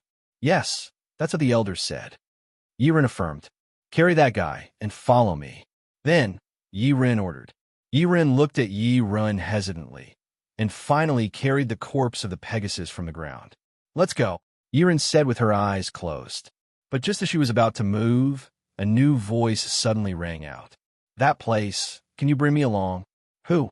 Yi-Run and Yi-Run were shocked. They both turned to look at the direction of the voice. Not far from them, a strangely dressed young man with black hair and black eyes stood abruptly in the ruins, looking at them with a smile. It was Sei Ito, who had been hiding nearby. Another one. Yiren looked at Sei Ito, and then turned to look at Yi-Run beside him. He muttered in a low voice, "Who are you?" Yiren asked in a deep voice, her expression full of vigilance. "You can call me Chung." Sei Ito smiled. Then he asked again, "The place you want to go, can you bring me along?" "No," Yiren replied in a deep voice. "Is that so? Okay then, pretend I didn't say anything." Sei Ito shrugged indifferently. Yiren quietly looked at Sei Ito, did not say anything, and silently activated teleportation. In an instant, a white light flashed, and Yi-Run and the corpse of the Pegasus disappeared from the ruins of the town. In the next moment, the scenery changed. A heavily weathered cliff and a barren desert replaced the ruins of the town and appeared before Yi and Yi-Ren's eyes. "We're here," Yi-Ren said softly. "Huh? What are you talking about?" Yi-Run, who had not noticed the changes in his surroundings, said with a "What are you talking about?" look. But before he could finish his sentence, he was shocked by the scenery in front of him. "What?" Yi-Ren shouted in disbelief. Where is this?" Yi-Ren asked incoherently. "This is Jamil," Yi-Ren replied softly. "Come, let's go where the elders are." After that, he led Yi-Run, who was carrying the corpse of the Pegasus, onto the heavily weathered whirlpool path that was only wide enough for one person to pass through. They walked toward the multi-story stone tower behind the two weathered cliffs in the distance. "Hurry up, warriors of Athena." "Shut up. I'm carrying a dead person. Anyway, since we use teleportation to come here, why can't you use teleportation to send us to the other side?" "I don't understand." Okay, watch the front, or you'll fall." "Damn it," Yi-Ren complained as the two walked through the whirlpool path and came to the front of the stone tower. "The elders are waiting for us here. Let's go in," Yi-Ren urged. "Got it," Yi-Ren replied grumpily. After saying that, he carried the corpse of the Pegasus and walked into the stone tower without a door. But in the next moment, he was shocked by the scene in front of him. In the tower hall, which was about the size of a large bedroom, countless broken remains of the holy robe and scattered boxes of the holy robe were piled up on both sides of the floor, almost filling up the entire tower room like garbage. "What is this?" Yi-Ren said with shock and anger. "Bastard, you were lying to me." Then, Yi-Ren threw away the corpse of the Pegasus and punched Yi-Run, who had followed him into the tower. Yi-Ren dodged sideways. Yi-Ren dodged. "You're an accomplice of the Nether King, right?" Yi-Ren chased after him, roaring as he threw another punch at Rangyi. "What did you do to the owners of these holy robes?" Yi-Ren still did not answer and easily dodged Yi-Ren's attack. "Bastard, are you an accomplice?" But just as Yi-Run was about to continue the chase, a huge breath of a small universe suddenly came from behind him, attracting all his attention. "What are you panicking for, boy?" Before Yi-Ren could turn around to look, his body was suddenly hit by a blast of energy and quickly fell to the side. Woo, woo, woo, woo, bang. Ayaya, the quality of the Saint Seiya has actually fallen to this extent. What a pity. The unfamiliar voice sounded again, and it sighed with a tone that sounded as if it was exasperated at the failure of the Saint Seiya. "Listen carefully, boy. In order to reach Hades, we have received a mission from Athena here. It could be said that we are different comrades on the battlefield." The strange voice said loudly. "That's the elder. You must be careful. Don't be rude." Yi-Ren squatted next to Yi-Run, who had fallen to the ground, and reminded him softly. However, the way he looked and the timing of his words, it seemed like he was taking revenge for his previous complaints. This is not the right thing to say in this situation. Yuren said unhappily. Then he struggled to get up from the ground, raised his hand to wipe his lips, and said, "What comrades? Can I just believe it? In that case, how do you intend to explain the remains of the holy robes scattered here?" "Huh, I see. Do you want to see the evidence with your own eyes?" Then, the man who Yuren addressed, as the elder said, without seeing him do anything, the holy robes that were full of cracks suddenly separated from Yuren's body, returned to their original appearance, and flew to the elder's side. The holy robes actually moved by themselves. Yuren said in disbelief. Then, "Is it okay, Yuren?" At this time, the elder looked at Yuren and asked. "Yes," Yuren replied softly, then raised his arms and used his teeth to untie the bandages wrapped around his forearms. Revealing a pair of white arms, he used his mental power to manipulate the red scarf around his neck into a sharp left blade, cutting through the arteries of his arms. Poof! In an instant, a large amount of blood flowed all over Yuren's arms. What are you doing?" Yuren exclaimed. Yuren ignored him and walked to the elder's side with his bleeding arms. The holy robes of the unicorn constellation were full of cracks. "These holy robes of the unicorn constellation are dead," the elder explained. "In order to resurrect the holy robes that have died once, a large amount of Saint Seiya's blood is needed. Do you know this? But now that the holy robes have been established, I can't make such a request of you who are going to fight in the future." Without waiting for Yuren to answer, the elder continued to explain. "Although Yuren was not given the holy robes, he is still a warrior that I have trained. His potential is not inferior to the Silver Saints." At this moment, Yuren's face turned pale, and he fell backward. "Hey!" Yuren was shocked when he saw this, and was about to run over to catch Yuren. However, before he could make a move, a new figure suddenly appeared behind Rang Yi and pulled him into an embrace. "Who is it?"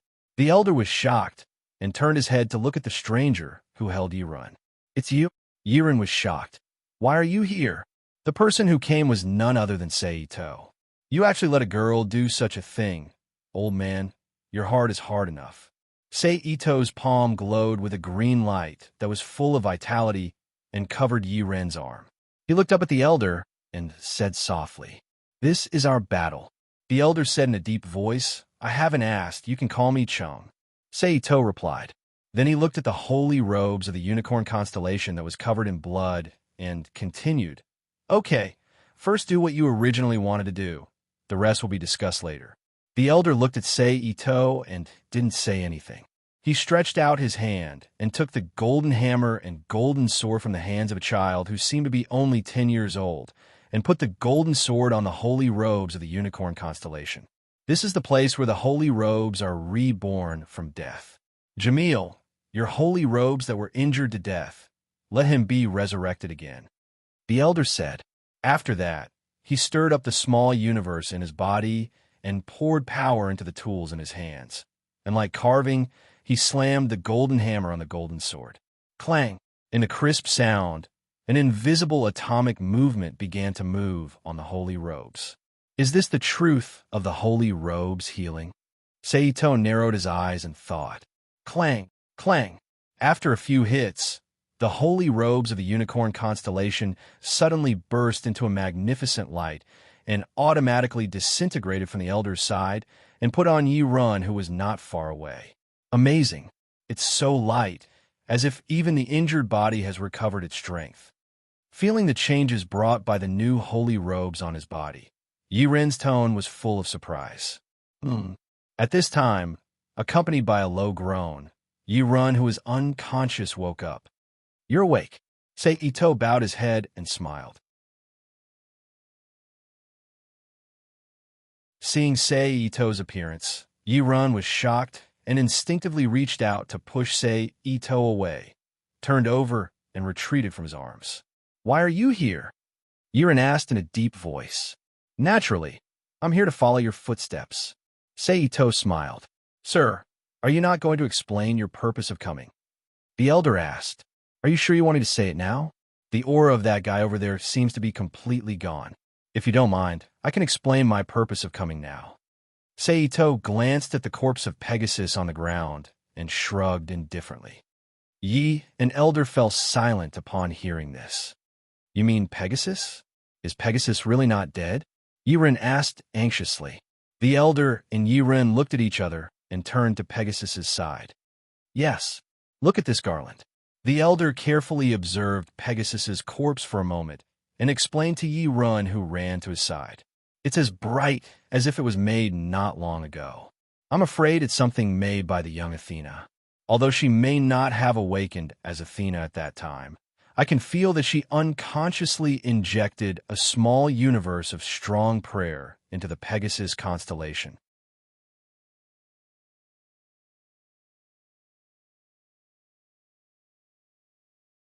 Chapter 2013. His soul is relying on the protection of this garland to barely maintain a connection with his body. At this moment, I'm afraid he's wandering aimlessly in the underworld. The elder whispered. In the underworld? Yiren was stunned. But it's only a matter of time. Look, the garland is starting to wither. The elder pointed at the garland that had just lost a petal. How can that be? Yiren exclaimed. I'm afraid that when all the petals wither, the soul of Pegasus constellation will fall into the underworld. The elder whispered. What should I do?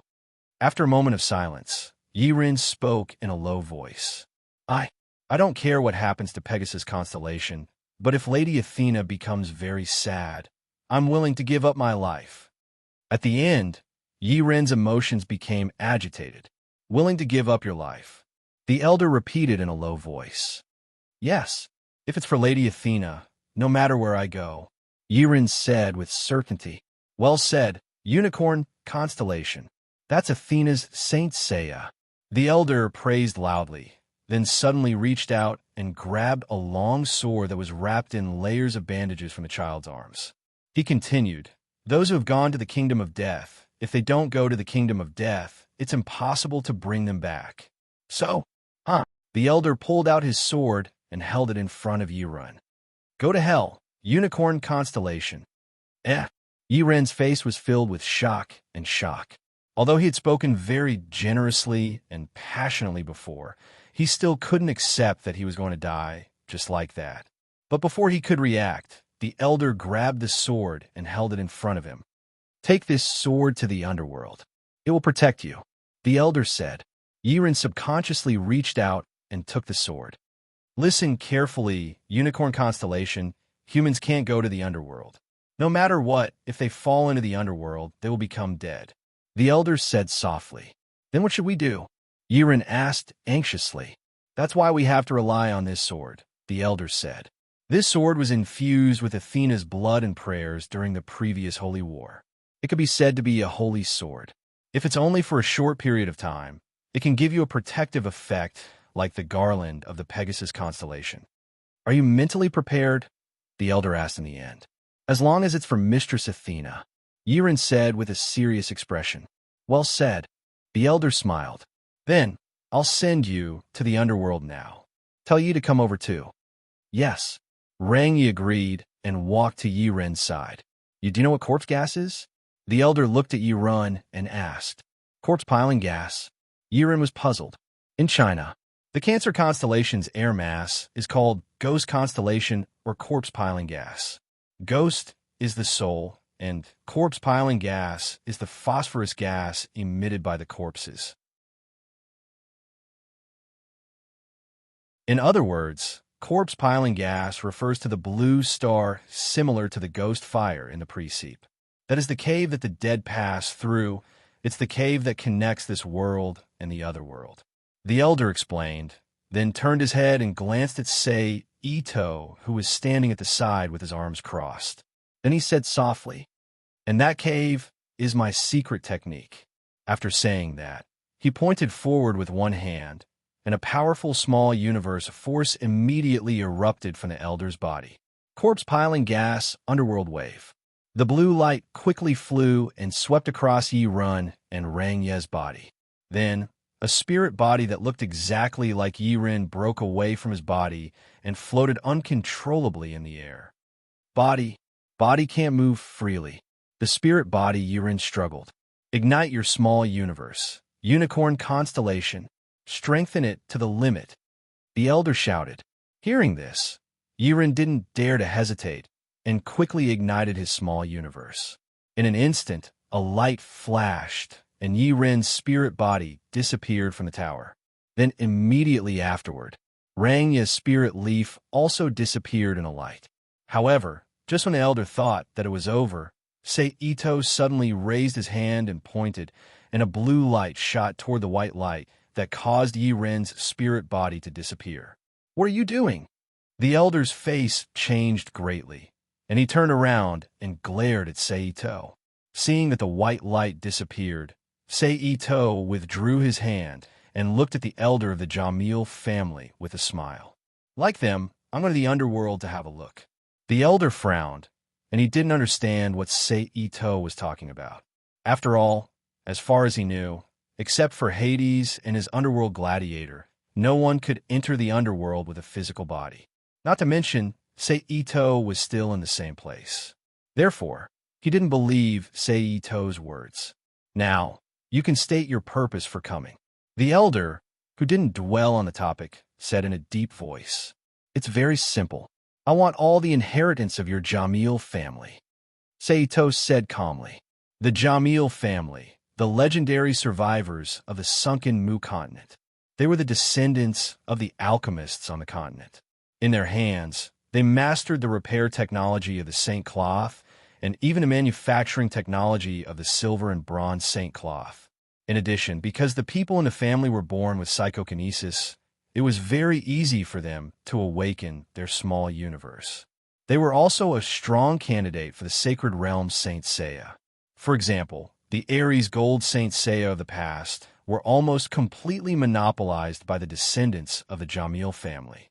Therefore, there were still a lot of cultivation materials in the family. For example, the Ares crystal wall, star dust rotation, and the Cancer underworld wave that the elder used just now. You want to learn the Saint Cloth repair technique? The elder played dumb. Elder, you know what I'm talking about. I don't want to be enemies with the Jamil family, so it's better not to play dumb. Seito shook his head slightly and said calmly, Who exactly are you? The elder's face darkened, and he questioned in a deep voice. I'm just a traveler passing by. I'm not your enemy. Of course, that's on the premise that you cooperate with me. Seito shrugged. How about this? After a pause, Seito seemed to have thought of something. He suggested, You give me the inheritance of the Jamil family, and I'll participate in this holy war as an ally. I'll help Athena defeat Hades. You should know that I have a way to kill the underworld gladiator, Seito whispered in a sneaky voice, as if he didn't think the price he offered was enough. The elder's expression changed as soon as he heard this. Is what you said true? The elder asked hesitantly. Seito smiled and didn't say anything. He flipped his hand, and a small cube appeared in his palm. Inside the cube, the dark gladiator that he had previously captured, Sinful Star Felicias, was like a tiny bug sealed in amber. He was curled up inside, motionless. Underworld gladiator. The elder's expression changed again when he saw the person inside the cube. At this moment, Seito raised his arm and tossed the cube in his hand out. The moment the cube left his hand, the palm-sized transparent cube expanded rapidly. In the blink of an eye, it expanded to the size of a person and fell to the ground in reverse. Bam! This guy was originally an experimental subject that I found. However, in order to gain your trust, I can only use him as proof, Seito said calmly. After that, he grabbed forward with one hand, and Itosei's right arm suddenly disappeared into the void, leaving only the part above the forearm still in the real world. After about 5 to 6 seconds, Seito's arm moved again and slowly retreated from the void. However, this time, there was a gray substance in his hand that alternated between a human shape and a ball of mist. You should recognize this thing, right? Seito tilted his head slightly and asked the elder beside him. Soul. As the wielder of Cancer's secret technique, the elder clearly stated the gray substance's name. That's right, Soul. Then you should know what will happen if it turns gray, right? Seito smiled and asked again. The underworld gladiator will die, the elder replied.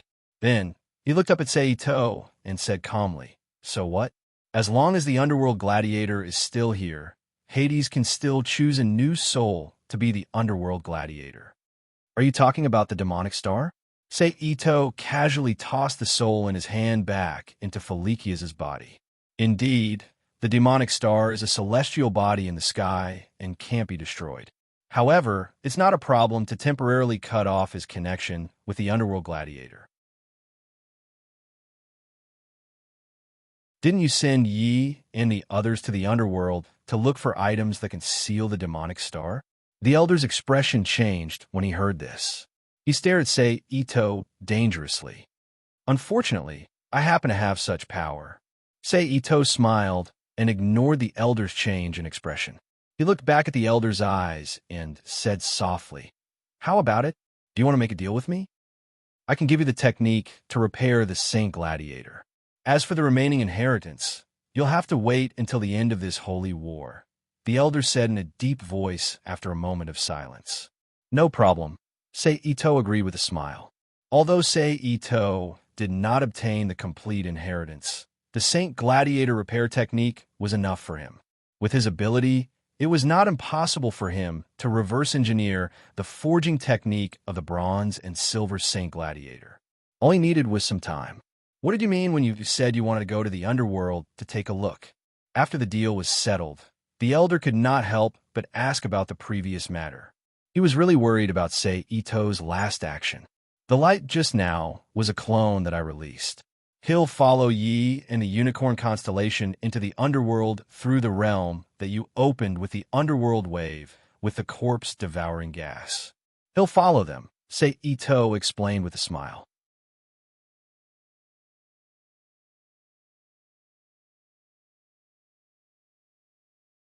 Chapter 2014. Accompanied by a long cry, a black shadow fell heavily to the ground like a falling object. Bang! The rock cracked open, trapping the falling fellow within. Ouch! That's too reckless. That damned old man. With a series of clattering noises, the young man, who was protected by armor that reflected a metallic luster on some of his vital parts, stood up from the pit. It was the Saint Seiya of the unicorn constellation, the Yi people. Then, Jiren's expression froze. He stared blankly at the barren desert in front of him, which was shrouded in the dark night sky. He murmured, "Is this the underworld?" Then, the sky above the underworld flashed again, and Yi fell from the sky valiantly. Coincidentally, he landed where Yi Run was, and once again trampled Yi Ren to the ground. Bang! Rang Yi, why are you? Yi Ren turned to look at Rang Yi with a pained expression. The elder asked me to help you, Rang Yi replied. Yi then stood up and moved away from Yi Ren's body. Am I that unreliable? That smelly old man? Yi Ren, who had just crawled up from the ground, shouted in dissatisfaction. It's never wrong to be careful. Rang Yi looked at Yi Ren and promised, if anything happens to you, I will protect you. I mean what I say. Yi Ren's face turned red as he tried to argue. Are you kidding me? That's what a man should say. You? A man? As soon as Yi Ren finished speaking, a voice that was slightly familiar to the two, but full of ridicule, suddenly rang in their ears. Who is it? Yi Ren, who was provoked, quickly turned his head in the direction of the voice and shouted. It's you. Lu Yi, who had also turned to look, said in a deep voice with a slightly changed expression. It's me. Seito stepped on the void and walked step by step to Rang Ye's side, as if he was walking on solid ground. Why are you here? Rang Ye asked. I'm more curious about what the underworld looks like. Also, seeing that you're a girl, it doesn't seem right for you to come over, so I prepare to be your escort and come over to protect you, Seito explained with a smile. Yi and Yi Ren were speechless. After a moment of silence, Yi spoke again. Thank you, but I don't need protection. Well, that's hard to say, but I won't interfere with your operation. Seito shrugged non-committally. We have to hurry. We have to find Pegasus as soon as possible. If the wreath completely withers, he will become a dead man, just like these undead. Rang Yi did not refute. He turned to look at the long line of people moving across the wasteland of the underworld. The line was so long that it was almost impossible to see the beginning and the end of the line. The people in the line, regardless of gender or age, all had dull eyes and gloomy faces. They were like robots as they moved mechanically toward the crater of the volcano in the distance. "That's right," Yiren said. Then Jiren, Rang Yi, and Seito set off and walked to the high ground nearby. Then, the corner of a small building faintly fell into the eyes of the three people. "There seems to be something. It's a building. Let's go and see," Yiren said. After saying that, he did not wait for Rang Yi and Seito to speak and quickly ran toward the building. Yi and Seito had no choice but to follow. As the three people ran, the situation of the building in the distance was clearly presented. It was a European-style, cathedral-style building, but like the surrounding wasteland, it was a dilapidated building. Most of the exposed walls were severely damaged, leaving only a few walls standing. A dome-shaped part sat in the middle of the broken wall, becoming the only part of the whole building that seemed to be intact.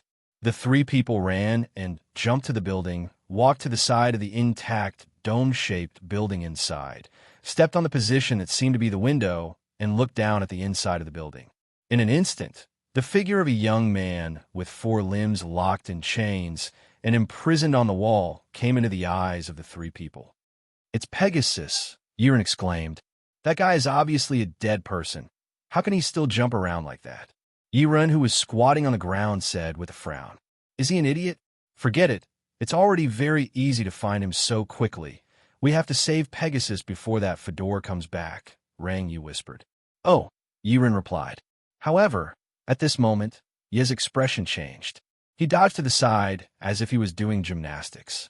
Then a huge sickle-bladed axe smashed down with a whistling sound, sinking into the stone wall with a clang.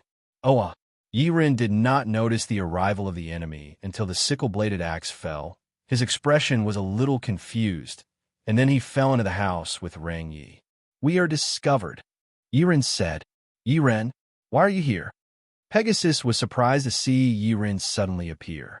Then, as if he understood, he said happily, "Yes, you are also dead."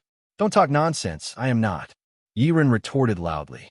At this time, the underworld soldier, who was wearing black armor, had 5 short statures, a bald head, and protruding teeth, also flew into the house and waved his sickle-bladed axe at Yiren. Yiren was shocked and quickly dodged to the side. "Don't dodge, intruder." The underworld soldier waved his axe and said in a strange voice, "Of course I have to dodge," Yiren replied while dodging. However, at this moment, a red scarf suddenly wrapped around the underworld soldier who was about to attack again and fiercely pulled him toward Jinyi. Jinyi spun around and used her knee to fiercely strike the back of the underworld soldier's head. Bang! In the loud noise, the underworld soldier immediately fainted. "Who is that? Is that woman a Saint Seiya?" Pegasus, who was attracted by Rang Yi's battle, asked. "No," Yiren replied. "Ha! I didn't expect that there would be rats at the entrance of the Death Realm." As soon as Yiren finished speaking, an evil voice echoed in the stone room. "Forget it. Just as well, kill all of them." Then, a dark Seiya who was wearing a black underworld robe suddenly appeared behind Rang Yi. "From the ears to the brain, tear them all apart." As he spoke, the human face on the chest of the dark Seiya opened its mouth and emitted an ear-piercing, invisible sound wave. "Suppress the scream." "Rang Yi!" Yiren shouted. Swoosh! A figure instantly appeared in front of Rang Yi and stretched out his hand to block the attack of the dark Seiya. Bang! "Look, I'm here to help." Seito, who ignored the attack in front of him, turned his head and smiled at Rang Yi, who was shocked behind him. "Another rat." The dark Seiya grinned. "Hey, strange guy, be careful of that guy's shockwave. It will make you feel numb." After the attack ended, Pegasus, who was at the side, reminded loudly. "Indeed, rats, the shock wave emitted from this demon face is no ordinary shock wave." The dark Seiya sneered. The dark gladiator sneered. It said that the demonic grass Dachira that grows under the guillotine has two roots that look like a human's body. When this grass is pulled out, it will let out a cry that will send everyone present to the death realm. Just like this. As soon as he finished speaking, a small universe appeared on his body again. A sound wave was shot at Rangyi, who had mistakenly thought that Sei Ito had been paralyzed and had rushed to him. He was the first to bear the brunt of the attack. His expression changed, and his body flew back in even faster speed than when he came. Bang! I didn't expect you to be so impatient. Ito Sei, who suddenly appeared behind Rangyi and hugged her in his arms, chuckled. Seeing Sei Ito's action, the dark Seiya frowned slightly. Watch carefully, Sei Ito said softly as he put Rangyi down. Rangyi didn't say anything. She looked at Sei Ito. So what if you can move? You are still a lamb waiting to be slaughtered, the dark Seiya sneered. That's right. You are indeed a lamb waiting to be slaughtered. However, the lamb waiting to be slaughtered is you, Sei Ito sneered. After saying that, Sei Ito raised his arm. Several dazzling white light arrows appeared out of thin air. Then, as Sei Ito moved his fingers, they rained down on the dark Seiya. The dark Seiya's expression changed. He activated his small universe again and used his secret technique, suppression scream. Roar! Amidst the ear-piercing scream, an invisible sound wave force field immediately shattered the light arrows in front of him. However, when the dark Seiya looked at Sei Ito again, Sei Ito's figure suddenly appeared in front of him. Sei Ito's fist landed on the face of the dark Seiya. Bang! The dark Seiya felt a tightness in his chest.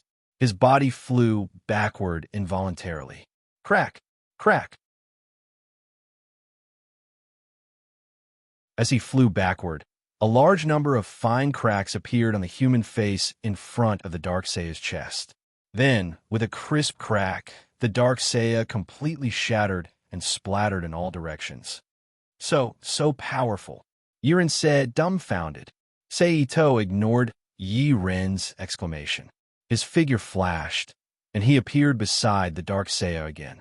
He grabbed the dark Seiya with one hand, and with a thought, he cast a sealing technique to seal the dark Seiya.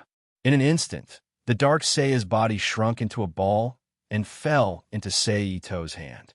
Hurry up and release the Pegasus constellation, Sei Ito said to Yi-Run as he put away the sealed dark Seiya. Oh. Yi-Run, who had regained his senses, hurriedly responded.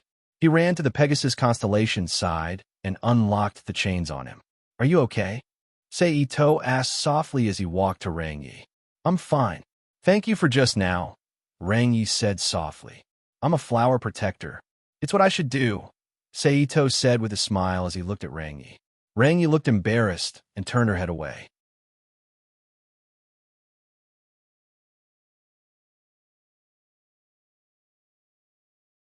Chapter 2015. Speaking of which, are you really still alive? Pegasus, who was freed from his restraints, asked Yi-Ren with a puzzled look. Your bracelet made of flowers. Yi-Ren pointed at the flower bracelet on Pegasus' right wrist and said, It is said that the bracelet contains Sas's, Athena's prayer for you. Therefore, you are still alive even though you should have been killed by Hades. However, if all the flowers in the bracelet wither, you will die completely. Therefore, before that, in order to let you return to your physical body and revive, we came here. Is that so, Sasa? Pegasus said in realization. Sorry to interrupt your conversation, but there is no time. To avoid the awkwardness, Riney reminded them. Yes, Mandala said that. One of the 3 leaders of the underworld is leading an army to the sanctuary. Pegasus said anxiously. What did you say? Yiren was shocked. So, hurry up and help me resurrect, Pegasus said as he pointed at himself with his thumb. Unfortunately, we can't do that yet, Riney said. Why not? Yiren and Pegasus asked in confusion. We have to go deeper into the underworld to do something. I am afraid that it will be an important mission that will determine the outcome of this holy war. That is what the elder said, Riney replied. Then, together with Sei Ito, The four of them hurried to the deeper part of the underworld through a special passage they found in the room. In other words, our mission is to get to the magnolia tree, right? Pegasus asked on the way to the deeper part of the underworld. Yes, Riney replied. For the residents of the underworld, the concept of death doesn't exist.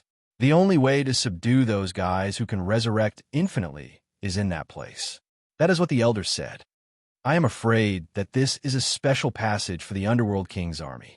If we keep going like this, we should be able to reach our destination soon. I am worried about the Underworld King's army and the situation in the sanctuary. Pegasus said, Tianma, a mere bronze saint like you won't be able to cause any trouble for the Netherworld King's army. Instead of letting your imagination run wild, you should concentrate on completing the task here. Ito Sei, who was following behind Pegasus and the others in a leisurely manner, said in a low voice. I know, but who are you? Pegasus responded in a low voice, then turned his head and asked. You can call me Chung, Rangi's flower protector. Sei Ito chuckled. Yi Run and Tianma looked at Rang Yi speechlessly. The latter looked embarrassed and turned to glare at Sei Ito. Don't talk nonsense. Sei Ito smiled. There was no rebuttal. Just like that, everyone ran forward in silence for an unknown distance. Then, a slanted staircase that led upwards appeared in everyone's eyes. The exit, the Pegasus said excitedly. The four of them quickened their pace and walked up the stairs. When they reached the end, they walked out of the underground passage. Then, a vast and boundless world filled with skeletons of the dead and stinking pools of blood appeared in front of them. However, before they could recover from the shock before their eyes, a low barking sound rang in everyone's ears again. Tianma, Yi Run, and Rang Yi were shocked. They turned their heads to look at the source of the sound. What they saw was a ferocious giant dog with 3 heads. It was humongous and was about 7 to 8 meters tall. When it opened its mouth, it revealed its sharp fangs. Ugh, what is this guy? Yi Run and Tianma, who were startled, exclaimed. It's Sorcerous, Sei Ito said calmly. Sorcerous. Tianma was confused. It's the guard dog of hell. Be careful, Rang Yi explained. As soon as he finished his sentence, Sorcerous' 3 beast heads lunged at the group of humans. Everyone moved simultaneously and leaped to the side to avoid it. TSK. Clatter. Sorcerous' attack missed. It slammed into the ground below, and shattered rocks flew everywhere. I'm afraid it's used to repel intruders. Be careful of its 3 heads, Rang Yi reminded loudly. Yi Run. Tianma yelled at Yi Run, who suddenly stood in front of him. You guys don't even have your holy garments. How can I leave this guy to you guys? Master Yi Run will... Yi Run said in an imposing manner. Sorcerous did not wait for him to finish. It opened its mouth and bit at him. Yi Run jumped up and continued to yell, Chase it away.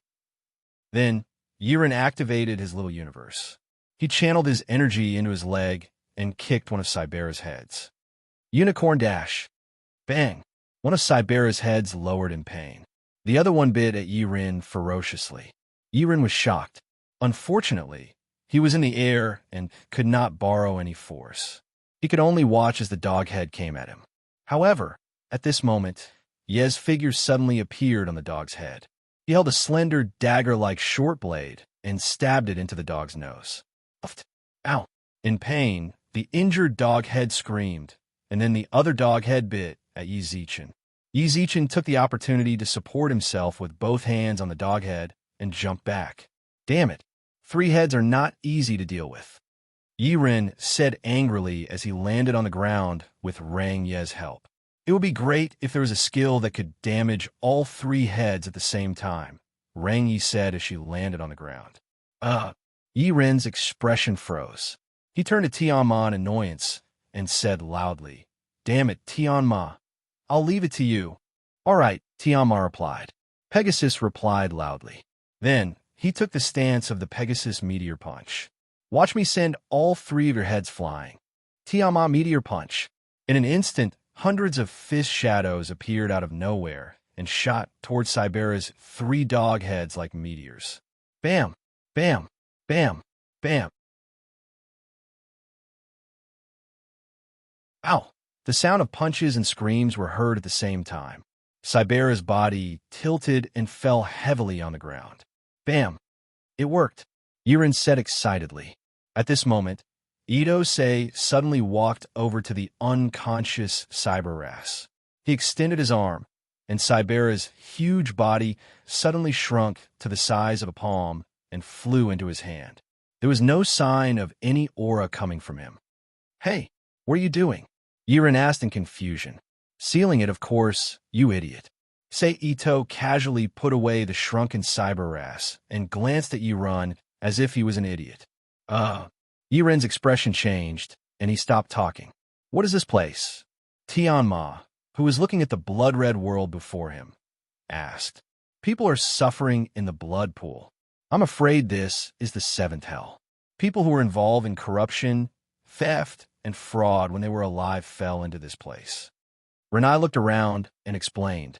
However, that passage actually leads to such a deep place, Yi said with a slightly surprised tone. So cruel. Yiren looked at the human souls in the blood pool. Yiren said with pity, what a terrifying place. Tianma said softly. Then, his face darkened as he thought of something. He murmured, Alan, I must wake you up. Even if I have to beat you up, I must. Tianma's face was filled with determination as he finished his sentence. However, at this moment, Yi Ren and Renai's expression changed. His expression was full of wariness as he looked into the distance. Someone is coming, Yi Ren said nervously. Pegasus looked at Yi Ren with a puzzled expression. It's your friend, idiot, Yi Ren said loudly. The moment Yi Ren's voice fell, a purple thunderbolt filled with evil aura streaked across the sky. Dressed in black, the black-haired Aaron appeared out of thin air, disregarding gravity as he slowly descended toward the ground. Tianma's eyes widened as he looked at Alan in disbelief. I'm here to see you. Tianma, Alan said with a smile. Aaron. Pegasus suppressed his anger as he looked at Aaron, who had landed gently on the ground. Hades. But at this moment, Rang Yi suddenly moved and almost instantly rushed in front of Hades, swinging the short sword in his hand horizontally, slashing towards Hades' neck. Prepare to die. Hades gently raised his left hand and placed it vertically in front of him. A strong chi suddenly gushed out from his hand, forcibly blocking Ye's attack. What? Renai's expression changed drastically. A lowly person like you dares to come between me and the Pegasus constellation. You're simply courting death, Hades said with contempt. Bang! As soon as he finished speaking, Ye's body immediately flew back at a speed faster than when he left. Renai, Tianma, and Yi Run shouted in unison. Suddenly, Sei Ito's figure flashed. He immediately appeared behind Renai and pulled her into his arms. Well, I didn't expect Hades to have such a strange hobby. I'm sorry to disturb your rendezvous with her, Sei Ito said with a smile as he slid back a short distance. It seems that you have chosen your side. Hades looked at Sei Ito and said, I can't help it. Who told the women on your side to be too dark? If there was a sunny and heroic woman like Renai, I wouldn't mind going to your side to help you, Sei Ito said with a smile as he looked at Hades. Anyway, it doesn't matter to me who rules this world in the end, or what it becomes. Hades did not speak. He looked at Sei Ito with an indifferent expression and then looked at Tianma in front of him. He gently flew in front of Tianma, as if he wanted to hug Tianma. He stretched out his hands to hold Tianma's cheeks and said softly, Ah, I really like the lively you, Tianma. Hearing Hades' words and seeing Hades' expression and tone, Sei Ito's body felt cold. He hugged Renai tightly in his arms and felt the warmth from her body. Only then did he feel a little better. Let me go. Renai's cheeks blushed slightly as she whispered. No, let me hug you for a while. We'll talk about it after Hades and Tianma's game meeting is over, Sei Ito retorted without thinking. Hearing Sei Ito's answer, Renai's expression froze. She sighed helplessly and angrily. She did not struggle and looked at Hades and Tianma together with Sei Ito and Yirun. What? Tianma was stunned and stared blankly at Aaron's face, which was close to him. After withstanding my attack, as the king of the Death Kingdom, You tenaciously kept your life. Although you have the protection of the garland made by Sasa, it must not be a coincidence that you can come here. Hades held Tianma's cheeks and said softly, "So Tianma, why don't you join the Hell King's army and change the world with me?" "Tianma, don't be confused by him," Yiren said loudly, full of worry. "Let's dye the earth black with silence and stability and defeat Athena." Hades, who did not care about Yiren's shouting, continued. After a moment of silence, Tianma suddenly raised his hand and grabbed Hades' wrist.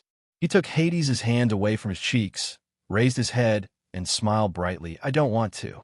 Then he let go of Hades' hands and continued to say indifferently, "The result of cooperating with you is to create such a world. Don't joke around. It's much better to follow Sasa. I am now the Saint Seiya of Athena, Eren. In order to protect the world you once loved, I will stand on Sasa's side. Eren is also doing this for you." Tianma looked at Hades with a firm expression. Hades also held the place where Tianma's hand had touched before and looked back at him with a gentle face. Until a moment later, "That's right, Tianma. It doesn't matter. You are Eren's uncertain factor. How will the karma between us end? The next time we meet, it will be a battle between you and me." Hades, who had retreated, said softly, "I will also slap your face hard." Tianma said loudly, "This is the second promise, Eren. You have always kept your promise. I will look forward to the day when we meet again, Tianma."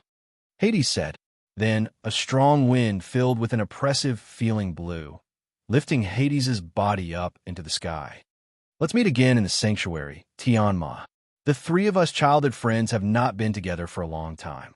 I'm really looking forward to it." After that, a vortex formed by purple thunder suddenly appeared in the sky and swallowed Hades' figure. However, just as Tianma and others were immersed in Hades' disappearance, a powerful thunder with a terrifying aura suddenly rushed out of the vortex and flew towards Ito like a dragon.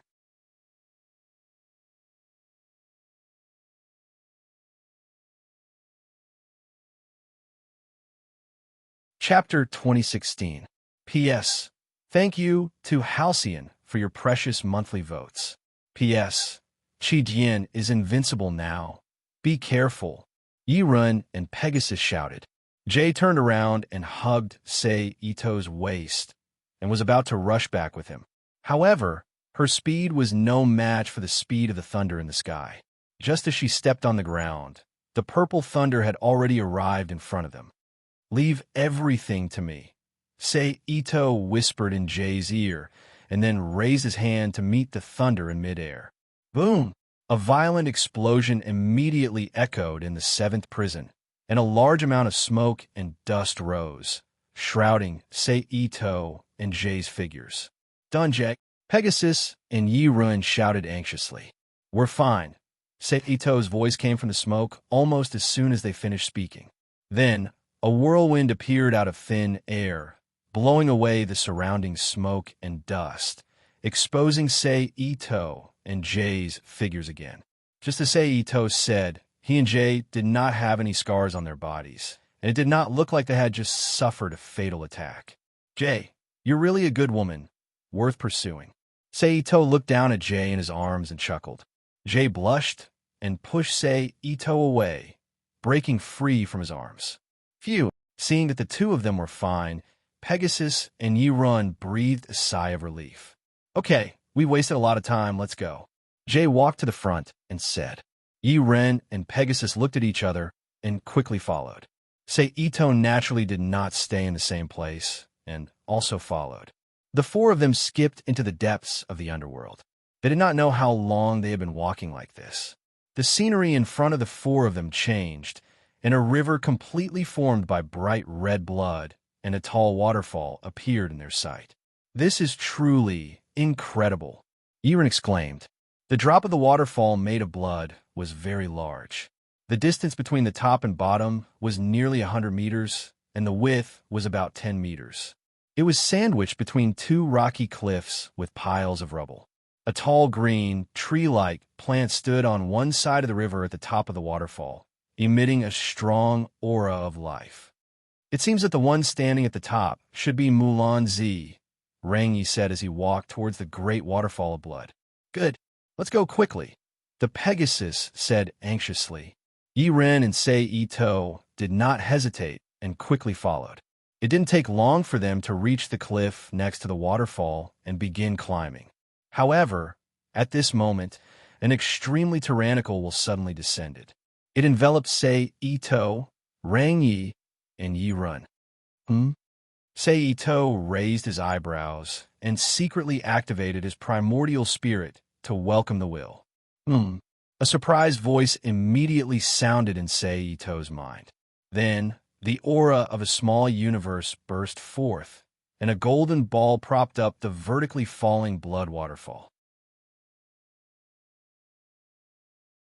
It was like a huge golden pearl embedded in the middle of the waterfall, a person wearing a full-body golden armor with his eyes closed. Sitting down, the appearance of a handsome man with long golden hair naturally fluttering behind him came into Sei Ito's view. Virgo. Sei Ito narrowed his eyes slightly and thought to himself. In addition, Sei Ito also noticed that other than himself, Rang Yi and Yi Ren seemed to have been restricted by time. They maintained their previous movements and stayed in place. The Pegasus, on the other hand, was climbing mechanically with dull eyes. Clearly, his consciousness was being controlled, and he was falling into some kind of illusion. What a surprise to encounter a sacred gold saint in the depths of the underworld, Sei Ito said softly with interest. Aren't you going to tell me your name? I am Ahimada of the Virgo constellation, Ahimada said lightly. And who are you? Why are you with the Saint Seiyas of the Pegasus constellation and the Unicorn constellation? Ahimada asked. Me? I'm just a flower guardian. As for why I'm with them, it's because the flower I'm protecting is moving with them, Sei Ito said with a smile. The female warrior of Gamere, Ahimada said softly. You are very strong. You are the strongest person I've ever seen besides the gods. But I can't believe your reason. Although I didn't detect any traces of speaking from your words, my feeling tells me that it's not everything. You must have other motives. You Virgos are always so sensitive. It's really a headache. Sei Ito raised his hand and rubbed his eyebrows and sighed softly. But my motives don't seem to have anything to do with you, right? Sei Ito asked. Maybe I do, maybe I don't. The answer to the question isn't important to me. I'm just a little confused. What's your current position? Ashimita replied. Semi-neutral. Sei Ito thought for a while and said, After all, the flower I'm interested in is here. Sentimental, Ashimita commented. Aren't people because they have feelings? Sei Ito smiled indifferently and asked, But this is beneficial to me in this war. It's also not beneficial to the truth I'm pursuing, Ahimada said. What is the truth you're pursuing? The Buddha's paradise? Sei Ito raised his head and looked at the Pegasus that had unknowingly climbed to the edge of the cliff. Then he looked at Ahimada in the golden waterfall and asked, All living things are suffering. I can't find a reason to let such a world continue to exist in pain. Ahimada was silent for a while and then said, There's a saying in China. I wonder if you've heard of it? Sei Ito asked. What saying? Ahimada asked curiously. You're not a fish. How can you know the happiness of a fish? By the same token, you think the world is full of pain. But how do you know that the people living in this world think their lives are painful and unhappy? Sei Ito said softly. Ahimada was speechless. The seven senses of Buddhism: eyes, ears, mouth, nose, body, tongue, and mind. The six senses: color, sound, fragrance, taste, touch, and method. Since there are these in life, there must be a certain pharmacology. You know, not everyone is like you, close to the Buddha, touching the Buddha, and comprehending the Buddha in body and mind. Sei Ito didn't care what Ahimada thought and said again, You know Buddhism? Ahimada couldn't help but ask, seeing that Sei Ito was so clear about Buddhism. A little. Sei Ito nodded slightly. Then you should also know about the eighth sense outside of the seven senses? Ahimada said. Alaya sense or hidden sense. Saito said softly. The good and evil karma of all living beings is hidden in it. It's not obvious until it's reported. When it's reported, the good and evil karma will all belong to the person. What about all the suffering in this world? Ahimada asked. That person can only reap what they sow, Saito said decisively. You're not a savior. You don't have the power to save the world. Why bother? Could it be that you want to become the Ksitigarbha Bodhisattva, the Buddha in the world? Ahimada was speechless. Well, let that guy help you with the rest. Saito felt the small universe erupting from Pegasus. He looked up and chuckled. Then he retracted his gaze and turned to the side of the cliff and sat down. In just a little more than a minute, an even more majestic small universe erupted from the Pegasus's body. Oh, compared to the 5 unyielding experts, this generation's Pegasus is stronger. Saito looked up at the top of the cliff and chuckled. Kacha! Kacha! The next moment, the violent sound of wood breaking came from the top of the cliff. At the same time, Ahimada's voice also sounded in Saito's ear. My mission is complete. Thank you for before. I'll see you again when we get to the ground, Warrior Gammer's escort. Well, I'll see you again when we get to the ground. Saito turned to look at Ahimada and said. Then the golden light trembled and suddenly exploded, turning into golden light fragments that filled the sky and slowly disappeared in the air. Boom! Without the protection of the golden light barrier, the blood-red waterfall smashed into the blood river below with great momentum, creating a deep thunder-like sound. Then the cliff rocks next to the bloody waterfall cracked, and pieces of rubble the size of a person fell from above. Wow, why did this happen all of a sudden? Did I lose consciousness? Yirun, who had just woken up, blinked his eyes and said in surprise. Then the rubble fell, and a familiar body fell from the sky and hit him directly. Pegasus? Yirun was stunned and quickly reached out to catch Pegasus. Bang! How did you end up with so many scars all over your body? Yirun cried out. Yirun, Pegasus whispered softly, then raised his arm, opened his palm, and showed the fruit in his palm. This is the fruit of the Mulan seed. The Virgo guy told me that it was our mission to bring these back. While he said this, Rang Yi and Saito on the side kept moving, collecting the fruit of the Mulan seed that fell from the sky along with the rubble. Virgo. Yirun was surprised. This is the first time I felt so confused and angry. I'm exhausted. Pegasus lowered his arm and chuckled. Yirun, I want to go back to the ground as soon as possible. Oh no, there's only one garland left. Rang Yi, who kept the fruit of the Mulan seed, walked to Pegasus and looked at the garland on his right wrist. I know. Damn it. Yirun shouted anxiously. Then he carried Pegasus and rushed back to the passage with Rang Yi and Saito. Although I don't know what happened, no matter how many times, I will carry you back. Yirun said firmly while running. Bastard Pegasus. Thank you, Yirun. Pegasus, who is extremely weak, whispered thanks. You're tuning into the Warrior Lore YouTube channel. Don't forget to subscribe and join us on this journey to catch the most captivating stories.